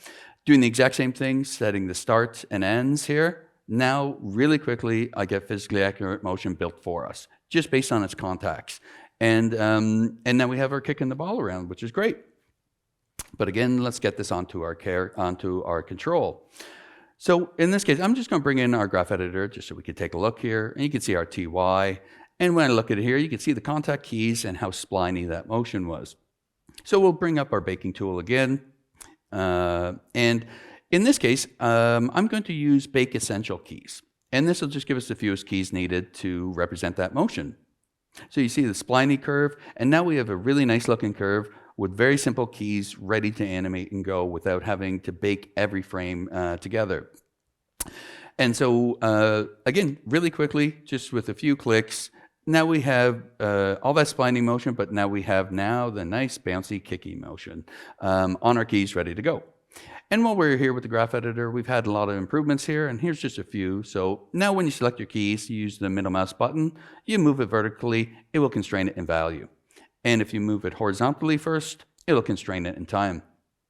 We also have our vertical adapt on here. So if you move it out of frame, it will readjust for you. And I really like this one because it saves so much time when you're doing curve management, because you can zoom in, you can pan across, you can add controls, you can add curves. It will always keep it framed. So when you're doing that curve and key management, you can really quickly go and see where things need to be adjusted. Here's another one. In this case, this happens a lot. There's overlapping keys, and I just want to use TXs, but it can be kind of tricky sometimes to just grab the keys on the curve that you want. So now you can just grab that curve, you hold down S, and when you drag it over, it'll only select the keys on that channel. And for those that like to use tangents and Bezier handles for adjusting the curves, we still have those, but we have another tool here to try out, curve pulling. So when now you can just select right on that curve and just start adjusting it just by pulling. So that would be interesting to give a go. But for me, I usually just use auto slope, selecting everything and keeping it on auto slope.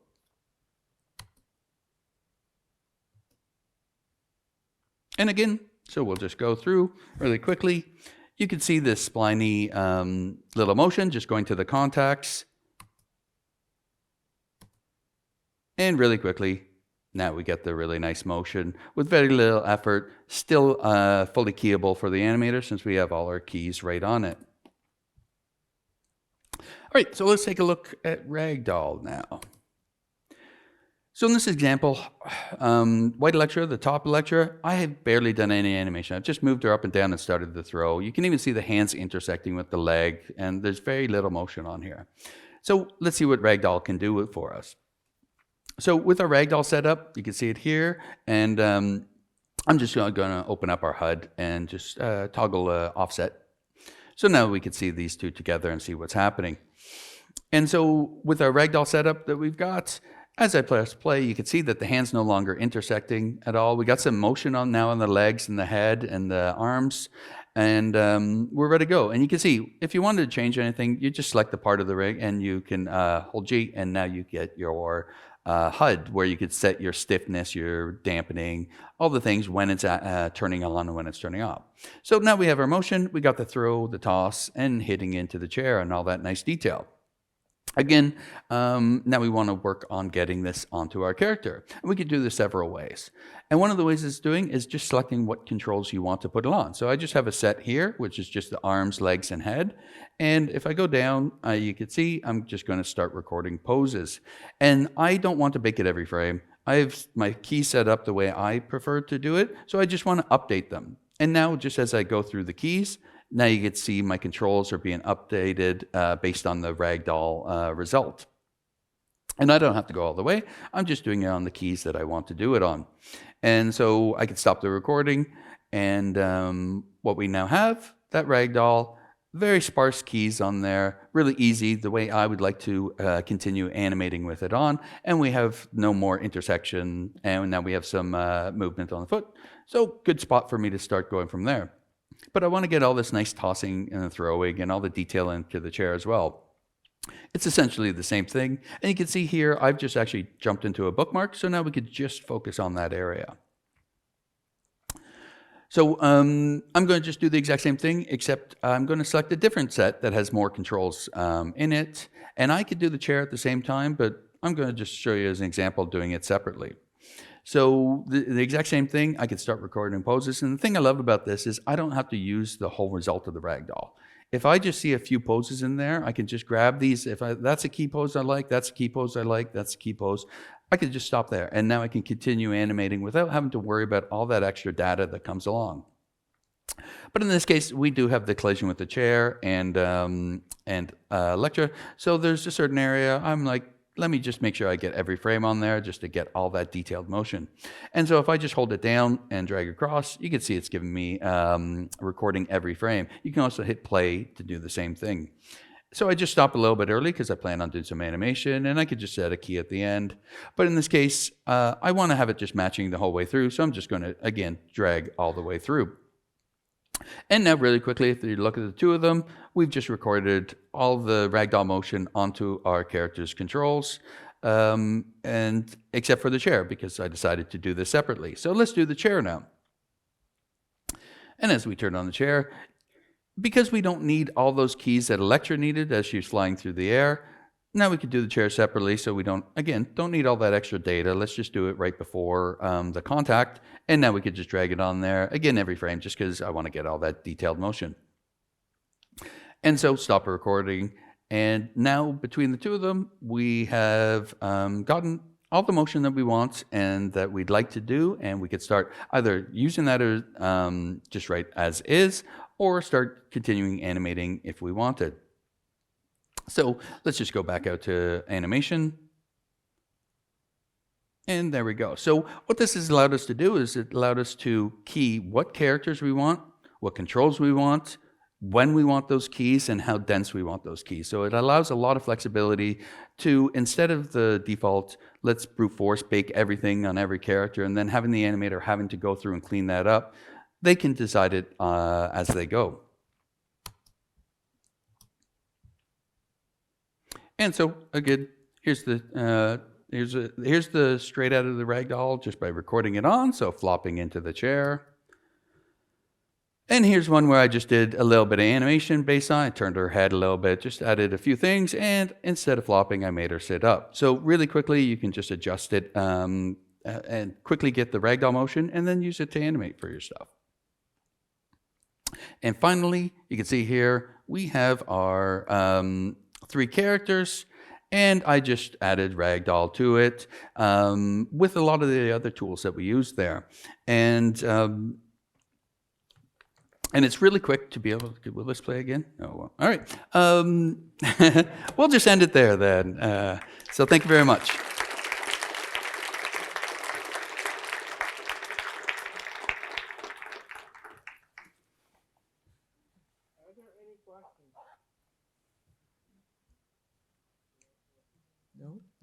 No. Questions? Questions? No questions. Next. Seriously, no questions? Oh, yep. Oh, shit. I can't go through there. Oops, thanks.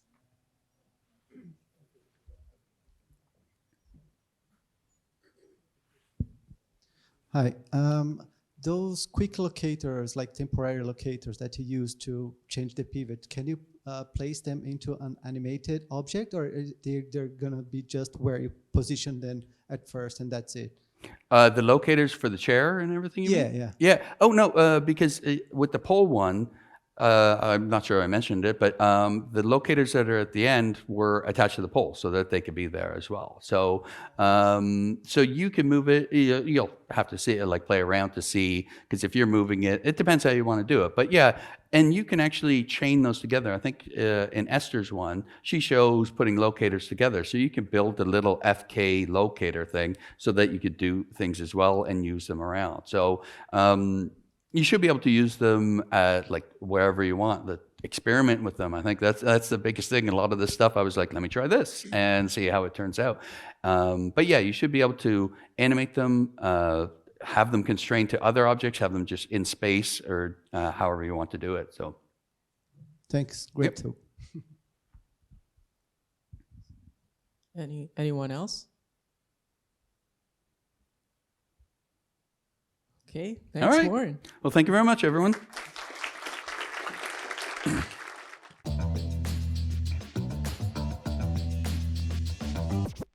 Hello, everyone. Thank you for being here. Let's get this going. So I realize it's the only slide with a picture of the speaker, but alas. So I'm Mihnea Stoica. I'm a character artist with SideFX. And on screen is my very sort of short, brief history in the CG field. I started in 2016 at the University of Applied Sciences. Then ended at 2019, I joined SideFX Labs in LA for an internship. And after that, I joined the character team R&D, where I've been working with KineFX ever since.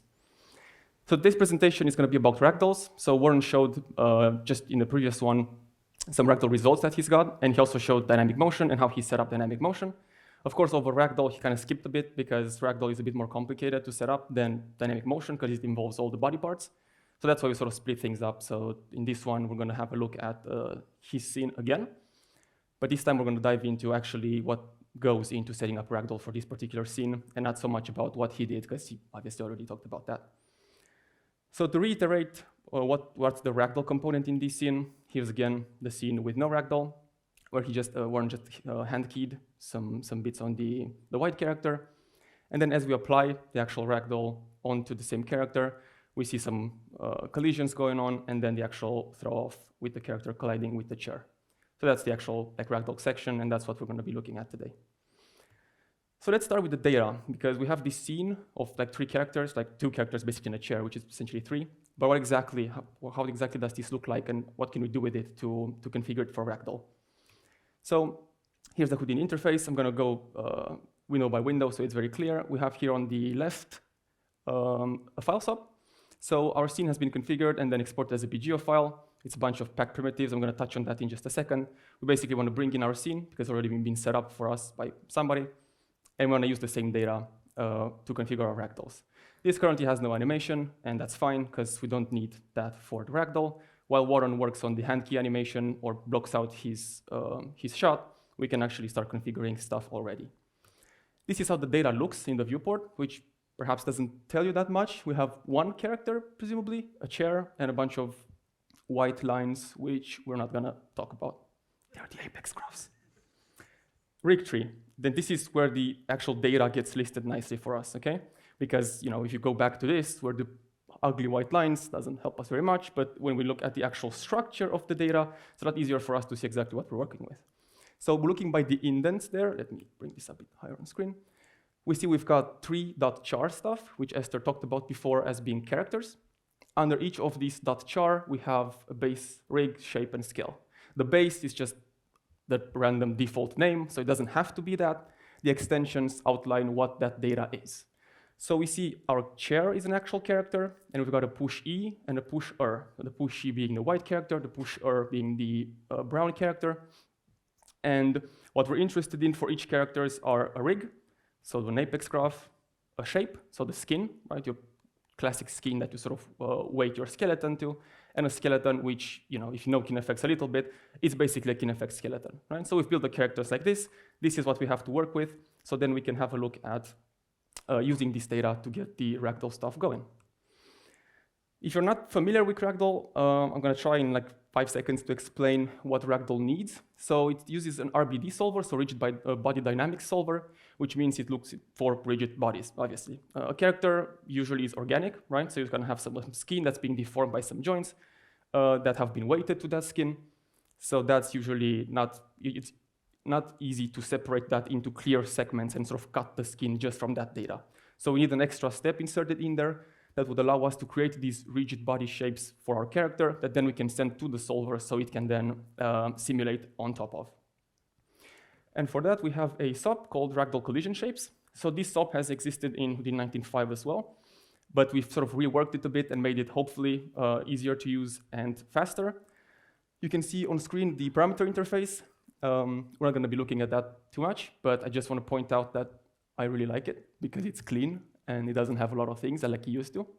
We try and keep it as narrow as possible, and we only want to sort of link up some of the things that we need in terms of data in the network view, and then we want to move on from that and work in the viewport. So that's just defaults. In terms of inputs, we have here 2 unpack folders. So one is pusher scale, one is pusher skin. We're going to be setting up the pusher character, so the brown one for this example, but the process is the same for all. The unpack folder, in this case, looks at our file, so at the file SOP, which is the scene, and extracts a particular data from a particular path, okay? So you can think as the data as basically my pusher.char is a packed primitive. Underneath pusher.char, we have 3 other packed primitives that sort of been packed within. So we have a skeleton that's packed, a skin that's packed, and a rig that's packed, okay? Unpack folder, we look at pusher.char, so it looks at that pusher.char packed primitive, then dives inside that primitive and looks at base.scale primitive, gets that for us, and unpacks the result. And this gives us the actual skeleton as a geometry object that we're used to from KineFX and all the like. And the same for the skin. So we're doing the same thing. You can see the path over there, except this time we're extracting the dot shape, not the dot scale. And I'm getting the skeleton and the shape here because Ragdoll Collision Shapes works best with these 2 inputs. Then we can get rid of all of that and go straight to the state, and this is what we're getting. So the node uses the skin and the skeleton to figure out what parts have been weighted to each of the joint, and then builds some convex holes from that. And then it gives us some nice abilities to manipulate those shapes in the state. So here you can see I'm merging some shapes with their parent, so I don't want like a shape for each finger. So I'm just going to collapse those into one shape that is connected to the hand itself. And we also have options for showing stuff like intersections, so things that could potentially create problems in the solve later on that we can address ahead of time. So the red thing there shows us where two shapes are intersecting, which again could cause some issues. So I can go in, I can transform a shape, I can change shape, I can remove a shape, all those sort of basic operations that you would expect when working with geometry. So each of these shapes represents a packed primitive as well. And as you can see, it has separated our character, or our skin rather, really well into very clear parts, right? So you can see they're all colored differently. So it becomes very clear, what's my upper arm, what's my lower arm, what's my hand, etc., etc. And this is what the solver likes to see when attempting to simulate something.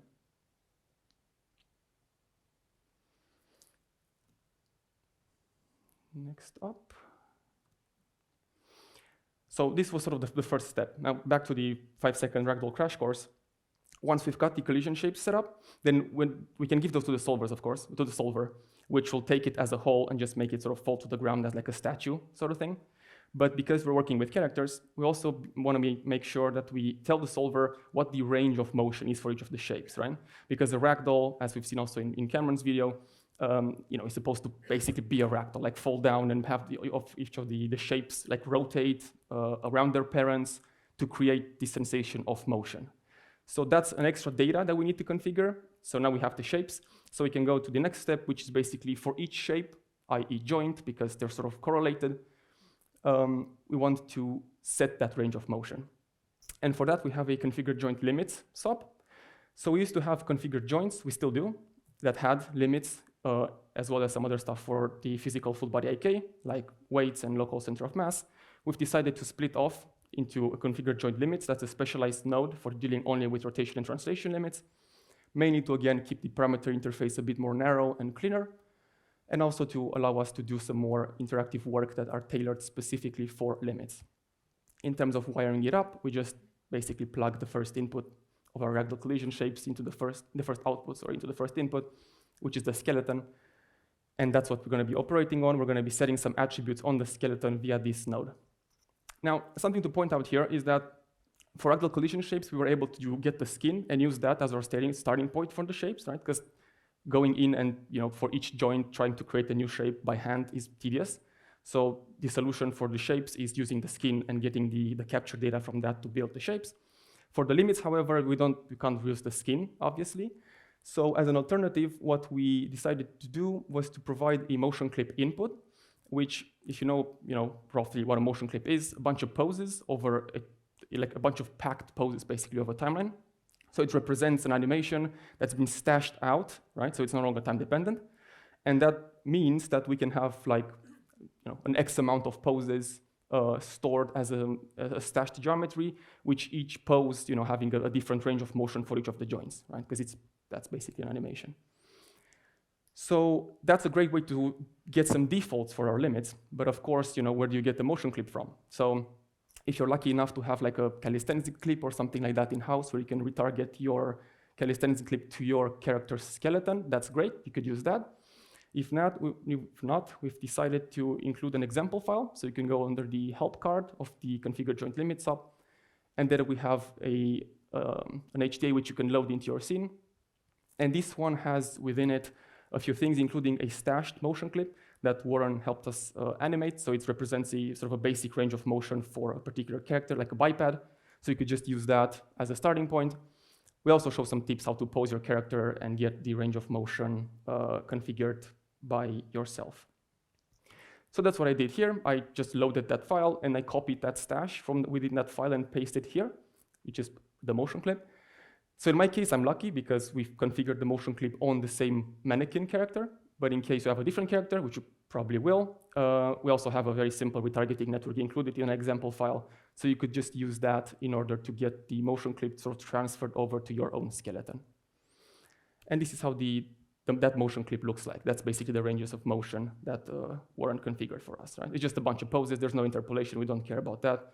We just care about the actual poses themselves to get the values out of those. So once that's done, back to the viewport. So for limits, there's not a lot that we can do right now because, you know, a limit looks like this, which is, you know, not really very clear as to if it's good or not. For stuff like elbows and knees, it's a bit easier to figure out because, you know, we know roughly how a knee or an elbow is supposed to rotate, so we can just sort of check that the motion clip did something we would expect for those areas. But for all the rest, you know, as long as there is something there and looks reasonable, we're good to go for now. We can return back to this step a bit later once we have some motion, so we can actually test against that.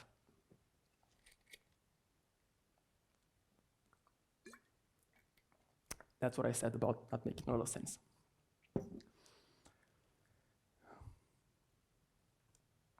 Okay, so these are the two data parts that we need to get the Ragdoll started. I want to also point out here really quickly that we still have the Ragdoll in SOPs, so what we used to have in 19.5 for KineFX. We also have this now new Ragdoll tool for the packed character format. They both work great, they both are much faster, so we still have the Ragdoll solver that works with the same nodes that I just shown here. But for this example, I'm going to stick with the packed character format because it's sort of the newest thing. So once we've got stuff configured, I want to put it back into our scene, and to do that, we use a pack folder. So basically, the principle is the same. It's kind of a brother or a cousin or whatever of the unpack folder, where I plug my scene into the first input of the node, and you can see up there, parent folder. Here, we've got pusher.char, right? So I'm looking again, I'm telling the node, please get that pusher character, get that packed primitive for me, because that's the one that I want to add stuff to. And then there we've got that multiparm, which basically is connected to these inputs down here. So it's one multiparm entry per one input in the same order, right? So you see the first one as being our skeleton, the second one being as the collision shapes. And for the skeleton, we know it's called base.scale, and I want to match the name here because I want to overwrite my skeleton. I haven't actually modified it, just added an attribute for the limits, so I'm happy to overwrite what was already there. If you don't want to, you can have a different skeleton to use just for Ragdoll, but in this case, it was unnecessary. And then for the shapes, I just named them Ragdoll collision and didn't really give them an extension. You can, if it helps your workflow, you can do a .shape or something similar. It doesn't really matter. Afterwards, we can do our first test. So I have a scene animate dropped down here, which, as we've been shown before, is the place where you want to sort of animate, and you can add things to your character, which might get stored out, like the Ragdoll. So it's a good place to do the first test, because of course we can save our configurations for later use. And then we go into the Apex animate state. I go straight to Ragdoll, because that's what we're working on today. And you can see there's nothing here yet, just the ground plane. And then I press H to add a new Ragdoll character. And now you're going to be sort of swarmed with a bunch of prompts, which might look very confusing, but I'm going to explain them in just a second. I'm not going to try and match the speed of this. Just look at how many there are and think, oh my God.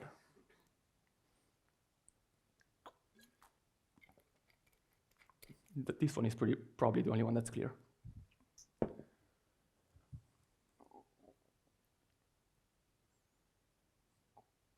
Okay, great. So what just happened? We don't want to get any, we don't want to make any assumptions, basically. I think it's sort of the summary here. So when you create a new Ragdoll character, you have the data in your scene, right? But the Ragdoll itself doesn't exist. So we need to tell the Ragdoll tool what sort of pieces of data, where to look for, rather, the pieces of data that it needs in order to build what we expect to see. So in those prompts, let's just play this back again, because now maybe it makes a bit more sense. So in those prompts, we can see that the first one gets is something like in the lines of selecting the skeleton. So select source skeleton. So we go to the pusher, which is our brown character, and we get that skeleton of that character. Good. Then tell me where the collision shapes are. We just added them, so they're under pusher, because we just did that. We select those. Then channel prims. Press accept to create new. I'm going to touch this in a second. We don't have any yet, so I'm going to click accept, and both for the motion clip. Then we name our Ragdoll, that's going to be in the scene. And then because we didn't specify a motion clip, the tool wants to build its own So here we go through the more complicated bit of selecting where to build it from.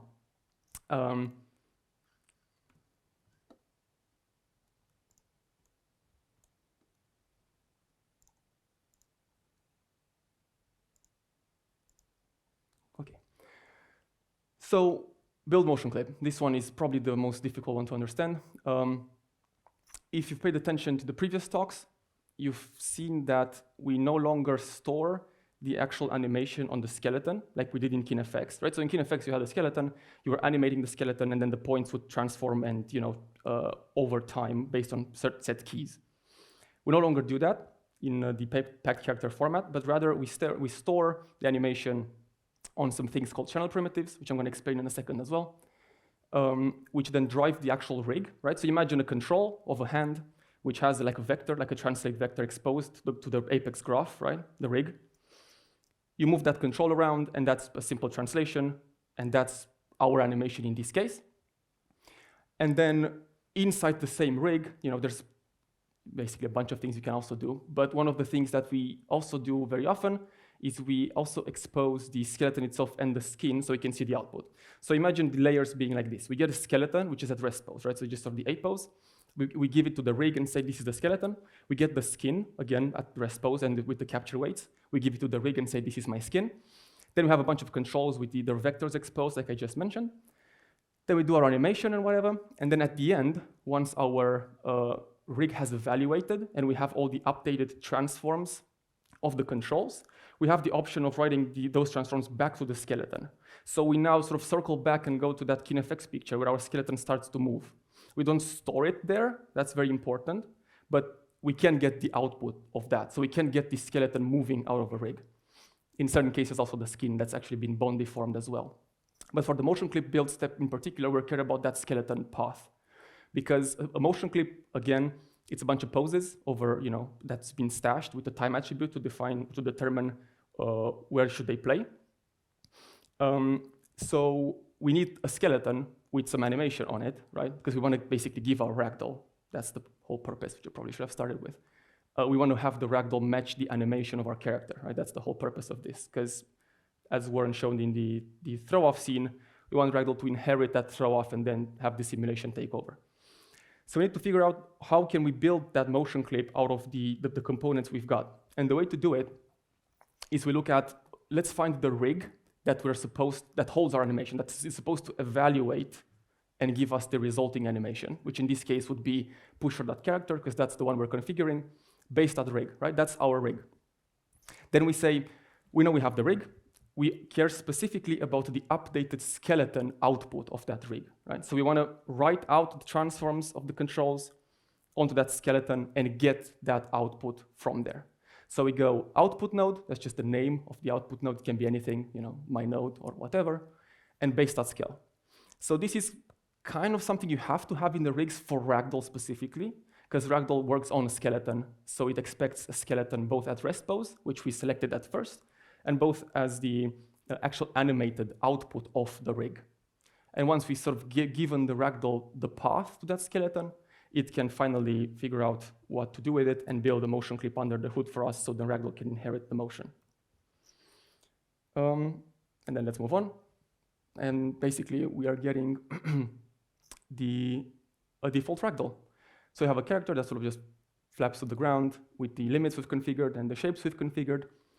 I can toggle it to the side a bit so we can see them side by side. Obviously, there's no motion here for now, but having that path of the motion clip saved will help us later on because we can very easily rebuild it. And yeah.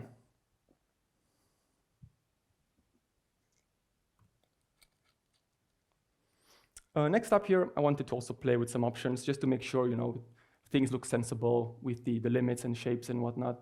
We still have no animation yet, so I'm just gonna sort of start from rest pose and try some things.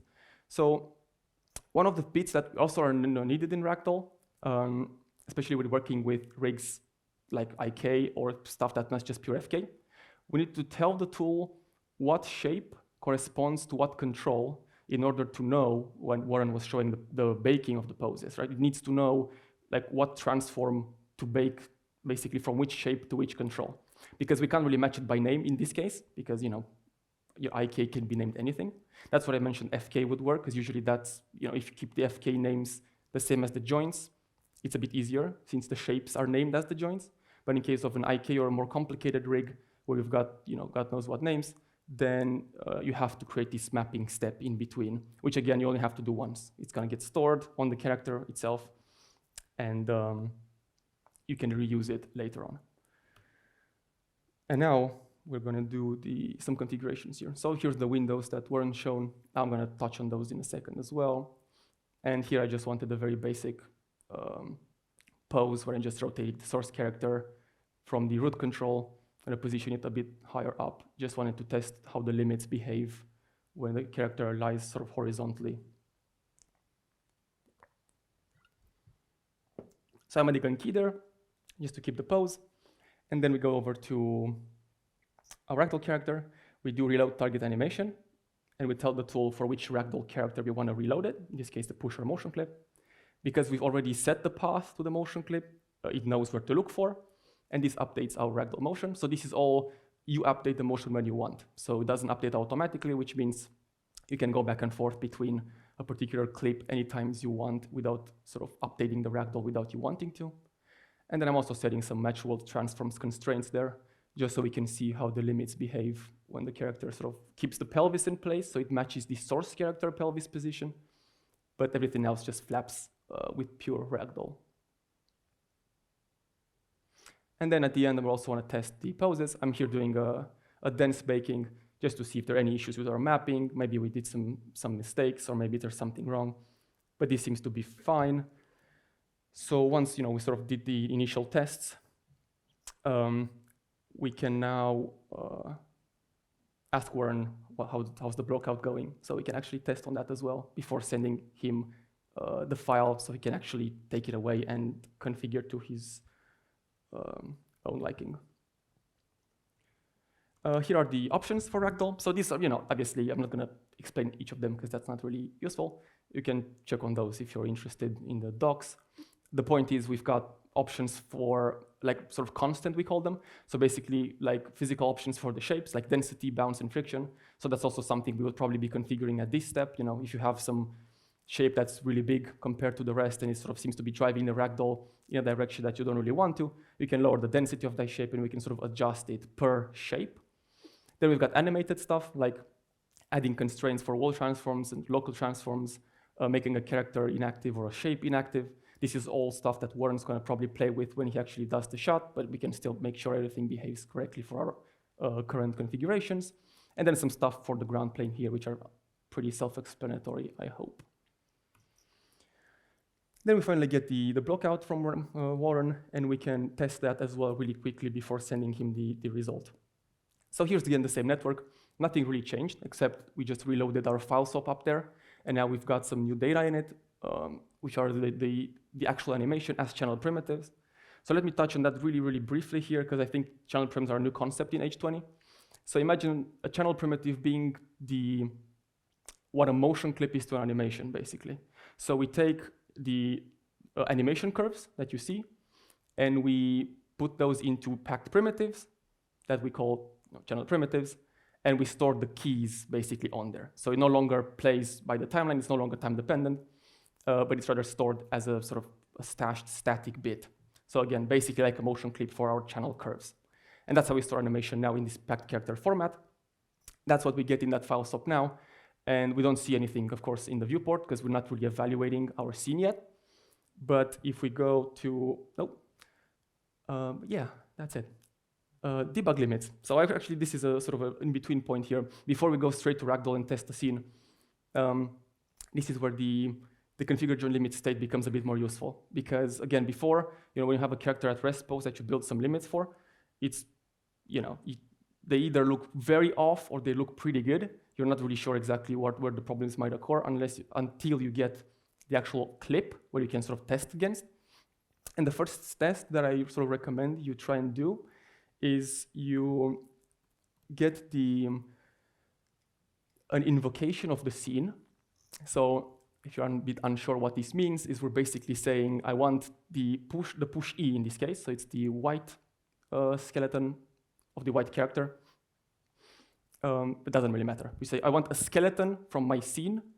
Please use all the stuff that's in the scene, including the animation, including everything that's been configured there, and give me that particular output of our rig. And this is basically what the state does when we animate. It's just that allows us to more granularly select bits of that scene to evaluate. In this case, we're getting Warren's animation written out to the skeleton. Then we do a rig/pose to set some rest transforms, because this is still KineFX and we still rely on these attributes when working with stuff in SOPs. Then we go to configure joint limits. And you can see already on screen the result on the configure joint limits SOP with a bunch of red joints. So the same way the Ragdoll collision shapes has a display intersections option that shows you some potential areas that could create issues. We have the similar concept for configure joint limits that shows you which of my current joints are outside of their limits already. Because remember, when we configure the limits, we configure them from a motion clip that has nothing to do with the motion itself, right? And then maybe our animator, if those limits haven't been built into the rig as well, maybe he'll just go and pose the character and take some joints outside their allowed limits from the get-go. And the solver might struggle a bit with this. It could probably work, but it's probably less stable. So a good practice here is to test that your pose, especially at least the first pose that sort of goes into Ragdoll, right? Because once the Ragdoll takes over, it's going to handle this for us. But at least the first animated pose that we want to send to Ragdoll, we can check there to make sure that we don't have any important joints like wildly outside their limits. And if we do, we can now go to the state and tweak those just slightly in order to bring them back to where they should be. By bring them back, I mean the limits, not the animation, because I don't want to be messing with Warren's stuff. So here I'm getting the handle, right? That represents the sort of spherical range of motion of the particular joint on 3 axes. And you can see we've got that white line there, not now, in a second. That white line there, which represents the current rotation, and then I just move the range a little bit more, so it basically holds that rotation as well. And I just get rid of the root because it's annoying and doesn't have a shape, so it doesn't really matter anyway. Once we've done this as well, now we're sure that at least this pose in particular has no intersections for the shapes and has no limits, no joints outside their limits, except the fingers, which we know we already collapsed as collision shape-wise into the hand, right? So we don't really have shapes for those, so again, it doesn't matter. If we had shapes for them, we want to be addressing those joints as well. And then finally, we can test our actual scene again in the state. So we see we've got the 3 characters with the animation that Warren showed. Now this includes the chair. And I just went ahead and configured the Ragdoll for all characters. So the steps are exactly the same. It's just that now the motion clips get built from the animation rather than the rest pose. So we see them fall onto each other. And the only thing that I'm doing here as well is just setting this character as inactive, because we know the only direction we've got from Warren was basically that character is not going to do anything, just act as a collider. So I'm just putting that as inactive, so just follow the animation, but still be a collision. And then everything else, of course, now you go more tests, make sure that the white character is fine. We can key some attributes, get that world transform on and off, so get the throw off, test the chair. Once we're happy and things look good, this goes over to Warren, and then he does what he shown like half an hour ago. And this is again the result of that scene, so we can see exactly what Warren did with what we've configured. And then, of course, that little bit at the end is an extra animation on top of the Ragdoll. Thank you.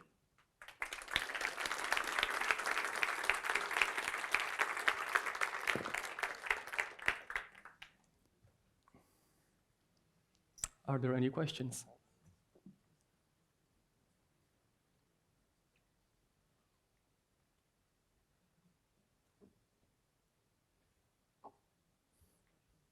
Cool.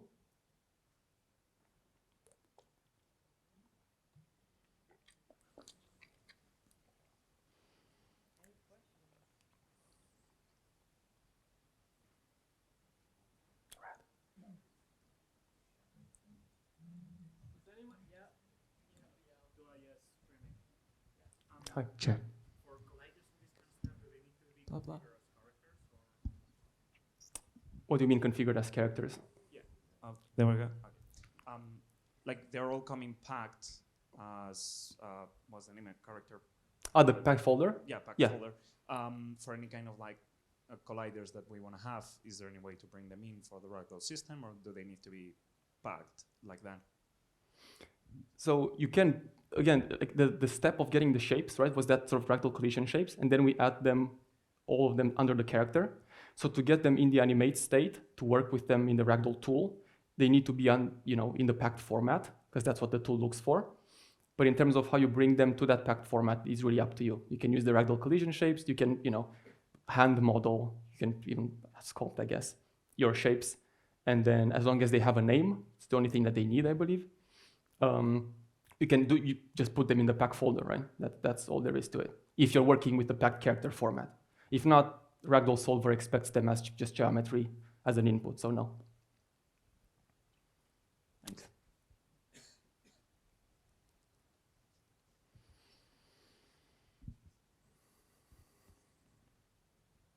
Anybody else? No. Thanks, Mihnea. Thank you.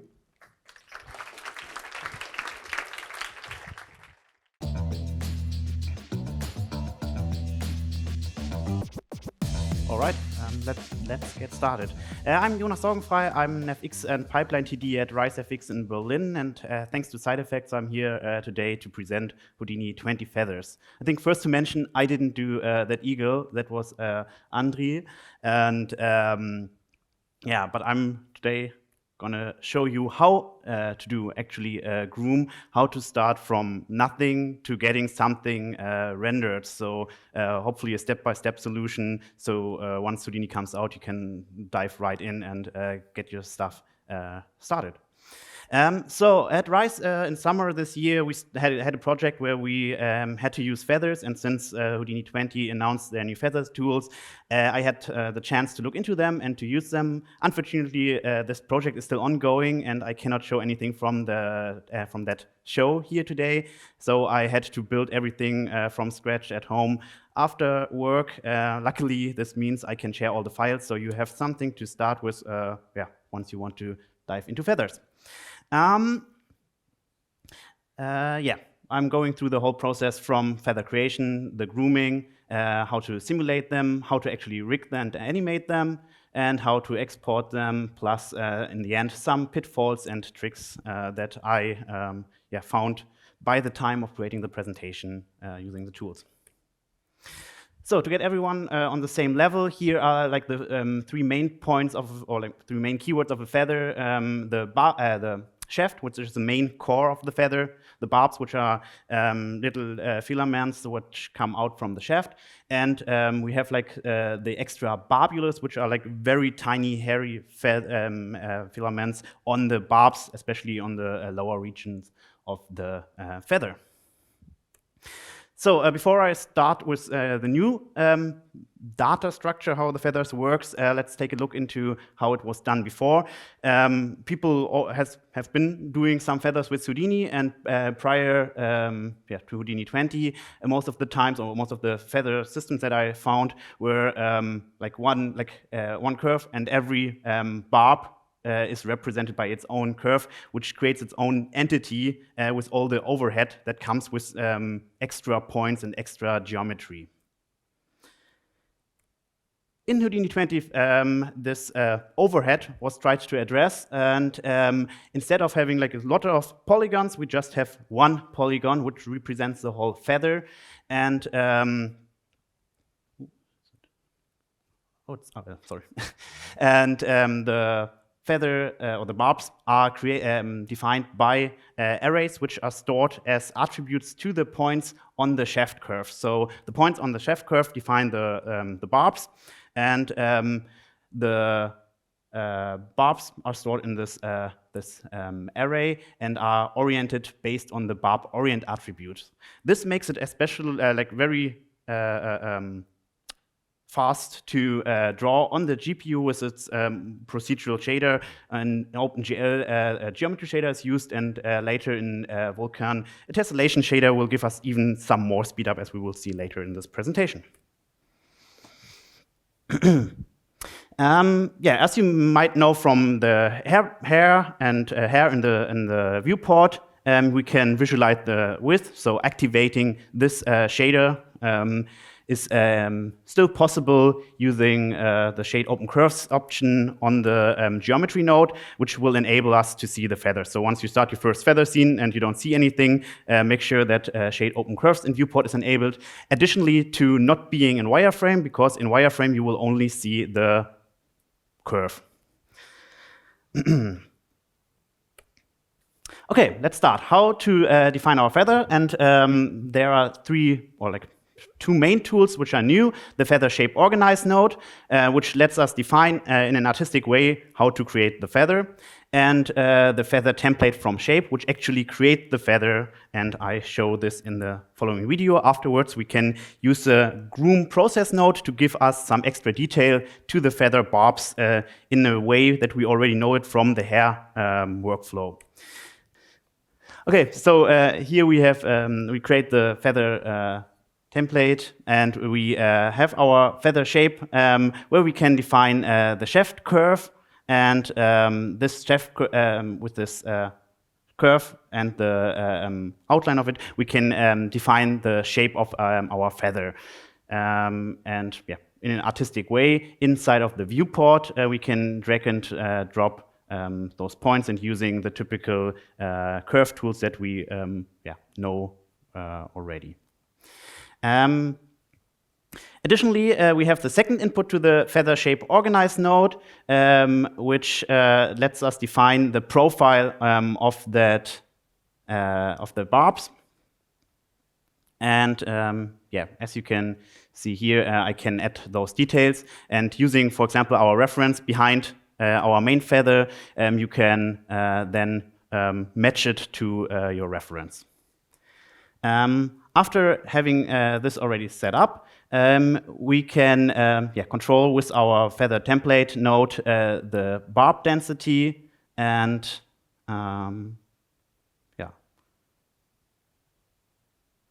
the width can be as well controlled in this node based on the curve view of the main feather. Can I close this a little bit?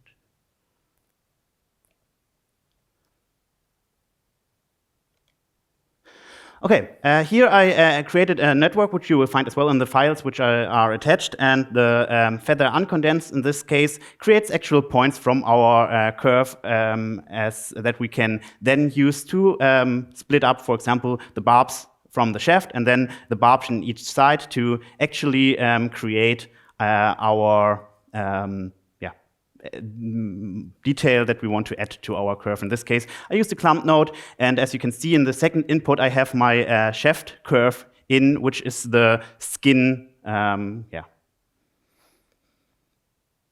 So yeah, the guide process can then be used to add some frizziness to the curve, to the feather, and we can then transfer the positions to our main point. So if we change, for example, the order, and the feather match uncondensed is then bringing it back to the main feather, and then we have our main feather with this extra stuff.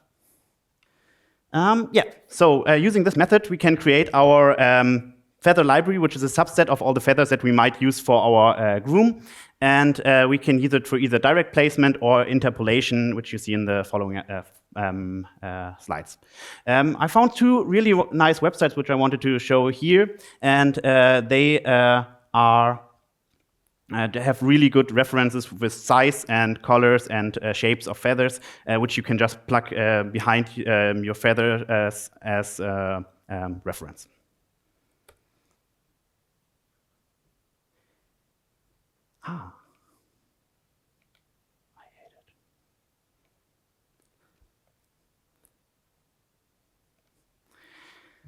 So here I created this feather library, and I had my reference behind my feathers, and I can then place my profile curves and the main curves to define my feather inside. And after I did the layout of all those feathers, I cached them out because I don't have to recook it every time I open my scene then. So it's really highly recommended. And as you can see here, I can then export them as well to, for example, the texture department so they can texture our feathers.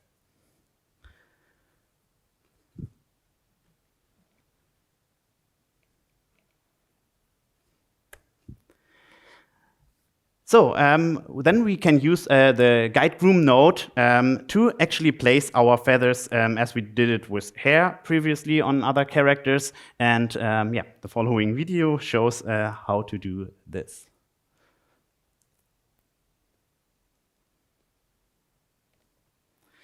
Okay. The guide groom. So we can enable this new tab, the feathers, and put our template feathers inside this template geometry SOP, and then select the feather that we want to use. Make sure to set the feather settings so the orientation is activated with the barb orient attribute, as we learned it before, that this is used to define how the feather is oriented. And then we can place our feather on our bird by manually placing them or drawing them. And the cool thing is we can use all the modes that this guide groom node offers us, and enable as well mirroring if we want the feathers to be mirrored on the other side. And use, for example, the sculpt node that can be used then to shape our feathers in the right direction that we want to have it. And additionally, there's the orientation mode, which is really nice. Make sure once you dive first into that orientation mode, that it's in camera space. So it tries to rotate the feathers so that they face the camera. So change it to rotation, and then you are free to rotate them as you want. This was something I found in the beginning a little bit complicated to find. And here we have it for an already existing groom, where we come to in the next slide. But it shows that we can use this guide groom after we have our feathers already planted on our bird. In this case, I used some lower resolution for our feathers. And this is possible with the feather resample node. And then we can use the guide groom node to actually have our already existing feathers, and then as you can see in real time, sculpt our feather body.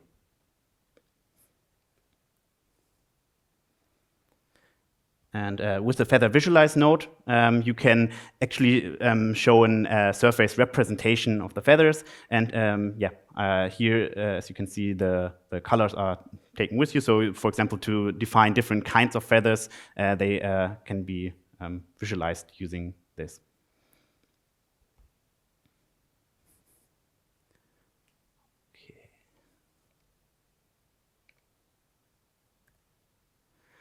Cool. And another addition to Houdini 20 is the texture mask paint, which is not just something which is coming up in, which is used in grooming.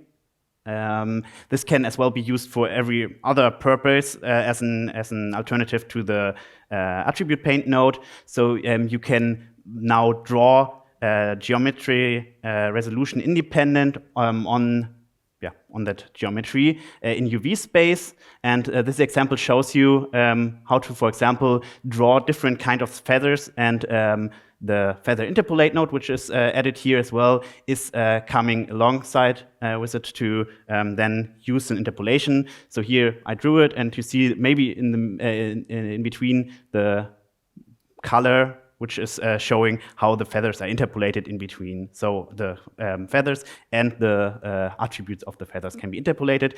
The one thing to keep in mind for the feather interpolate, it's still in this state, it still needs a little bit of vex to define those template names and template weights. And this is something that I provide you with the file so you can have it working easily.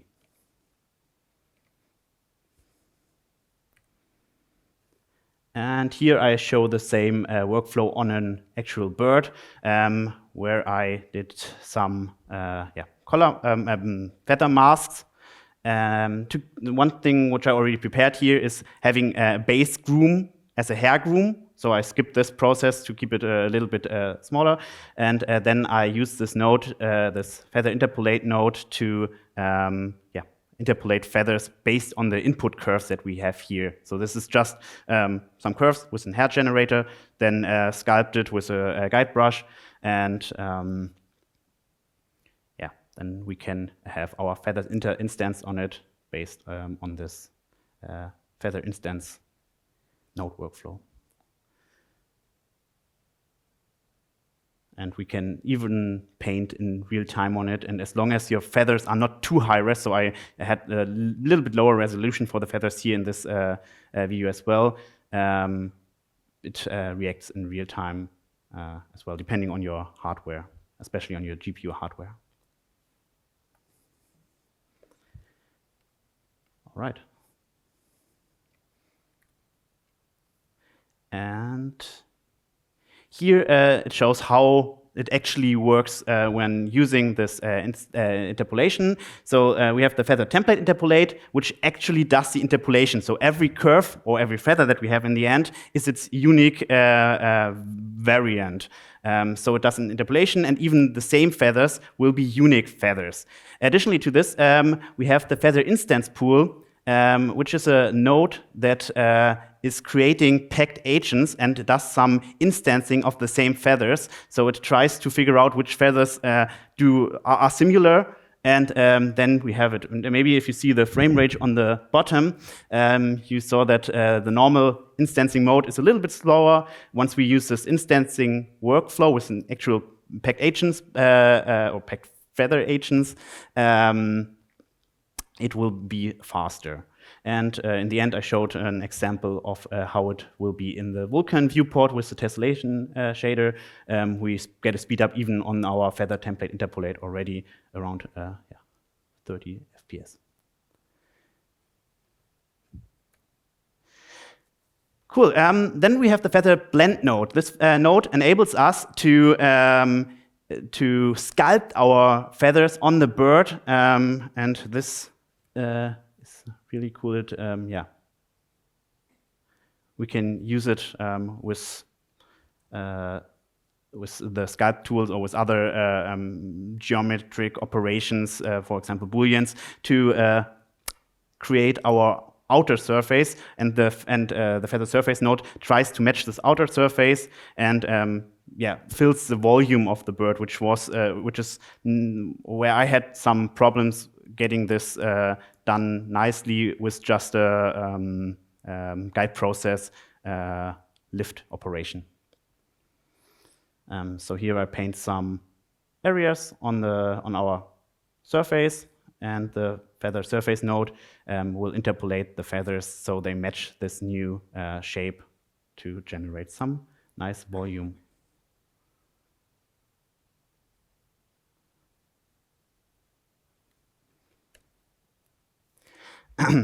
Then we can use some other groom tools, as the feathers are, as I said, just polylines.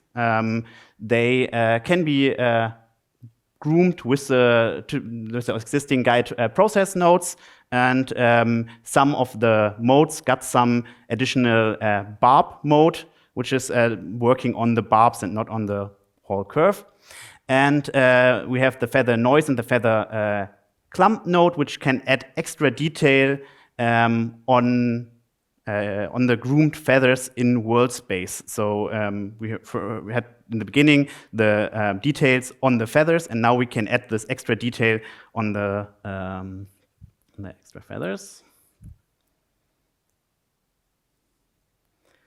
And here we see the feather clump node in action, where we have some parameters to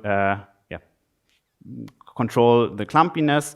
We can override a lot of those parameters with those texture masks on the bird or on the groom or the guide curves itself to define where we want this actual clamping. And the feather noise is giving us some extra frizziness, and using this texture masked paint, it will be possible that you can define maybe special areas of your bird where you want to have like a really fluffy look.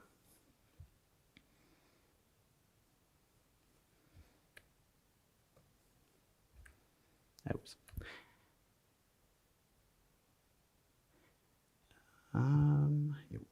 This.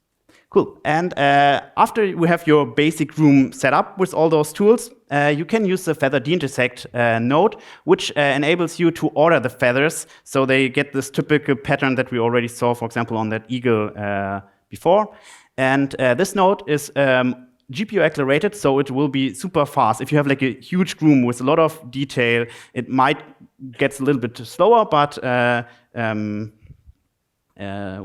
because of this GPU acceleration, you will see that it works on this high-res room. And in this example, I had like a very frizzy haircut to just check it out, how it actually works on not like the perfect feather.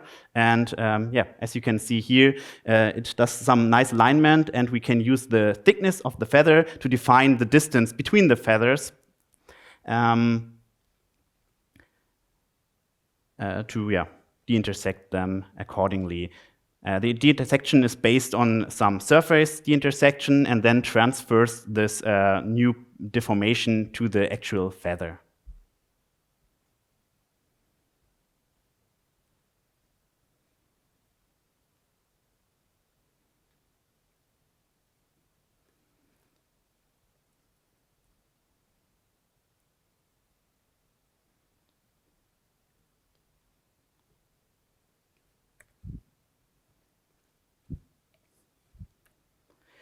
All right. Once we're done with our groom, we're going to simulate it and deform it. And as I'm an FX artist, this is something that I really like to play around with. We first have the feather resample node, which we already saw in some examples before. We can use this node to increase or decrease the amount of barbs on the feather to create our proxy lower res feather in this case. And afterwards, we can use the feather surface node to create a polysurface representation, which can be used with the Vellum solver as a class simulation to get some nice simulation on our feathers. A cool attribute that this feather surface nodes give us is the norm UV, which you see on the right here, which is creating a parametrization around over the feather from the shaft to the top and from the right barbs to the left barbs. And you can use this to drive your constraints on the Vellum class setup. The feather deform node can then be used to deform the high-res groom based on this surface proxy representation. And I have an example here. I built a completely new groom in this case on this ball to showcase it, and I animated this ball, and then created my proxy representation of the feather with the feather resample node. Used the guide groom node to actually rotate and deform it, as the feathers are just curves. The guide deform can be used there, and afterwards create the surface representation, which I can then use with the Vellum solver to actually simulate our feathers. And you see it works quite well. I did some pre-simulation here, so that's why it's so fast. And afterwards, we have our deformed animation, and we have to first capture the weighting for the deformation with this feather deform node in capture mode. It's a little bit like the point deform, where you can have the option to first capture the weighting and then deform them afterwards using de-deform mode. And this is what is shown here. And yeah, this is now real-time playback, and even with this high-res groom, it's pretty fast. Even on my GPU, I don't have the best one. And here I have an example of that in motion, even with this really rough movement. It feels pretty satisfying. Cool. I took as well a look into rigging and animating our feathers. And we can use the feather primitive node, which creates an packed agent, which is under the hood, the node which is used in the feather instance pool node. And this packed agent can then be used with our KineFX toolset to animate and deform our feather. And afterwards, we can use a bone deform or an agent post from rig to actually bring this back to our high-res feather. So here we have the example. The feather primitive is creating this agent with its skeleton. We can then use the agent character unpacked node to separate the skeleton. And I did some reparenting for the barbs to the shaft curve, which is in this Python code there, and then attached some joint geometry to have a nice animation tool for it, and then we can use the typical animation tools on this skeleton, and this will deform our main feather based on it. And we can, which is cool on KineFX, now still, for example, increase the resolution of our barb joints without even changing the shaft animation. And this works as well with a little tweak that I did. That's why I unpacked the feather primitive node. Maybe it will be in soon after the release or before the release, where I have actual different names for each feather skeleton, and now can rig and animate all my feathers at the same time, and see it directly with the bone deform in this case. Or select multiple curves at the same time and deform them. And animate them with keyframes. And probably it will really, or I'm pretty sure that it will work nicely as well with Apex. And here I had prepared some animation or procedural animation by just opening the feathers. And on the left side, the agent packed from rig node is putting it back on the packed feather agents, or the packed agents. Then we have some ways to export our feathers, and we can first use the uncondensed node, which I already showed you, where we can create our low-res, where we can convert our feather into actual points and polylines, or use the feather surface node to create some proxy generation. And in combination, you can use it, for example, as a USD proxy for your feathers, which can be shown or exported in your USD layer. And it can as well be used to promote barb attributes if you have, for example, colors on your barbs already defined. Can be done. And for the USD export, you can just import the condensed feathers, so just the polyline with the attributes, to Solaris and use the feather procedural for this. Here I show an example of how I did this. First, I did some animation, so to have actually moving feathers in our export. I load in my final groom. In this case, it's a little bit rough. Use the feather resample to create a proxy of my feathers all at once, and then use the guide deform to capture the weighting from our animated planes, which I just parented to the character movement. And in this case here, the feather deform is capturing the weighting for the deformation, so we can use it with the procedural. To get to feather renderings, the feather procedural node is giving us the option to create the barbs on render time, and we don't have to store huge caches. We just have to store the main curve with the barb attributes. The Husk procedural is taking, like I said, the condensed feather, and to see it in the viewport, we have to use the preview procedural node, which was already shown a lot of times today. And some interesting thing about the feather procedural is that we can use the create cubic curves, which is shown on the right, where we have like nice smooth barbs instead of like this really clunky linear curves. And another cool thing is the shaft point attribute, which is created on the feathers, which we can use to, for example, color the shaft differently to our barbs in our shader. And here's the workflow shown. I think the procedural itself was already shown earlier today. So I import my curves, the condensed curves. I create my proxy surfaces and the animated proxy surfaces, and animate my animated character as well, so we get some nice animation in. And after having everything in, we can use the feather procedural to define where we want to write our feathers into, what primitive. It should be an empty primitive. I had bad experience with trying to create it on the feather itself. I always had to write it to a different primitive, empty primitive in this case. And then, we can define our deformer at rest pose and the deformer at animation pose, and have our whole rest of the Solaris tree below it, and then in the end have our preview procedural node.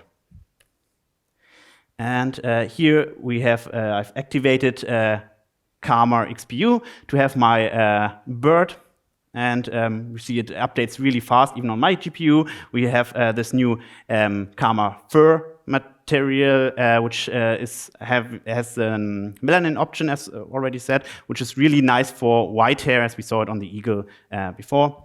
And yeah, that's the feather procedural in action rendered with Karma XPU.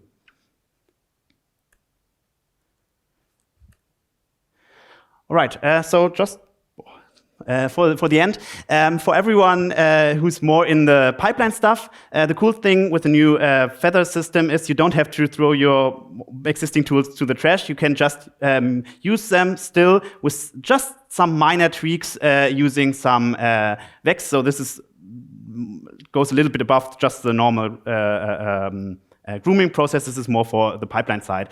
But we can create this barb orient attribute, and I showed an example how to, for example, create it. So I used the tangent from the curve itself from the feather, and queried the normal of the surface to create our barb orientation. And instead of creating points for the barbs, which we would have done before, we just have to write it into the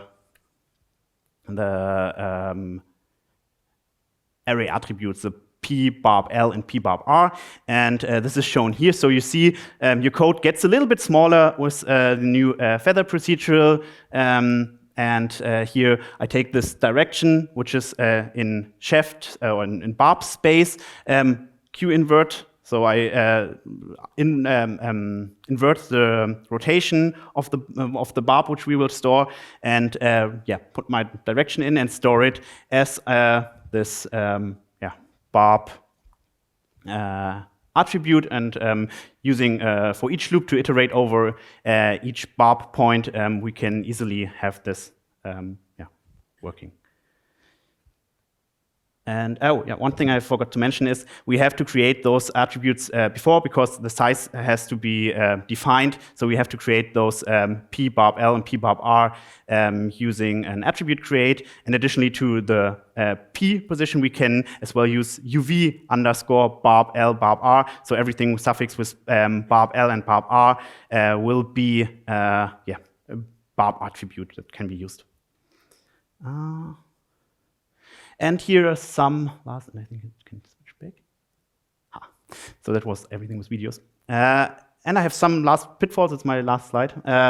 So the points are relative. Always keep the barb orientation in mind.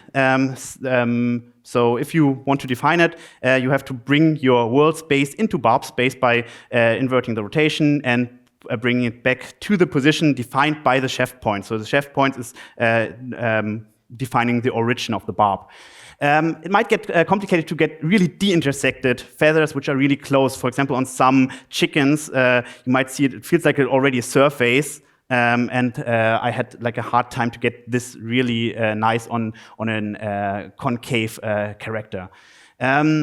The de-intersection might behave unexpected if you have issues on your geometry. So check your geometry if there's something wrong with the de-intersection. Interpolation with UVs can create problems if you try to interpolate the feathers and have your texture in the UV space of the feathers. You might get in-between texture lookups. If you use the Vulkan viewport, please don't put the first barb point at 0. At the point of writing this presentation, this was just culling that barb, I think as in some optimization to not draw any barbs on the shaft curve. And some limitation I found, which might be quickly fixed, but at the time of creating it, it was not possible to show the width or the CD of the barbs in the viewport. So the width of the barbs will be inherited by the main shaft curve width. The geometry shader has limits, so if you want a lot of barb points, it gets cut off at some point because of how the shader works.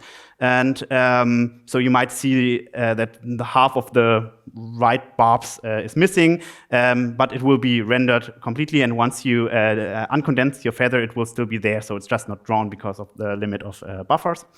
And it's not possible to merge feathers with different barb resolutions as the number is fixed there. The feather procedural has some limitations which are already worked on, so that's not possible to have any deformation blur with any procedural, unfortunately. The point and prim attribute promotion is missing on that node as well, so you have to, if you want to have some extra curve view from the shaft maybe for your shader, you have to promote it into barb arrays prior to rendering, and there's no skin deformation as for hair. So if you just want your character to move and you move your head with, or the feathers with your character, you have to go the way which I showed about how to create this surface representation and deform it then.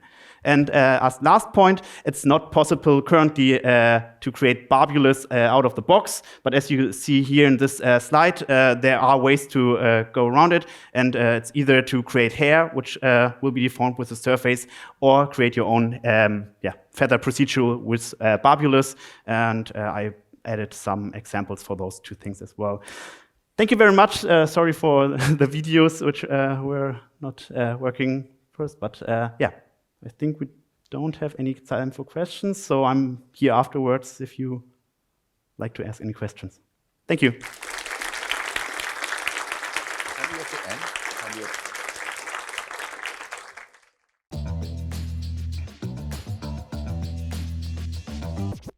Okay, hello everyone. We're gonna start with the final presentation before we have a drink. So hope you're looking forward to that as well. So yeah, I will be talking about real-time feathers.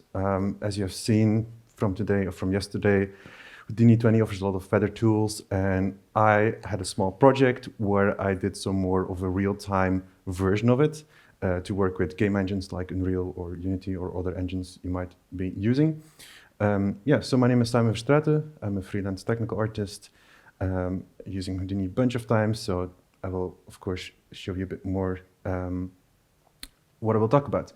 So I want to first sketch a bit of context about game dev limitations, just so we are clear why we are doing certain things in a moment, because we will, of course, need to reduce everything super low poly. I will discuss a method called plane cards or mesh cards, which is commonly used. I will quickly go over the creation of that and have some breakdowns about specific things. We also have things like a grooming plugin in certain engines, like Unreal. There is a plugin that enables you to import like data from Houdini and display the just really nicely. And at the end, just quickly summarizing some things here and there for you. What's the difference between them, but it's pretty obvious in a moment you will see. So, game limits. We are in game development, the beautiful landscape of real-time rendering. But we are terrorized by performance and optimizing. So, let's talk about a few things. Poly counts. I think everyone here knows that, if you make something for a game or if you want something more performant, poly count has been a huge factor for decades that we need to crunch down. We cannot have millions and millions of polygons. We usually need to bake things down, make low polys, make LODs, all these kind of things. has been here for decades. Of course, under 5 nanites, those are like new technologies developing, but poly count has always been something that we need to be careful around it. There's also another thing called draw calls. Essentially, every time we have a new mesh or material, we sort of have a draw call, and we only kind of have so many amount of draw calls. That's why instancing and merging is like an often thing to reduce draw calls. So these are like two very essential things that in game dev we talk a lot about in optimizing. There are many other things. This is another presentation that goes into depth in that. We also have things like how do we do lighting in games, how do we do different materials. There are a bunch of different things that we need to have with game engines, and I just wanted to show you that a little bit. And in terms of poly count, again, I put it there in the bottom. This is like basically made up numbers almost, but just to give you some context, what is sort of possible with certain technologies. So let's say you have a high-end PC, you can do a lot of things with it, but you're still limited, for example, by a certain amount of polygons, like 5 million or 10 million. It's a decent amount of number, but we can only do so much, or we can enter so much triangles on screen. We are very limited in real-time, again, options. Let's say you are maybe in the mid-range, maybe you have an older computer, maybe an older console. We are then immediately limited by, like, for example, 500,000 or 2 million triangles on screen. So again, quite limited. And let's say you have maybe like a mobile phone or VR, it goes then even low. Of course, by mobile phone, I mean not the most latest expensive iPhone that can do ray tracing, but like a simple phone.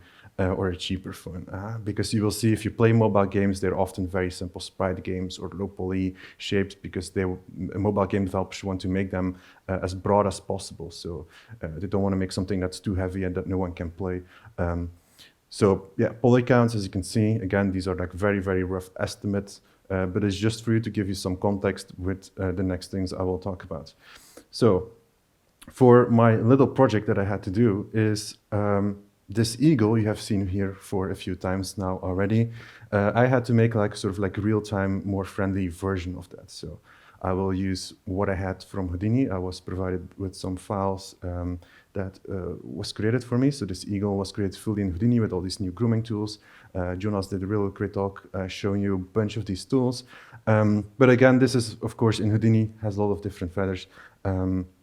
Quickly, some stats on that, roughly. It's not, of course, perfectly, but this has about 8,000 feathers just for the head itself, not like a full body eagle. And this, if you would unpack each hair of the feather, we have around 500,000 hairs. So that's already a lot. So with that context, let's say for each hair we want to draw a single triangle or polycount, we can see that we have, for example, for this object, 500,000 triangles. So that's already like a huge, huge number if you want to get that into like a game. Now, on top of that, this eagle had to work on something which is called a 3D display. I don't know if some of you have seen this, but there are some 3D displays, and one was provided to me by Domenko, that it's able to track your eyes, and it will create 2 images for one of the left eye and one of the right eye. So this sort of is sort of like how VR works. It's using the framework called OpenXR, which is somewhat like VR or mixed reality. For both eyes, we need to create basically a render to make sure we have like this 3D feel. So if you have the screen in front of you, it tracks your eyes, it makes like an image, it pops out literally in your face, or you can, of course, control the strength, so it's not the whole time that you have this feeling of something getting thrown into you.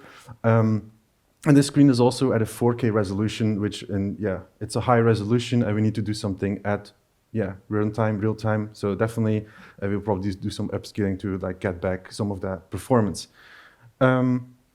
So we need to have this eagle, and it needs to work on something like a 4K 3D display. So in terms of performance, we're definitely like more on the lower side of things, where we have to be careful with what we will draw on screen, and not just simply say, oh yeah, here are bunch of millions of polygons, just make it work. So we need to be careful with what we do. That's why the first method, or the first thing, is called plane cards or mesh cards. Very commonly used in games. If you ever played a game and you looked very closely at how hairs are done or feathers are done, they're often simplified by planes, big shapes. Usually they're pretty simple geometry-wise. What they are in this case is, for each feather we will have a plane in our case, and the detail will come from texturing or from a small texture. As you saw from the talk before here from Jonas, basically in Houdini now with the new feathers, each feather is literally just one simple primitive or line or curve. So we just basically need to take that curve and convert it, which I will quickly talk about in a second. Then for the texturing, I made this very simple texture because often, again, with games, we want to have like tileable textures or repeatable textures and be careful with our budgeting in that. So I made this quick texture with some of these feather tools. It's very simple very simple couple feathers. You can, of course, get more extensive, but this will be like a quite small texture. And you can also see like for each hair, I added a random color. So I can, in the shader later on, I can boost, for example, a bit more of each hair individually if I wanted.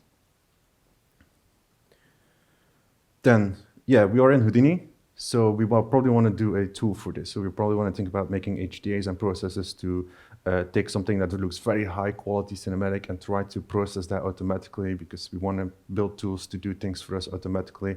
And the tool that I will talk about a bit more is, of course, it will just take the feather lines, convert them into simple plain shapes. There will be specific UV processing as it has to match that texture that I just showed you. So we need to make sure that they fit on that specific locations on the texture. And you can also apply some vertex colors if you want to send that to Unreal and do something with it. You can do that as well, of course. So yeah, let's talk a bit about the breakdown of how this small tool works. So this will be the output. It will be just your eagle, but everything, again, will be simplified into these plain cards. So you can either use some of the methods that SideFX provided you with some of the simplified card shapes tools. You can also do something else. So this is what I ended up with. This is roughly how it looks like, very roughly. The tool itself, I've made like a quick interface on that so we can manipulate the width still a bit in case we have like a custom texture and we want to maybe tweak the width, or maybe there's some art direction that we can always tweak things here and there because we will not perfectly match what we have in Houdini. It's possible to do that, but I want to work with like a smaller texture and map some of the feathers on the texture. There's also like a remapping range, which I will talk a bit more about in a second. So we have our texture. So this is my texture that I talked about before, and we have our geometry. So we basically want to have an idea about how can we map, for example, the large feathers of the texture to the larger planes. Same with, of course, with then if I have a smaller feather, I want to map it to a smaller plane. So we'll talk a little bit about some logic or loop that I did to quickly do that. So again, this is what was provided. So this is sort of like the eagle feathers. This is just, again, those 8,000 curves that we have. Each of them is a feather. And I will start out by just measuring them because I just want to have a better idea where like small feathers are and where large feathers are. So I just have a better understanding how to then map the texture in a moment. I will also do a remapping of that. So we have a maximum value, which could be something like 3 or 5, and we have a minimum value, which could be 0.1 or 2, could be something. So I just want to remap those values to a 0 to 1 range. And this will then later be used in my texturing step. So if something is large, I know I have to take the larger texture or the larger feather shape on my texture, like you see basically here. So my texture has basically also like a 0 to 1 range. My eagle, I will also calculate an attribute from 0 to 1. And this is sort of roughly how I will do the mapping between like a small feather and a large feather, just matching the 0 to 1 values, which you'll see a bit more in a second. So then going back to the feathers itself. So we have now some attributes available. The attributes is mainly then for the texturing process, which I will handle in a moment. But now we still need that geometry. So this is still simple curves. So again, you could use some of the Houdini 20 tools to automatically create geometry shapes of that. I did it slightly another way, just to show you that there is a lot of data to work with, and there are many ways of approaching something in Houdini. I used a scaling, and yeah, you might not fully see it here, but if you're familiar with Houdini, you can use something which is called a p-scale, which is like a default scaling attribute. And I can just simply say that the width is equal to my p-scale multiplied by a certain, for example, value. So the width is a default attribute from the feather tools. So the feather tools itself have a bunch of data and attributes on them, so we can literally make something with that or do something with that. So in this case, I use the width in my P-scale. Then I will also use the barb orientation and rename it to orient, which it's here in the bottom, but I just rename this to just the default orient attribute. So again, if you're familiar with Houdini, orient is basically a recognized attribute by default to handle certain rotations on copying things or doing things.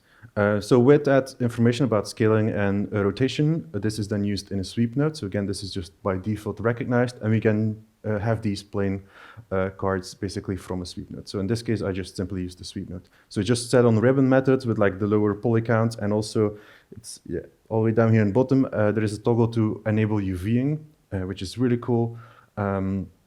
So our UV, so we have this mesh now, looks okay, sort of, and we then now have our UV of that mesh. So the UVing of a sweep node could look like this, which is pretty cool. It's sort of like quite controllable. So I want to, of course, do some processing to define exactly where do I now put this on my texture. Like I talked before, I had these 5 different options in my texture, and I want to now force this in one of those 5 locations. What I will usually do if I do certain more complicated UV processing is I actually convert my UV space into the world scene. So it's also here at the bottom. So I'm going to say that at position is equal to my UV locations. So it will just basically show up now in the 3D viewport where my UV was. So I don't see my eagle anymore. I just see simple planes now in the viewport. So we want to loop over then each plane, and we want to find out which of these 5 options is basically interesting to sort of like map on or scale onto. As I mentioned before, I've been storing this attribute from 0 to 1, which sort of like matches the size of a feather. So that if I would add more feathers, I just need to keep consistent with the 0 to 1 range and then just automatically map to that. So the largest one gets 1, and the smallest one gets 0, and everything in between gets some float value that sort of roughly represents those sizes. So as you can see, this is just basically the bounce. There is also, I think, a labs tool to get like a bounce from a texture. There are, of course, other ways to get the bounce, or you can just do it manually. In this case, it was only 5, but many options to do this again. Then we have the green one. The green one is, again, my original feather from the eagle, and the orange ones are my 5 different options where my green one could live, or where my green one or my feather one needs to map to.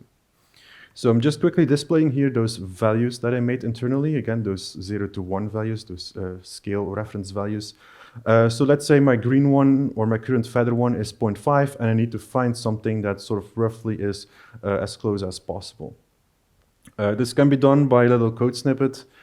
Can be done in many other ways. I just made an array, a sorted array of these 5 options, loop through them, see if something is bigger, and just take the one that's sort of like closest.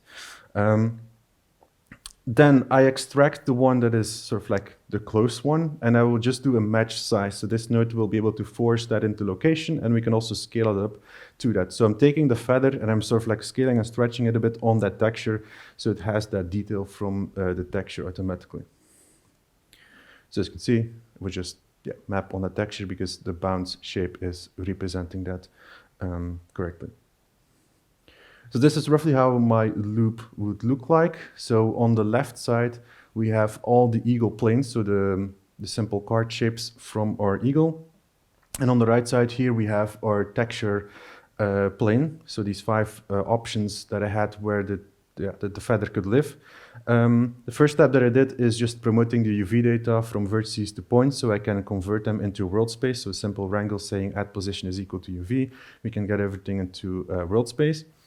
Then we go into this loop stuff where we just basically say that for each feather, I want to look which option is basically the best one to fit. And then once we have the option that's closest, we basically then say get the matching part and just force scale it with a match size node, for example. There are many other ways on like maybe cleaning this up and doing it more compactly. It's, you can go anywhere from here or add more features. Another thing that I want to mention, if you don't have used compile loops before, so basically using a compile loop will save many seconds. So we are looping over 8,000 feathers. That means that there is a loop of 8,000 times. So doing this in a compile loop means that we can actually do this faster. So that's, of course, recommended in case it could work for you. Compile loops are always interesting to use. Now, my final output, or the output that I have at the moment, still is just planes in the world. But we want to convert this back into UV, so I'm going to use the UV projector node, and I will convert, or I will save the UV like this. So my UV now fully represents my options from my texture. And then the last step, I basically restore the position by using the rest. It's here in the bottom, but probably won't be able to see it. So all the way at the beginning, if you're familiar, some Houdini processes also use the attribute called rest. So we save out that value, and then I just here reference it back to restore the original position, because I had everything into simple planes from the UV space. So I'm just making now a full eagle back again. And here's a quick demo of that tool. So you can see this remapping range is controlling where the scattering from the texturing happens. So I can actually manually control roughly where the large feathers are, where the small feathers are. I could improve on this by adding more randomness or doing other things or looking at different kind of attributes from the original inputs. Here I'm going to quickly just preview the texture on it. So you can see we're just mapping these values. So this is just a rough setup to get something that is a bit more cheaper in Polygons. So getting this into game engine like in Real, we have something like this. So in terms of geometry wise, it's a decent amount of geometry, but still quite reasonable, definitely for the 3D screen that I had to work with. This is, I think, about 100,000 triangles. So it could in theory be lower, like I could reduce it way more, but it's the only object to render, so it's pretty much fine in this case. So one more thing to do here is just, this is just still the geometry. This is what I got from Houdini, simple plane shapes. So I will just apply a certain shader on it that has that texture detail. You can add some normals, you can do some more other fancy things. Of course, can use like masked opacity and so on. Another thing or a quick trick is I blend also some of the sort of like, occlusion or contact shadows in this texture. So it actually is a bit more convincing, or the blending between this beak and the feather is a bit less noticeable, just because, in game engines we cannot render shadows very detailed or have like very detailed ambient occlusion, things like that. So I just baked it in, so it like was always a bit more smoother by default. And this is then roughly what you can get. This is sort of like roughly what I ended up with as results. So this pretty much worked pretty well on those 3D displays. So again, there's a bunch of other things involved, like this is of course upscaling to the 4K resolution.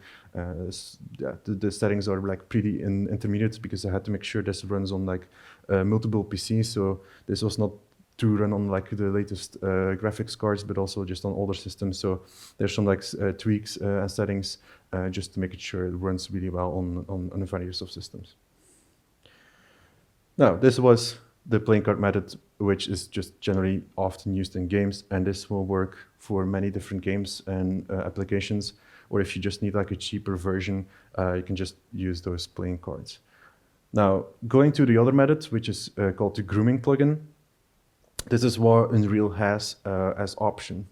So if you use other game engines or other applications, you might have to look into what they offer. I'm just going to quickly go over what Unreal here has as option. So it's pretty much simple. You can go into the plugin settings, and just everything that has the grooming, we can just say enable. And we specifically are looking for the Alembic grooming importer, because essentially we will make an Alembic file in Houdini and just import that, and that's almost roughly it. So the process there is pretty much simple, and you will see here in a second. So again, if we go to Houdini, we have that eagle. So this is what you have seen before. So for each primitive here, we have a feather. But we need to unfold everything, or the condense tool. So basically everything is now individual hairs. So everything, like I said, is a hair, has about 500,000 hairs or primitives. So it's quite detailed mesh. Theory should be, again, a bit more optimized, and you will see the reason why. Then to import this to Unreal, you can use a lab tools called Unreal Groom Export. This actually has been there before, but it also perfectly works fine with existing or with the new tool sets from this feather.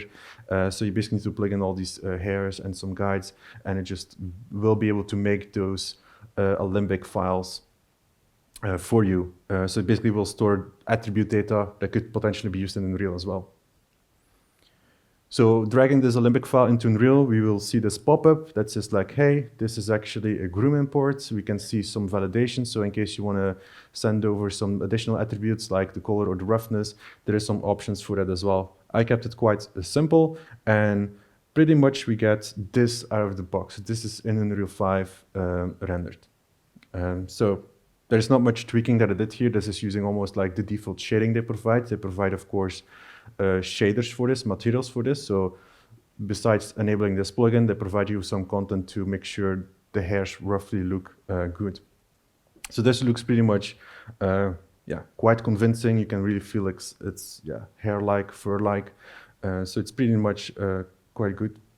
Then, again, going back to some optimizing there, they have this menu filled with settings to change a lot of things because, this mesh is pretty heavy. So there are a lot of options to start to think about optimizing and doing different things. You can always see at the first two settings are about decimation, so curve decimation and vertex decimation. So we can lower those values, but they essentially mean like if we, for example, would say vertex decimation, that they will delete literally the points or vertices on this mesh, which if you do too much, you will start to see gaps in the mesh because they're just deleting those parts. So it's a bit tricky. Like if you're aiming for, like, let's say I want to have something with virtual production, it needs to be super high in quality, then you probably want to just leave it as close as possible. If you start to reduce it too much, you will just start seeing the gaps, especially again for those 3D screens. This is like then a mesh that comes very close to your face, so you don't want to suddenly have hairs missing or gone. It will be quite noticeable as you will be just sitting in front of this. There has also been some talk about the Unreal Grooming plugin with Houdini before at the Games HIVE. This one is from Morgan Moore. He made this eagle in Houdini and did some conversion with this Alembic file. He opened it in Unreal, he had some animations on it. He also used some more LOD and optimized settings, but still this of course comes at a cost. It's not something that will suddenly magically get cheaper. And of course, you can also actually see here, there is also a tab called cards. So often we might combine both methods, the card method and the grooming method, to work together, because we will usually work with like LOD. So if something is far away, we just automatically switch to the cheaper version.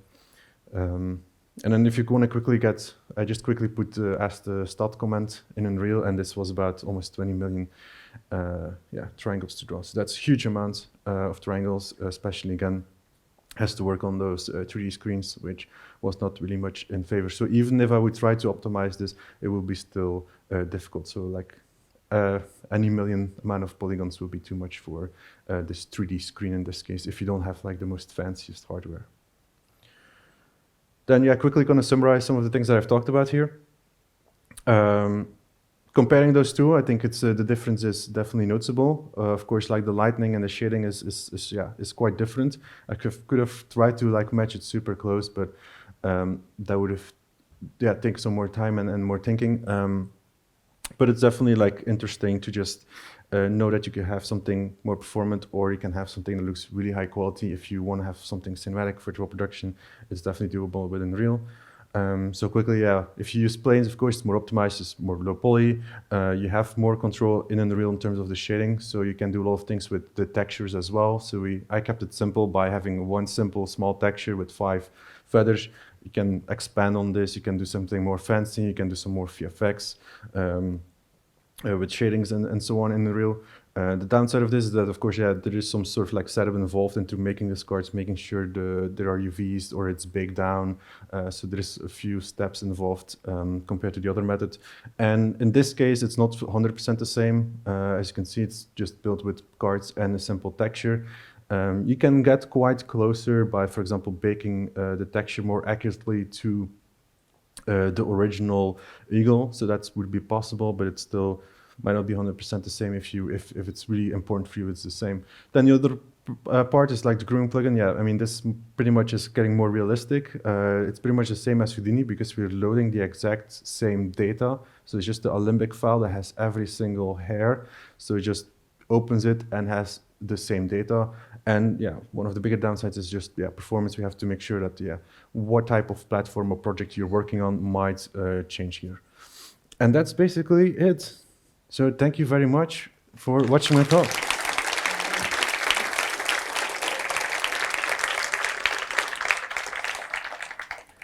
I don't know if there are questions, otherwise there might be some drinks or some leftover cheese and wine.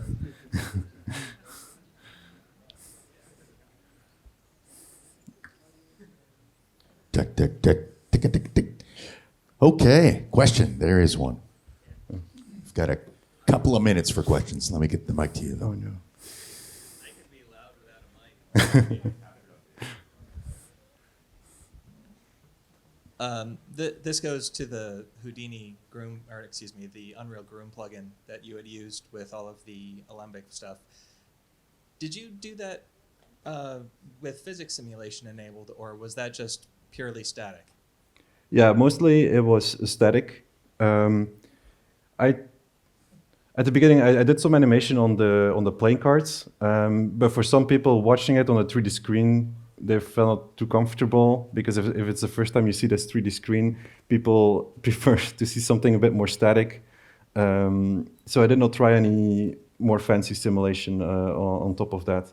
I kept it quite static to, if someone is in front of the screen. At the beginning, I also had it like moving around, like panning around, but I basically cut that because some feedback that I got was basically people don't always like it when it's the first time they see this 3D object in their face suddenly moving and animating. So unfortunately, I did not try too much with that. Then brief follow-up then. Have you or anyone that you've worked with actually tried to have sort of that hierarchical structure of curves in the Groom plugin and have it work with simulation? Because my personal experience says I don't know how that would work. Yeah, unfortunately, I don't know too much about that. Just checking then. Thanks. Maybe one more question. Yes, down there in the front.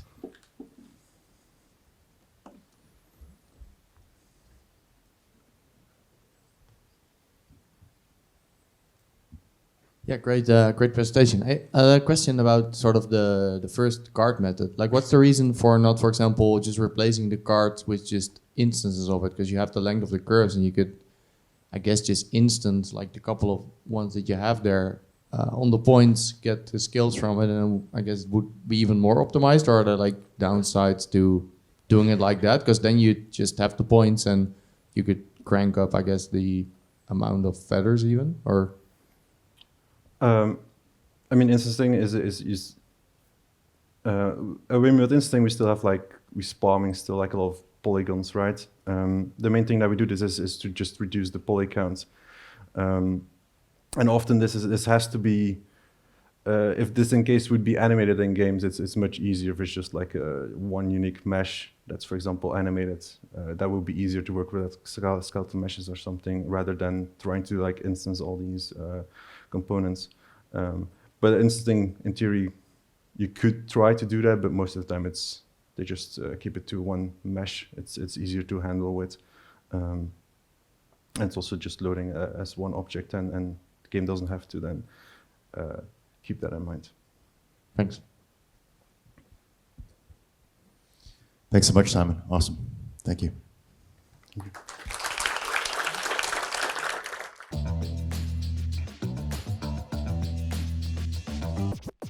Hello, everyone. Welcome to the session before lunch. Yeah, I just want to preface this with the mention that a colleague helped to set the title earlier because I didn't have time to pick 3 words. But if you're here because you're expecting like classic modeling tools, go get a coffee and come back in half an hour, because this is not what this is. This is actually a presentation on point cloud tools, namely PC Reduce, PC Normal, and PC Surface. We're also going to look at a bit at Quad Remesh and also Material X procedural 2D nodes that are included in Houdini 20. So point clouds. In 19.5, there was the LiDAR import, and you could import like your scan data. But in Houdini 20, there are the nodes for reducing point cloud reduce, for reducing like redundant points that you may or may not need, namely for probably terrain scans that are like very large scale. And if you don't want to waste like computation time to just process and mesh things, like you can just call them. Then there's the point cloud normal, where Houdini needs to be told a direction to generate a surface, and then so you get a mesh with the point cloud surface. And all of these have settings within, and we're going to take a look at some of these today. So the first one we're going to start with. So I got this mesh from Open Topography. You can also download that yourself, or any other meshes that are available, and try this at home. Let's go into Houdini. So as I mentioned earlier, we have the LiDAR import. And one thing I really want to point out, because I was smart and tried to position the things, position the scans with a separate transform node, like after the LiDAR import. And I was told, no, don't do that, because your results are going to be like pretty poo. So you always want to just religiously click on immediately move centroid to origin, because the closer you are to origin, like your scan data, the better the processing of everything will be. And then everything else that you need to position, rotate, and correct the scan data. So in my case, you can see like, yeah, I oriented it correctly, and you'll want to do that the same for yourself. So after that, here is the point cloud reduce, and the voxel size is basically just like your resolution. So if we look at the import, that's 17 million, and after point cloud reduce, we are at 2.2. And I can even, just for the purpose of this presentation, just put it a bit lower. Okay, maybe that's too low, but we can always change it, right? That's the beauty of Houdini. You can just like switch things back after. So okay, maybe this is too little. After that, we have the point cloud normal, and this is where we are going to enable a visualizer. So in general, like having this option on allows you to see the output of your mesh, like your normal direction. And sometimes it matters, sometimes it doesn't. But I find that if you do that for a large scale, it does make a difference. And then there's two methods, this orient normals towards hint. I was told by the developer that this is good for a specific use case. And in this specific terrain that I have, it didn't actually give me the result that I want. So I can actually show you the difference if we do that. And he also suggested to just make sure that you don't set your Y direction to just like a 1 for up. You want to just like 1 a lot. So just put a lot of zeros behind it. I think he even says that. Yeah. Very high up in the Y direction, so extra zeros. One more thing that I want to highlight that you should pay attention to is proximity radius and max neighbors. So because my scan data is so huge, it's like, what, 125 kilometers here and over on the other side as well. So it's a giant distance. You'll want to increase that, because normally if I just do the PC normal, by default, the settings are 0.5 and 20. So adjust it accordingly. Smaller you have, like, yeah, you can use the default settings. But larger trains, this is optimal, like between 5 and 15, I think. And then after that, we can make our surface. And this is going to cook for a bit. Oh, it already cooked. Okay. And so the max subdivision, I think by default is by 10, and the 12 is just like giving it higher. And the boundary type by default is set to 0, but because our mesh is, our scan is like open, we set it to open. And you can have a look at some areas. I guess actually it's not visible here.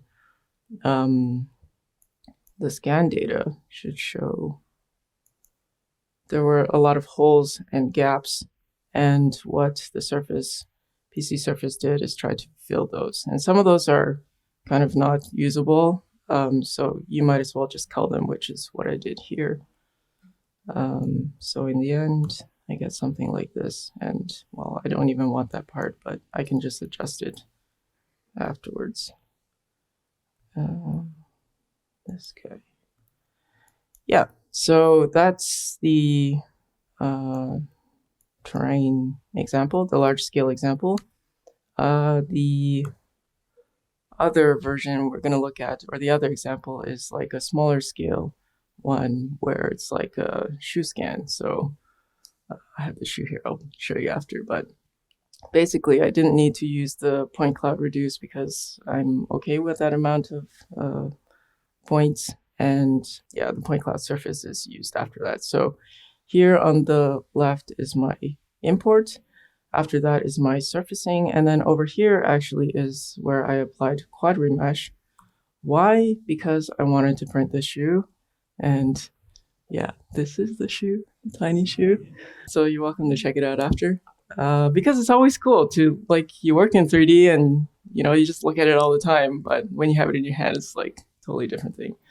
And if anybody does 3D printing here, you know that you want to have just peace of mind to not have jaggy surfaces. So that's also why I did the quad remesh, just so that I can have a smooth output. And it would have been even smoother if I printed in resin, but I didn't have time. So this slide is showing the curvature edge flow, and it's from 0.0 over here on the left until the right is 1. And you'll notice that there's a lot more like stuff going on the 1 setting. I asked what are those blue and red dots, and they're called singularities. So yeah, basically what I actually used was guide output.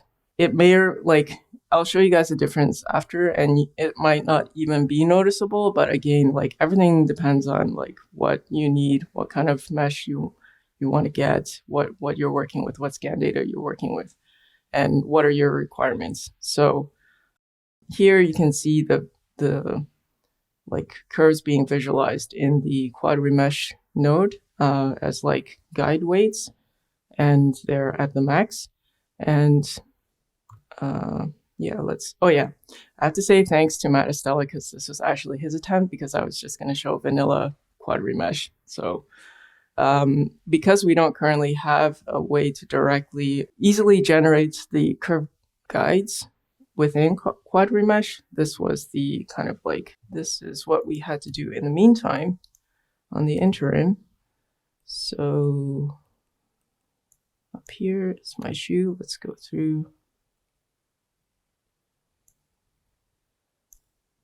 And it's super tiny. So as I said, like, yeah, different scale, different settings, of course. So the normal in this case, I just like left it as is. I can turn off my visualizer. I don't need it now. So here is the mesh of it. And that was pretty quick, you saw. And if you're not like me, you might actually read stuff in the notes that has the option reverse normals instead of putting next row and down. So here is actually the curves that I drew on that shoe. And, you know, it's actually pretty messy. I just drew it with a mouse, so there's a lot of disconnects, but I just fused them all together, resample and then fuse it again. And then ultimately I get this shoe. And I template that, turn on the wireframe unshaded. So kind of looks like it follows something, but if I turn on the rest of them and see, it might just be a placebo, but again, like this is in beta, as we mentioned many times, but where is it? This last one is the one with the actual guide weights at 100. The one at the back is just where the curves were drawn the first time because I shifted the geometry. The one next to it is, you can even see the differences actually. So here, this one has the same settings, but with no guides. So looks better, I think, with guides. Seems to work, not fully placebo. In the back, looks pretty much the same. It's more straight here, I would say. It's kind of like got a curve here. And then this one, you guys might be wondering, like, what's going on here? This, like, it's pretty hideous. So this was actually something that the developer mentioned as a suggestion to try. So again, depending on what your scan is, the quad remesh is literally a remesher.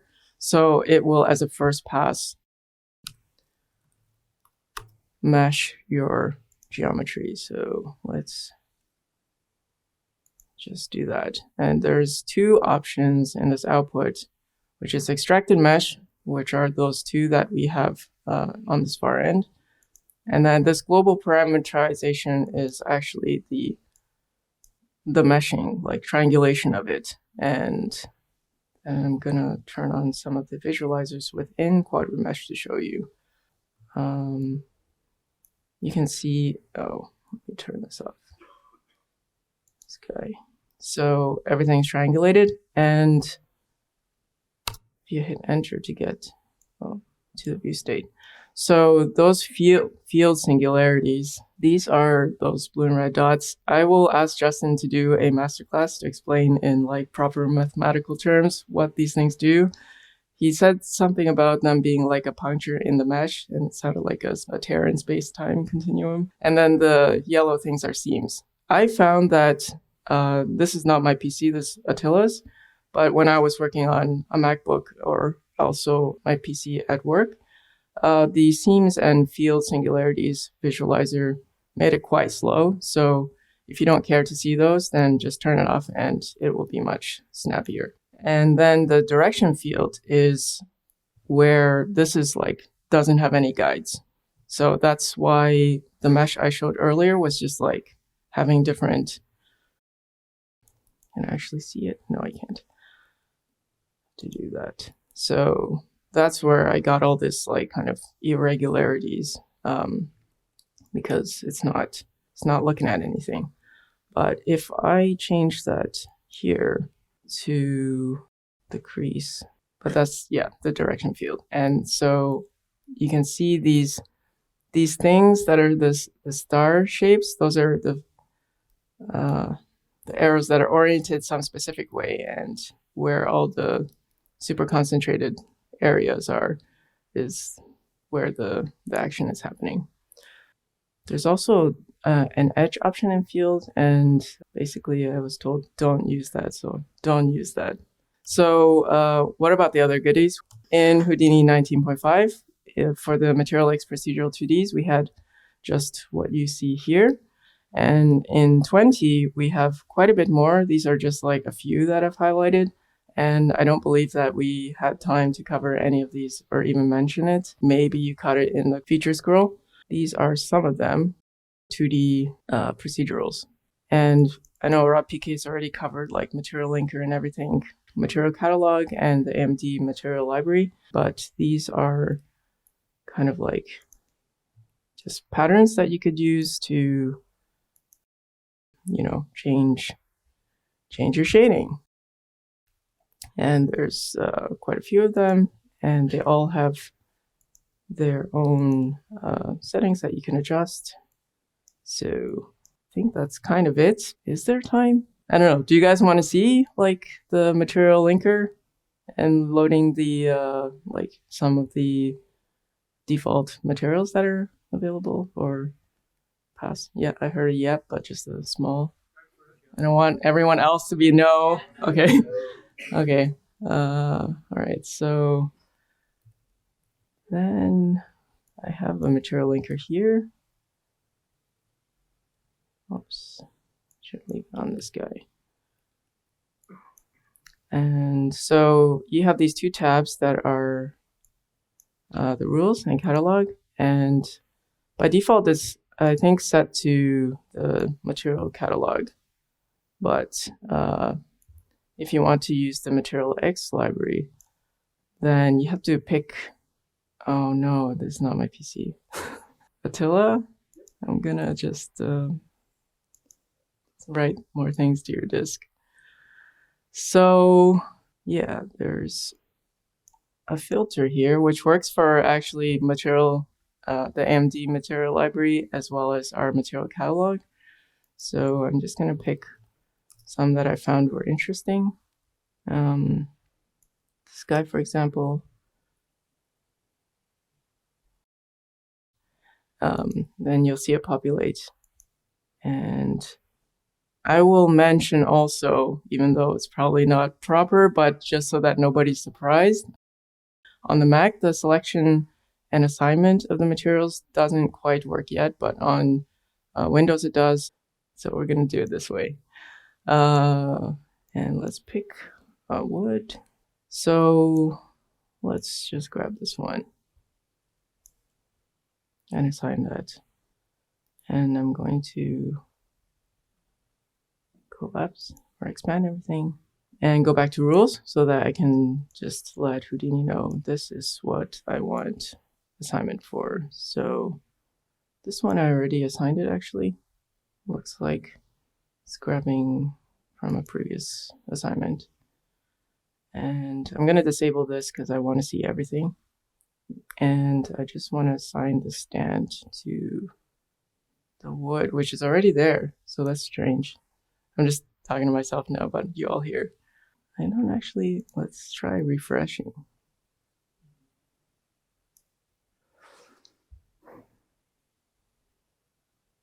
Maybe if I just kill this guy, do that again.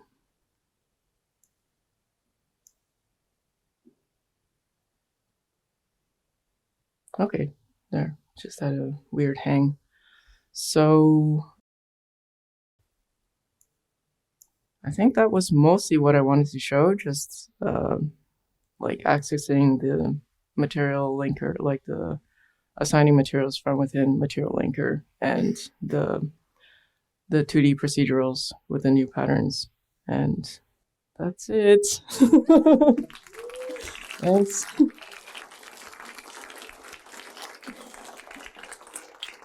Okay, any questions? Or everyone can just go and get food. Yeah, but yes. Yes, Paul? Yeah. Or, wait. Thanks. I have a question about the point cloud reduce. What does it actually do compared to, for example, something that I usually do, which is just use a fuse SOP to just fuse points that are near each other? Because a problem that I often face is if I have very dense LiDAR cloud, like over 1 billion points, Houdini can't even load it. So I can't even load it to reduce it. So what I usually do is I just import one every 5 points, for example, and then just use a fuse SOP.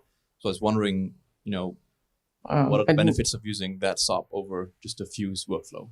I can't answer that because I didn't deal with such a high amount to test, like as a demo prep. But I wish Paul Mark was here to give a good answer. Maybe, yeah, it's a good test for us to go through. Maybe send one of your scans, and then we can. Okay, thanks. Yeah.